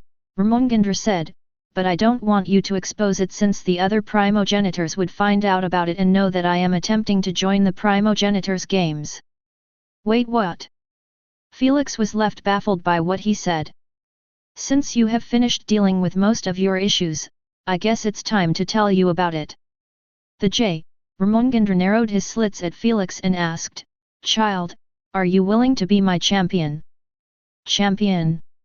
Yes, you will represent me and the poison element in the Universal Supremacy Games against other champions representing other primogenitors. Stunned, Felix's eyes widened as he kept looking at the J. Ramongandra's solemn expression, making him realize that he was talking for real. Upon seeing his confusion, the J. Ramongandra decided to summarize what Lady Sphinx told him about the primogenitors, champions, stakes, etc. By the time he finished, Felix felt like the world had been flipped upside down as the amount of information were too much for him to handle. Most primogenitors were still alive and actually betting on champions in the games while watching behind the shadows. This changed his perspective about everything, especially the Supremacy Games and the Alliance as a whole. Were the primogenitors the real masterminds behind the top 10 races in the Alliance, or they just wanted to remain hidden and entertain themselves with the games? So many questions like these coursed in his mind. So? You wanna represent me and show them that the Ragnarok bringer is still alive or not? The J. Ramongandra asked. Elder, do you have to ask? Felix punched his palm in eagerness and said, what do I need to do? Chapter 422, The Universal Individual Supremacy Games. First, you will need to enter the second stage of elemental manipulation so you can contest against them. The J. Ramongandra stood tall with a strict expression. I will be training you personally to enter it as fast as possible. Haha, that's what I want to hear. Felix couldn't express how glad he was to hear the J. Ramongandra say that. It wasn't just because of being his personal student but due to the fact that the J. Ramongandra was planning on continuing living instead of returning to the death's embrace. He truly had no idea how to change J. Ramongandra's mind, and he felt truly relieved of his decision. Elder, do you think that entering the second stage of manipulation is enough? Felix expressed with his eyebrows knitted. I don't know about the strength of those champions, but I understand that to be eligible to participate in the UISG one needed to have a peak third stage of replacement strength. That's just the bare minimum requirement. No one actually dares to enter those games with such a pitiful strength. When it came to the Universal Individual Supremacy Games, Felix knew that it was nothing like the human branch SG. First, just to enter the bottom tier of it, Felix needed to play a promotion game after he reaches peak gold rank. That promotion game was split into two choices. Either he chooses to play a game in the UISG platform or a game in the SG human branch. The only difference would be if he won the former, he would be promoted straight away to the UISG gold rank. Meanwhile, if he won the latter, he would be promoted to platinum rank. So, in a sense, he wasn't really being promoted but demoted if chose the UISG promotion game. But Felix understood that was based on the strength level of the games on that platform. For example, the SG Human Branch Gold rank allows bloodliners from lesser purity at the Awakening Realm to peak second stage bloodliners. But in the UISG Gold rank, the minimum was from the third stage of replacement to the peak fourth stage of replacement. This was due to other races being much stronger whether body-wise or elemental-wise. Let's take the orc race, who were being known for their physical prowess and thick skin, as an example. A youthful orc at the age of 14 would have a physical strength equivalent to a fourth stage bloodliner without doing anything but eating. Meanwhile, A.D.U.L.T orcs would have physical strength 2 times higher than an Origin Realm bloodliner. Naturally, for the orcs to have such a strong physique only meant that their elemental manipulation was non-existent, as their affinity ratings were one of the worst in the universe. Even their intelligence or mental defenses weren't really that good. Meanwhile, humans were known for having all and also none. They got everything, making them an all-rounded race, but they were shit in everything as well. It was common sense that mastering one thing is 1,000 times better than knowing 1,000 things and mastering none. This made it hard for them to perform well in the UISG. Felix knew that most bloodliners just chose to remain in the human branch SG and continue their climb there instead of fighting other races. Hence, he truly had no idea how was he supposed to battle on that platform when his body strength was barely at 4,000 BF. The J. Ramongandra scratched his chin and replied, "True, you are too weak for that platform right now. But don't worry, Lady Sphinx would take great care of you. She already planned out a possible method to help you bridge the gap in strength without needing to integrate. Felix trembled when he saw that Lady Sphinx was licking her lips while gazing at his body, like a cat staring at a fish. He knew that hellish torture awaits him at the Witch Empire. For now, we will focus on getting you to the second stage of elemental manipulation. The J. Ramongandra closed his eyes and said, to enter it, you are still missing 3 techniques. First, how to liquefy the poison. Second, how to turn poison into medicine. Last, using every inner ability instantaneously, even ones with higher potency. Felix's eye brightened up after finally having his poison path laid to him. Before, he was left to explore and mess around since the J. Ramongandra didn't have any real reason to waste his time on teaching Felix personally. Thankfully, his will to live was reignited by Lady Sphinx. Or probably just his will to get his revenge. Whatever it was, the J. Ramongandra didn't hesitate to start teaching Felix about the first technique, liquefying poison. What you need to do is simple but difficult at the same time. The J. Ramongandra created a grey sphere from the mist and said, to turn poisonous mist into liquid is a tough process, and even I struggled in the early days to do it the first time. Felix's eyes were focused on the grey sphere that was getting smaller and smaller while revolving around itself. While he was doing so, he kept listening to the J. Ramongandra. The first step is recognizing how much energy you are willing to invest for you to turn poison mist into liquid. You see, 10% poison element energy could let you create at least 100 poisonous bombs. But, the moment you attempt to create liquid bombs, you will end up creating just 1. Since the liquid is much denser than mist, hence the consumption needed to correspond to it. The J. Ramongandra paused to see if Felix was still with him. Upon seeing that he was nodding his head in understanding, the J. Ramongandra carried on with a leveled tone, that's why in your case liquid poison is useless since your energy could never withstand its monstrous consumption. But, learning how to liquefy poison internally is a must-learn step since it is connected with liquefying it externally. I see. The second step after you choose the amount of energy you want to use is condensing that amount over and over again inside your body until it turns into a liquid. As I said, the higher the amount of energy the more liquid you obtain. Hence, at least pick enough to make a single drop. The J. Ramongandra pointed at the grey sphere that became a single grey drop hovering on his finger. As for the process of condensing itself, there is only one way to do it. The J. Ramongandra extended 2 fingers and said calmly, use the same stacking method that you have done to increase your poison potency.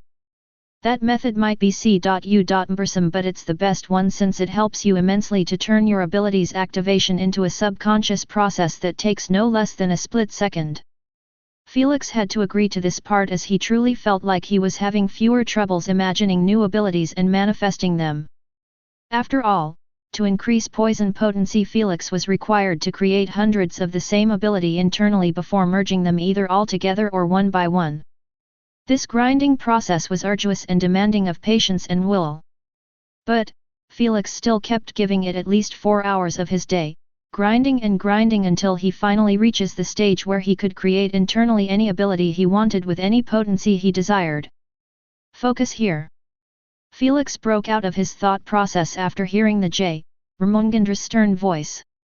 The J. Ramongandra continued on, you simply will need to ignore the potency and keep going with condensing the mist until you can't anymore. When you feel that limit, you will know that a drop of poisonous liquid could be extracted from your finger or palm. The J. Ramongandra showed him a demonstration of the grey mist, creating Felix's body and how the process would go through inside of it. Felix couldn't help but feel dreadful at how burdensome the process appeared. I know that it is difficult to master and make use of it. The J. Ramongandra mentioned, that's why your task is simply to create a small liquid ball instantly. That's manageable. Felix nodded in resolve. As for the other 2 techniques, I will teach you when you finish with this one first. The J. Ramongandra narrowed his eyes at Felix and warned, you have a month to finish. Otherwise, you won't like the consequence of failing such a simple test. I will be on it. Felix said, sweating a bit under the Ramongandra's strict gaze. He didn't know what he could do to him and he honestly didn't want to find out. A month might seem short, but Felix had been given the method to pull it off. He just needed to practice it, unlike the earlier times when he needed to discover everything on his own. It was truly 100 times better to receive personal guidance from the poison primogenitor himself. All right, get going. The Ramongandra waved his hand at Felix while creating a new set of cards. Lady Sphinx and Asna, who were talking on their own matters, instantly focused on the table after seeing the cards. Elder, before you start, can I ask how exactly are the champions going to end up fighting each other? Felix asked with a puzzled tone. The moment he heard about the primogenitor's secret betting ring in the games, he had this issue bothering him. After all, there were going to be millions of games ongoing and he doubts that it would that easy for the champions to meet in the games. Naturally, by having hundreds of champions representing them. The Ramongandra replied casually like it was a normal thing. Wait. I was under the impression that champions mean those who inherited the primogenitor's full elemental manipulation. Felix exclaimed in shock. Don't be stupid. The Ramongandra gave him a side glance and said, you think a primogenitor who is alive will bother hand down his gift to someone else? The only reason I gave it to you is that I didn't care much about sticking around. The Ramongandra sneered, as for the rest? They have utmost a limited manipulation that allows them to manipulate elements externally, unlike you who still has a third stage waiting to master. However, I believe that they were receiving personal guidance from the primogenitors. So work hard to catch up as fast as possible. Makes sense. Felix nodded his head understanding. There is also another way for the champions to fight against each other, but you don't need to worry about it now. Lady Sphinx smiled, if you join those games, you will be stomped like an insect. Thank you for the motivation, Elder. Felix coughed. All right, get going. The Ramongandra shooed him away while handing cards to Asna and Lady Sphinx. Have fun. Felix exploded into a cloud of mist after saying so. He had too many things to deal with and the day seemed like it was getting shorter and shorter to waste. Chapter 423, The Fifth Individual Game. The first thing Felix did after opening his eyes was attempt to liquefy the poison internally. He spent 2 hours on it until he finally succeeded in liquefying 5% of his energy, making a single drop. Although Felix was given the method and tips, he still struggled with the process itself since it required him to keep creating smaller poison balls and merging them rapidly. If he slowed down, it wouldn't be called a practice, but if he speeds up, he easily loses focus and break the sequence. Emerge. Felix said while extending his hand forward. On top of it, a drop of red poison emerged from his pores like sweat and started hovering on it slowly. Wonder how it will taste. Felix smiled and brought it to his mouth. Then, he licked it and his eyes couldn't help but shine in delight at its deliciousness. It tastes like strawberry juice. Felix exclaimed, let's continue practicing. Maybe I will create a small sphere after I liquefy all of the energy. Half a day had gone by quickly as Felix kept engrossing himself in his practice, unbeknownst to the latest released news that shook the entire Mariana Empire. The 3 Sanctrum Federations, the Everglow Kingdom, and lastly the Maganda tribe, had all announced that Earth officially became their ally. There was no contract signed or even a meeting was held between the two parties before the announcement. Hence, the council was just as shocked as everyone else. Although it appeared quite humiliating that the anti-royalty alliance didn't even bother informing them about their decision to ally with them, the council wasn't complaining much since having those giants' support had given them some peace of mind. When the council contacted the Maganda chief and the rest for their reasons, they all mentioned that they did it for their friend, Felix Maxwell. The world leaders were stunned and also horrified after understanding that Felix had the backing of the top 3 strongest superpowers in the empire without counting the royal family. Yet, they were planning on separating from him. That foolish decision was dropped instantly as no one dared to bring the matter anymore. Some world leaders were actually scared that Felix might feel offended and take it on them. Good for them, Felix didn't have time to deal with such a nuisance, at least not now. Meanwhile, the announcement hadn't affected just the council but also all the kingdoms in the empire and even the royal family. For the kingdoms, they decided to change their approach from overly aggressive to polite when they reached the planet. They understood that getting marked by the three superpowers was nothing good as they could halt trades with them and in the worst case, send their pirate crews to make trouble in their territories. After all, since open fights and battles were deemed unacceptable by SG Alliance members, every background had fleets in the shadows to do the deeds for them. As long as they kept being unassociated with the background, those fleets could do as they please in space without bringing troubles to their background. Naturally, they doubted whether the three superpowers would go that far for a small primitive planet, but it was always better to play along than to play against. Since the planet wasn't their target in their first place, they didn't care much about changing their approach. In the real world, the Mariana capital, the inner city, in a colossus mesmerizing palace that was screaming of lavishness and ascendancy over any other building in the city, a man and a girl could be seen drinking wine together near the balcony. Both of them appeared like otherworldly beings, having their brown skin gleam under the ray of sunlight. Their gorgeous facial features were exactly the same, making it difficult to spot the difference between them if it wasn't for their different body proportions. Those two were the Royal Prince Balin and Royal Princess Alma of the Mariana Empire, the infamous twins. "What is your opinion on the announcement, brother?" Alma asked while taking a small sip elegantly. The man didn't reply as he kept twirling his glass with a thoughtful expression, appearing like he was in his own world. "Brother. Oh? You said something?" Prince Balin asked softly after breaking out of his daze. "What's on your mind?" Princess Alma inquired in intrigue. "The announcement," Prince Balin said. "It seems like our enemies had made a deal with that primitive. You think he might have given them a mythical bloodline bottle like the ones he was using?" Princess Alma pressed her glossy pink lips together and said, "Isn't that bad to us?" Princess Alma understood that possessing those bloodlines was going to change the status quo immensely.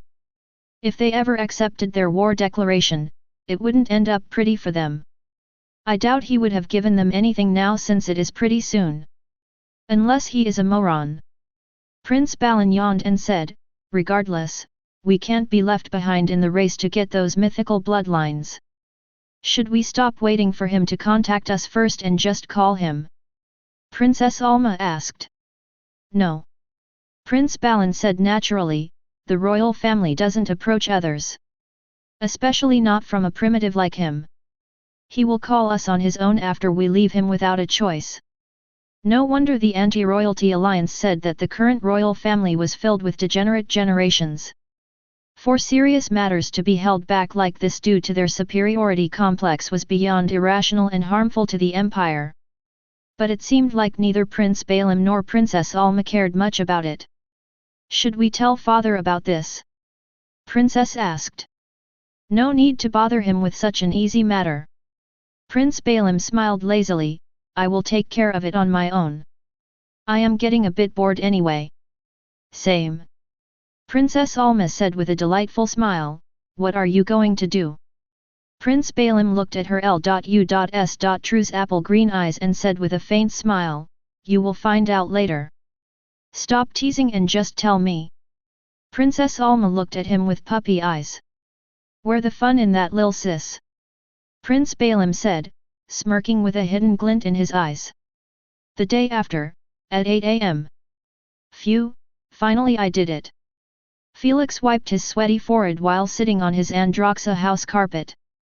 In his hand, there was a revolving red sphere appearing like a paintball. This was the effort of 14 hours of training continuously.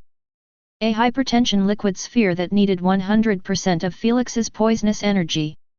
"Good work." The Ramongander praised with a faint smile. Felix smiled in return and said while throwing the sphere in his mouth, "Should I continue?" Take half a day break, we will continue in the evening. The J. Ramongandra informed. All right. Felix cracked his neck and stood up. He swiftly went for a shower, and when he was done, he sat in the living room and brought out the game spinning wheel. The 2 months reset had finished ages ago, and Felix was asked by the J. Ramongandra personally to play those upcoming 2 games as fast as possible so he could join the UISG promotion game in half a year. By then, he should be fully ready to participate and actually have a chance to fight the games instead of getting brutalized like most human players on that platform. Hopefully it's something simple. Felix rested his chin on his palm while pressing the green button. As usual, the wheel span rapidly and Felix decided to leave it to stop on its own. Ting ting, ting. Congratulations on picking sports format. Sports again. Felix murmured, well, this is actually my first individual sports game in this life. Click. Felix didn't overthink the matter as he pressed the green button again. Ting ting, ting. Congratulations on picking Disastrous Obstacles Marathon. Following the notification, a side hologram emerged and showed Felix the details of the game. / game format, sports, racing edition. Game name, Disastrous Obstacles Marathon. Participants number, 59, still increasing. Race laps number, none. The integration allowed, from lesser purity to peak stage 2 of replacement. Ranks allowed, gold. Race map, an artificial map. Surprise edition, no. Prizes pool, high-grade stones, peak-grade stones, lava monkey's tail, flask of enhanced senses, potion of premonition, a blizzard talisman, triple elemental sword. Rules of the game. 1.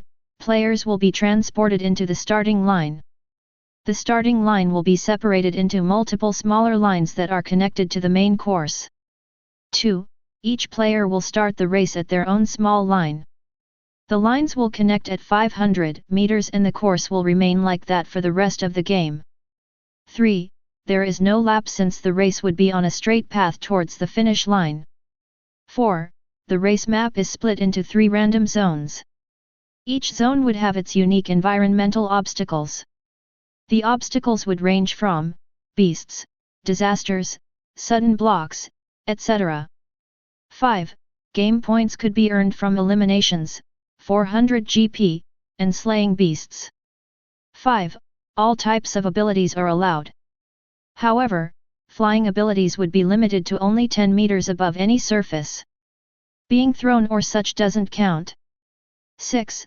There is no duration in the race. The moment the first player crosses the finish line, the game would be concluded. For more information, please open your SG profile interface. Good luck to all participants / almost like the game I played in my previous life. Felix rubbed his chin while pondering on the details. In his previous life, he participated in an obstacle marathon as well, but it had only 2 zones since he played in bronze rank. Since this was a gold game, it was expected to be much harder and longer to make it more entertaining. 3 zones, hey, I guess I need to train in most of them. Felix cracked his neck and stood up. He picked up his car keys and went to the garage. Immediately after entering his car, he murmured, I wonder how am I going to be received in the training center. Since the moment the news got spread, Felix hadn't visited the training center or even left his house. He was truly curious about the bloodliners' reaction in the training center. Were they going to harass him? Respect his boundaries? Or even foolishly challenge him for his room? Chapter 424, Cancel Culture Strikes. Unfortunately, the reactions weren't too far from what Felix had expected. As the moment he stepped foot into the building, he was greeted with shocked looks at the start before switching into displeased looks. Look, he actually has the audacity to show his face in public. Have you heard?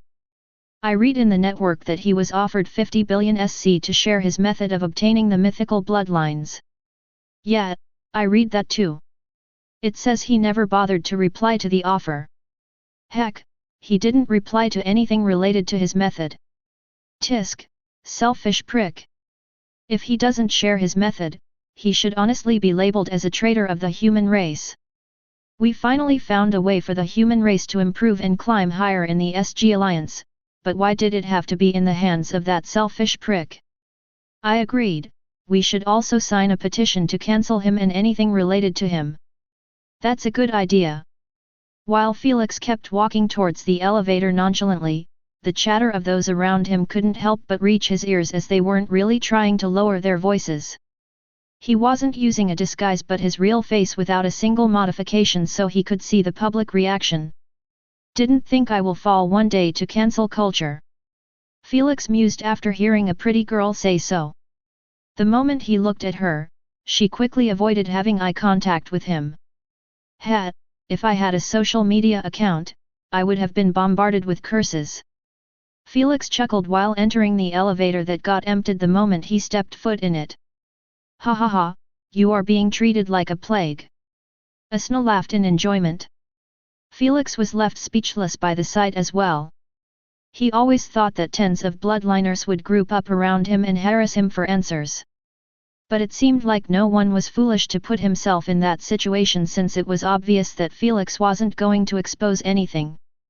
Since they were not going to get anything from him, it was better to not associate themselves with him at all. After all, that would just give the false impression of friendship or something like that.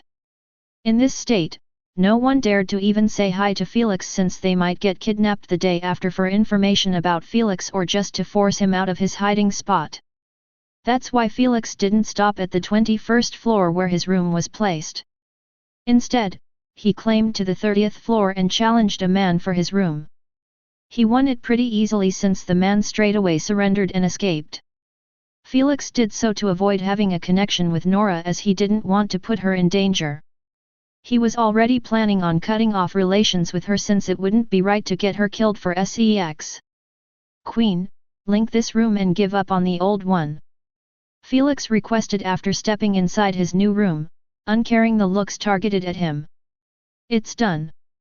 Upon hearing so, Felix closed the door behind him and started to modify the room right away. Obstacles marathon wasn't really the best for him and he had to make sure that he brings out the juice of each ability he had to win the game. After all, he would be racing against bloodliners with wings or movement speed abilities, like Rolandinho's lighting dash. Although Felix was planning on using all of his 10 sand abilities and size manipulation, he had no intentions of underestimating other players. All it took was a perfect ability that was compatible with a game design and the player could win it easily. 5 days later, in the evening, most of the people around the Milky Way galaxy had their eyes placed on Felix's gold rank game. There were only 10 minutes before it starts and the stream numbers had already exploded, reaching up to 4.5 billion concurrent viewers. This number was from just the monthly paid streaming SG service as it was believed that at least hundreds of billion viewers were watching the stream free on the dark web. This number was unprecedented in a gold game as it rarely surpasses 200 million viewers. No one was more excited about this but the players participating in the game with Felix as the exposure was truly too much to handle for them. They understood that winning the game would earn them 3% of the streaming revenue. How much would that be when the stream reached that number and the prices for normal tickets had already climbed past 40,000 SC? Meanwhile, the VIP tickets were getting sold at 5 million SC and people were finding difficulty getting one. All of this hubbub was to watch the first mythical bloodliner and the first human to have more than 18 abilities in his arsenal. This was a historical moment and no matter how much hate Felix was receiving on the network, people still tuned in to watch him. Yet, Felix was nonchalant to all of this as he was merely playing cards with Lady Sphinx, Asna, and the J. Ramongandr. Well, he wasn't really playing but just having his ass hooped by Lady Sphinx who had yet to lose a single game since the moment she showed up in Felix's consciousness. While Felix didn't care much and Asna was already numbed to the feeling of losing, the J. Ramongandr didn't like it one bit. Sigh, I am out. Disappointed, Felix threw his cards on the table and leaned against his chair. He looked at the J. Ramongandran couldn't help but start to sympathize with him as he could see that Lady Sphinx was teasing him with a playful smirk, telling him to give up. Meanwhile, Asna appeared just like a pretty doll that served no purpose but being eye candy at the table since she was the first to get eliminated. I will be going now. Felix informed them after he realized that the game was about to start in 7 minutes. When he opened his eyes, he brought out the VR store and started browsing for different clothes. A couple of minutes later, he went with black shorts, white sneakers, and a white t-shirt that had its brand on its chest. This is much better for my sand element. Felix nodded his head in satisfaction while fixing his messed up golden hair. He had no intentions of wearing a hoodie with a masking feature since there was no point to it, and also it was detrimental to his sand abilities. Especially his desert domain. I wonder if those 3 brands are regretting representing me. Felix chuckled, hee, they would probably have their products cancelled for sponsoring me. Naturally, those clothes were all from the brands that made a deal with Felix for the next 3 games. He already got paid before the yearly auction event and it was time for his turn to do his job. Though, he believed that it was better for them to void the contract and free him from his duties unless they get lumped in with him on the ongoing cancel landlord number movement. That's right, there was a movement to cancel Felix which started 4 days ago and was growing quite popular. Cancelling simply meant not supporting him in the games, don't vote for him for the yearly Best Low ELO Player Award, buy his merchandise or brands, don't sell him stuff or buy from him, don't accept him in auctions, etc. Anything that was detrimental to Felix was placed on the table and people were actually going for it. Felix didn't know if this was a move by backgrounds to turn him into a public enemy or it was truly people's natural reaction. Whatever it was, he didn't give a shit. The only thing harmful from cancelling him was getting negatively affected in the PPFT market as the players wouldn't want to sell him or buy from his pool. As for the yearly award and the rest, he didn't really care as he could live just fine without them. Let's kick some ass. Felix cracked his knuckles while smirking in front of the mirror. By the time his voice echoed in the room, he was already gone. Whoosh whoosh whoosh. Felix had just got teleported inside the game lobby. Around him, flashes kept popping here and there, marking the teleportation of the other players. A couple of seconds later, the entire hall was packed with more than 60 players, all appearing more unique than others. Some had weird outfits on while others had peculiar-looking mutations. Yet, no one was paying attention to them as everyone's focus was placed on Felix, who was blinking his eyes innocently while standing in the center of the lobby. The atmosphere went deathly silent as no one spoke or made a move as they simply kept staring at Felix with narrowed eyes, appearing like predators eyeing their prey. I know that my handsomeness shook you, but please don't ogle me that much. Felix smiled warmly, you are making me blush. The moment Felix said so in such a serious atmosphere, his landlord persona was dead and replaced by Felix Maxwell. No more pretending, no more hiding, just himself. Felix's casual attitude expressed his contentment at the sound of that. It was time for Felix Maxwell to grace the individual Supremacy Games stage again. Chapter 425, The 3 Zones. Trying to be cute. A stunning girl snorted in displeasure. She was tall and had thick curly hair that hung a little bit below her shoulders. It was dark brown with a few caramel-colored stalks. Miss Valkyrie, am I not already cute? Felix replied, smiling. I only feel disgusted when I look at your face. Valkyrie's cry curled her lips and said, you have something that could benefit the entire human race, yet you are keeping it for yourself without an ounce of shame. You dare try to act cute with us? F***ing selfish bastard. I swear if he was placed next to me, I will break all of his limbs. The rest of the players either glared at Felix or totally ignored him and went to chill in the corner. Not everyone had the tendency to waste their breaths without a purpose. Aren't you a feisty one? Felix walked towards her with a charming smile. When he reached her face, he rubbed his chin and said, do you want to kill me? No. Valkyrie's cry smiled coldly, but I will make sure to hurt you badly in the game. That's generous from you. Felix nodded his head at her in appreciation and walked to the corner. When he passed by her ears, he whispered soft, I on the other hand won't hesitate to cleave your head off. The stunning girl felt her heart skip a beat at the sound of that. She would be lying if she said that Felix didn't scare her. Probably every bloodliner in the room was afraid of him one way or another due to his wide range of abilities. But most importantly, due to ending up killing him in the games. Everyone sure hates Felix for keeping the information to himself, but no one wanted him dead since he was the only one with it in their eyes. If he ended up getting killed at the hands of this stunning girl, she would definitely receive an outrage like no other for robbing the human race of the opportunity to advance. As long as Felix keeps the information to himself, he would not get killed. Whoosh! Before Felix could reach the hall's corner, a flash of light appeared behind his back, making him turn around. Oh, the MC arrived early this time.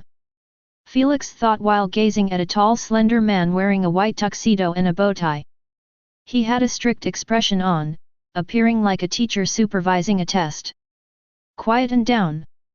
The slender man said strictly, My name is Dallas Lamon and I will be your judge this evening.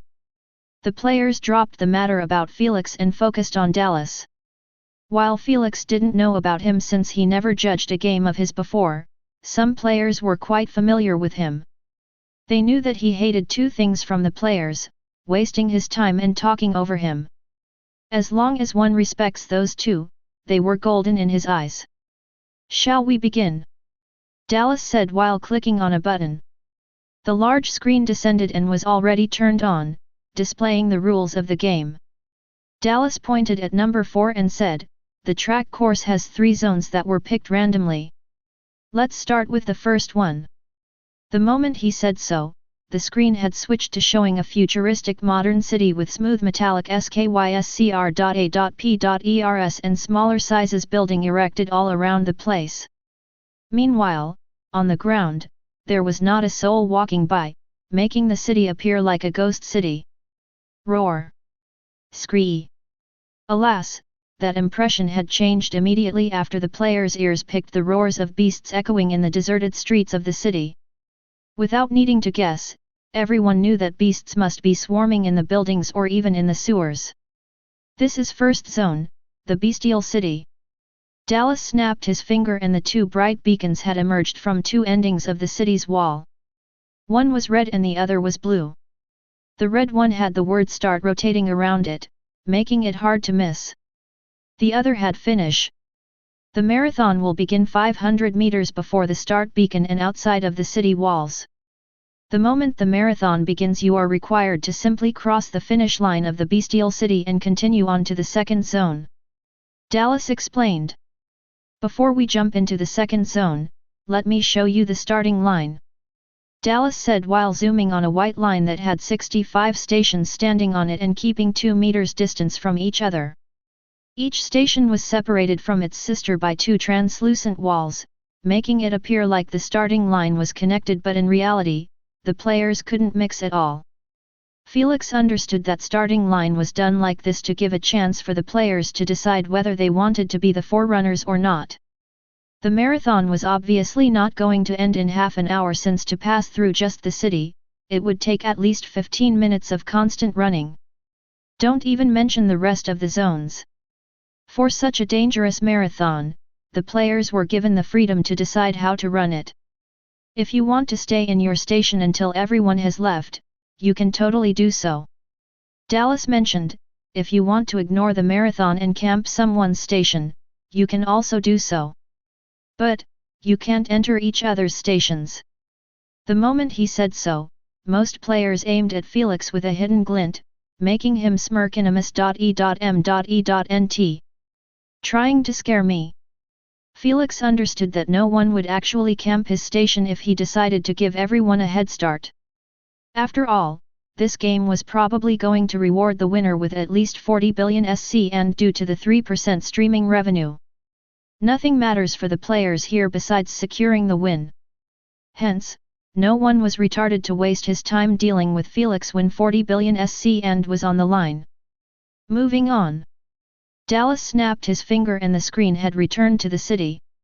He zoomed on a building's entrance, showing them a white mirror-like screen, and said, "Those are teleportation portals placed in random buildings. The moment you enter one, you instantly get teleported to the roof of that said building." Interesting concept. Felix pondered, it will make it easier to travel the city from a roof to another. Felix's thoughts were shared by most players. Lastly, the second obstacle of the zone would be earthquakes occurring once in a while. Dallas warned, "Don't underestimate their strength." Seeing that the players were taking his words seriously, Dallas snapped his finger and said, "That should be it for the first zone. Let's move to the next one." The players focused on the large screen after noticing that the camera was heading to the finish beacon. After it reached it, they were shocked to find out that behind the city walls, there was a peaceful sea, stretching to the horizon. On the sea, there was a long straight line made from large grey boulders. Each boulder was further than the other by 5 to 10 meters, making the players realize that they were looking at their new track. "This is the second zone, the rocky path," Dallas said with a leveled tone. "Sigh, water again." Felix smiled bitterly. Although he won a water-based game, he still hated this environment due to his elements. Unlike him, there were some players who were laughing in excitement, not bothering to hide their delight at landing in an environment that was beneficial to them. Dallas didn't care about any of the players' reactions as he kept explaining, "You will be required to cross the entire sea. I don't care if you used the rocky path, dove in the water and swam, or even flew 10 meters above the water surface. Cross it and you will reach the third zone." The water elementalists grinned even wider after hearing so. Alas, their grin quickly stiffened after hearing Dallas mention calmly, "Do notice that the sea will not be this peaceful throughout your journey.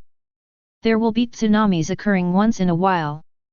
That's all Dallas needed to say to turn most of those players' excitement into dread.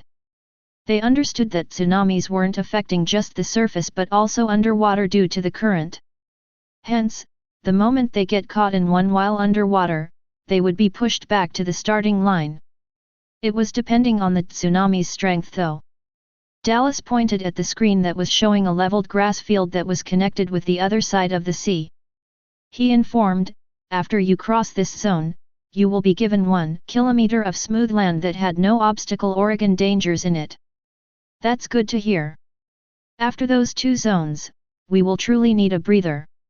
It's probably for players who also want to give up midway without worrying about getting killed. The players' reaction to the grass field was positive as it was truly a well-needed break before they jump into the next danger zone.